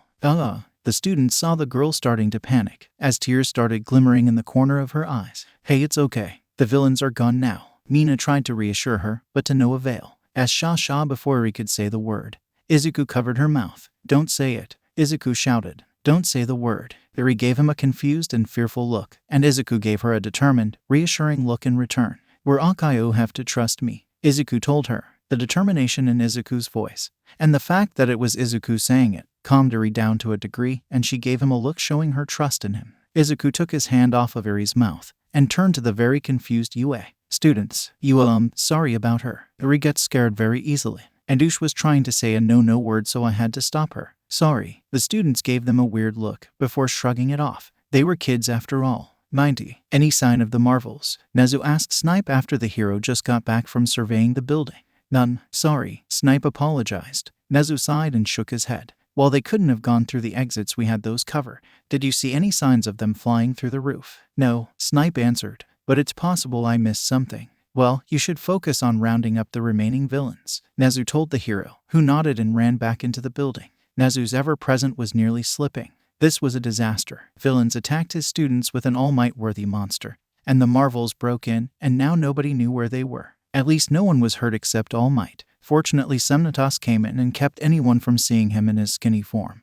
But he was still in pretty bad shape, all things considered. Principal Nezu. The animal principal heard one of his students shout from behind him. Now, whatever Nezu expected to see when he turned around, this was not it. Behind him was Ochako Uraraka, carrying 3 children who were very obviously smaller versions of the Marvels. Nezu thought that their true forms may have been smaller than their Marvel forms, but he never expected them to be actual children. This made things so much more complicated. His students didn't seem to realize who they had in their grasp. Most likely they didn't think too much about it because they were children. Perhaps they were just writing off their obvious resemblance to the Marvels as a coincidence, and Nezu might have been able to do the same if it weren't for the fact that Kota Izumi, someone they suspected to be related to Marvel AI, was here, where the Marvels were, whom had seemingly disappeared. And he was right next to a boy that looked like Marvel Midori and a girl that looked like Marvel Aka. As the children approached him, Nezu thought about the best way to proceed. Children, where on earth did you find them? They were in the smoke, the place where All Might and the Marvels fought that monster. Momo explained. They said the League kidnapped them to use them as hostages. Nezu looked at Marvel Midori and Marvel Aka, who were giving him a desperate look that said please buy it. If he wasn't sure they were the Marvels before, he would be now. I see. Well, it's a good thing we found them then. Nezu would play along. It was all part of his plan. You two think you can take the third one and make it home by yourselves? The 2 conscious Marvels. And the students looked at him in shock. Why yes, Izuku and Eri answered immediately. Well then, Ms. Uraraka, please put them down so they can go home. Nezu instructed his student. Wah, Principal Nezu, you can't be serious. Momo asked the principal. Of course I am.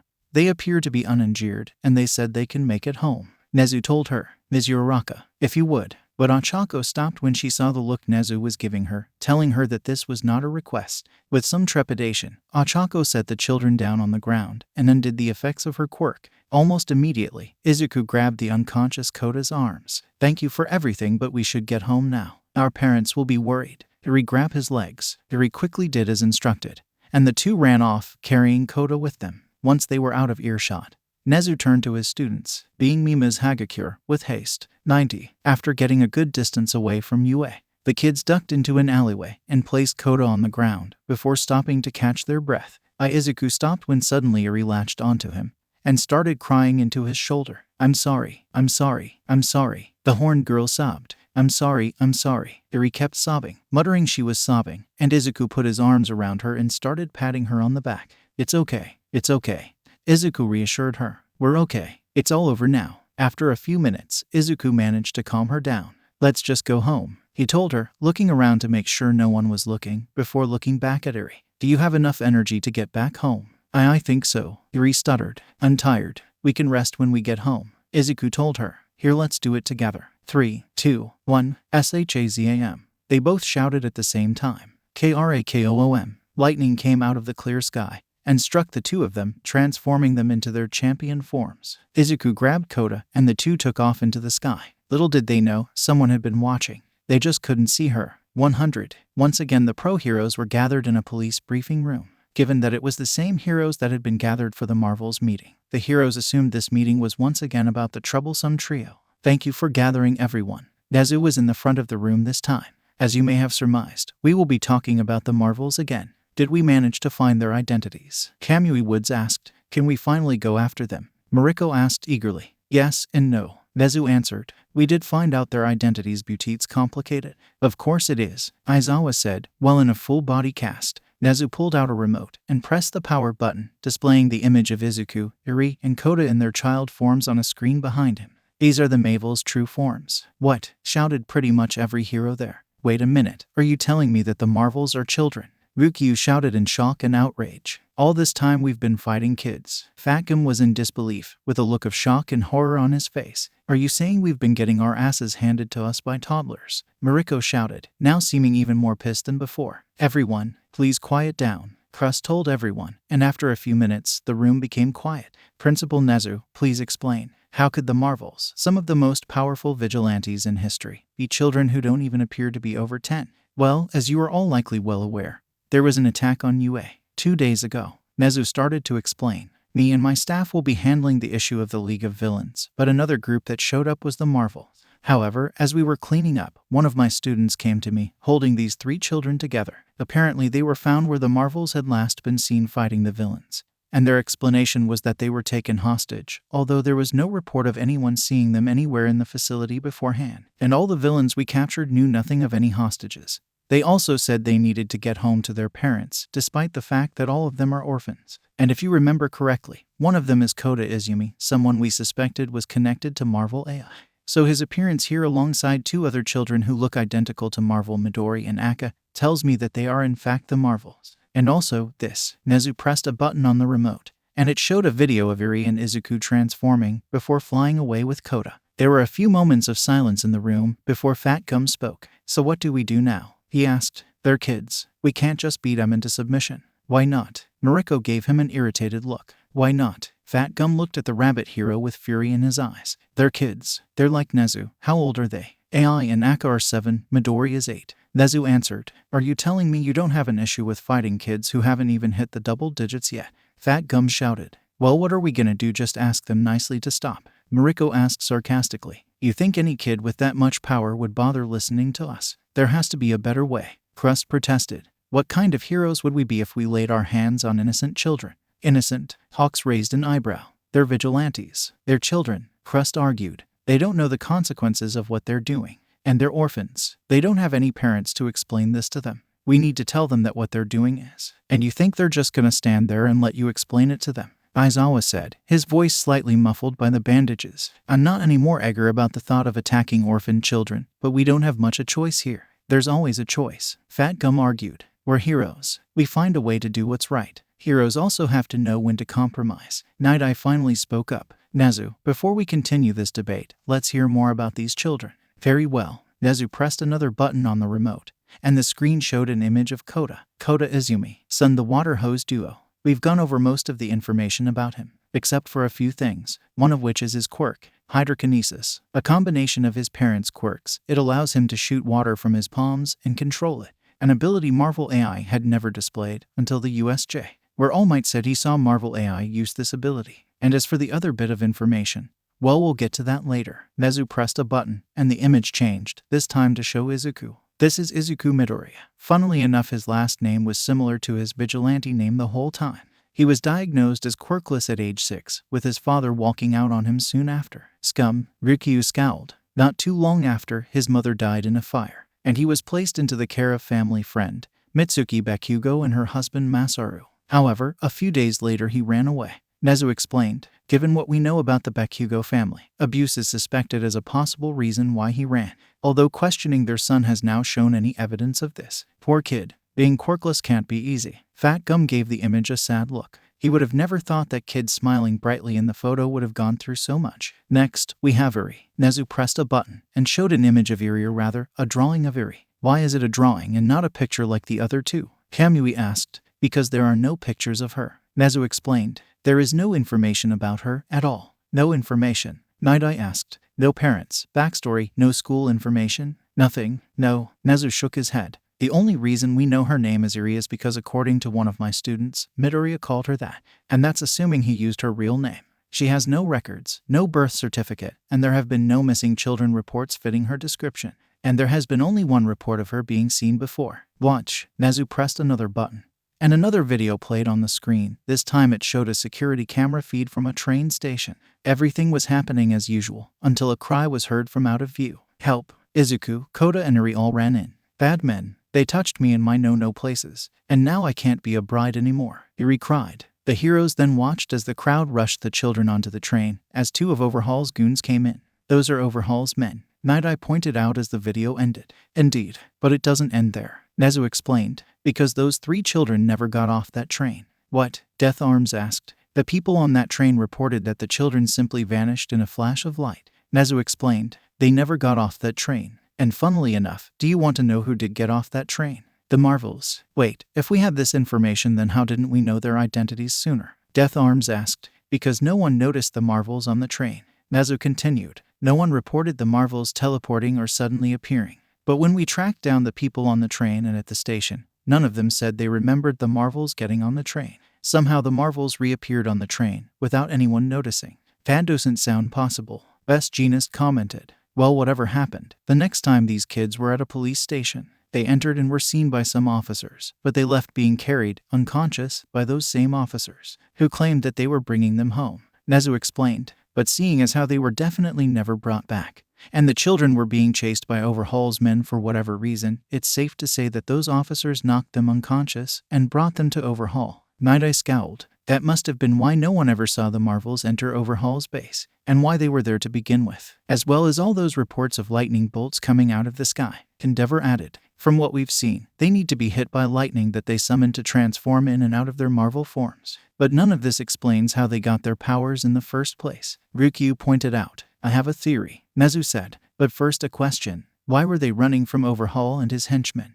Because they're crooks. Fat Gum stated the obvious. But if they had their powers, then why not just find a conspicuous place to transform and take them down themselves? Nezu pointed out, if they had their powers, why bother with this? Unless of course they didn't have their powers yet. Night Eye came to the same conclusion Nezu did. Right, I believe whatever happened on that train is when they were given their powers, Nezu said, because it's very clear they weren't born with them at this point. But as to who or what gave them their powers, I have no ideas. That was a lie. He had a prediction that All for One was behind this, but it's not like he could tell anyone else that. Well, then our mission is clear, isn't it? Endeavor said. We need to take them out, and fast. Fat Gum opened his mouth to retort, but Endeavor beat him to it. I understand that they're children, but that only makes them more dangerous. Endeavor countered. Children are impulsive and prone to act on emotion. Marvel AI has shown this numerous times. What if one day Marvel AI has enough of a particular news station and decides to pay them a visit? How much destruction do you think a child with the power of All Might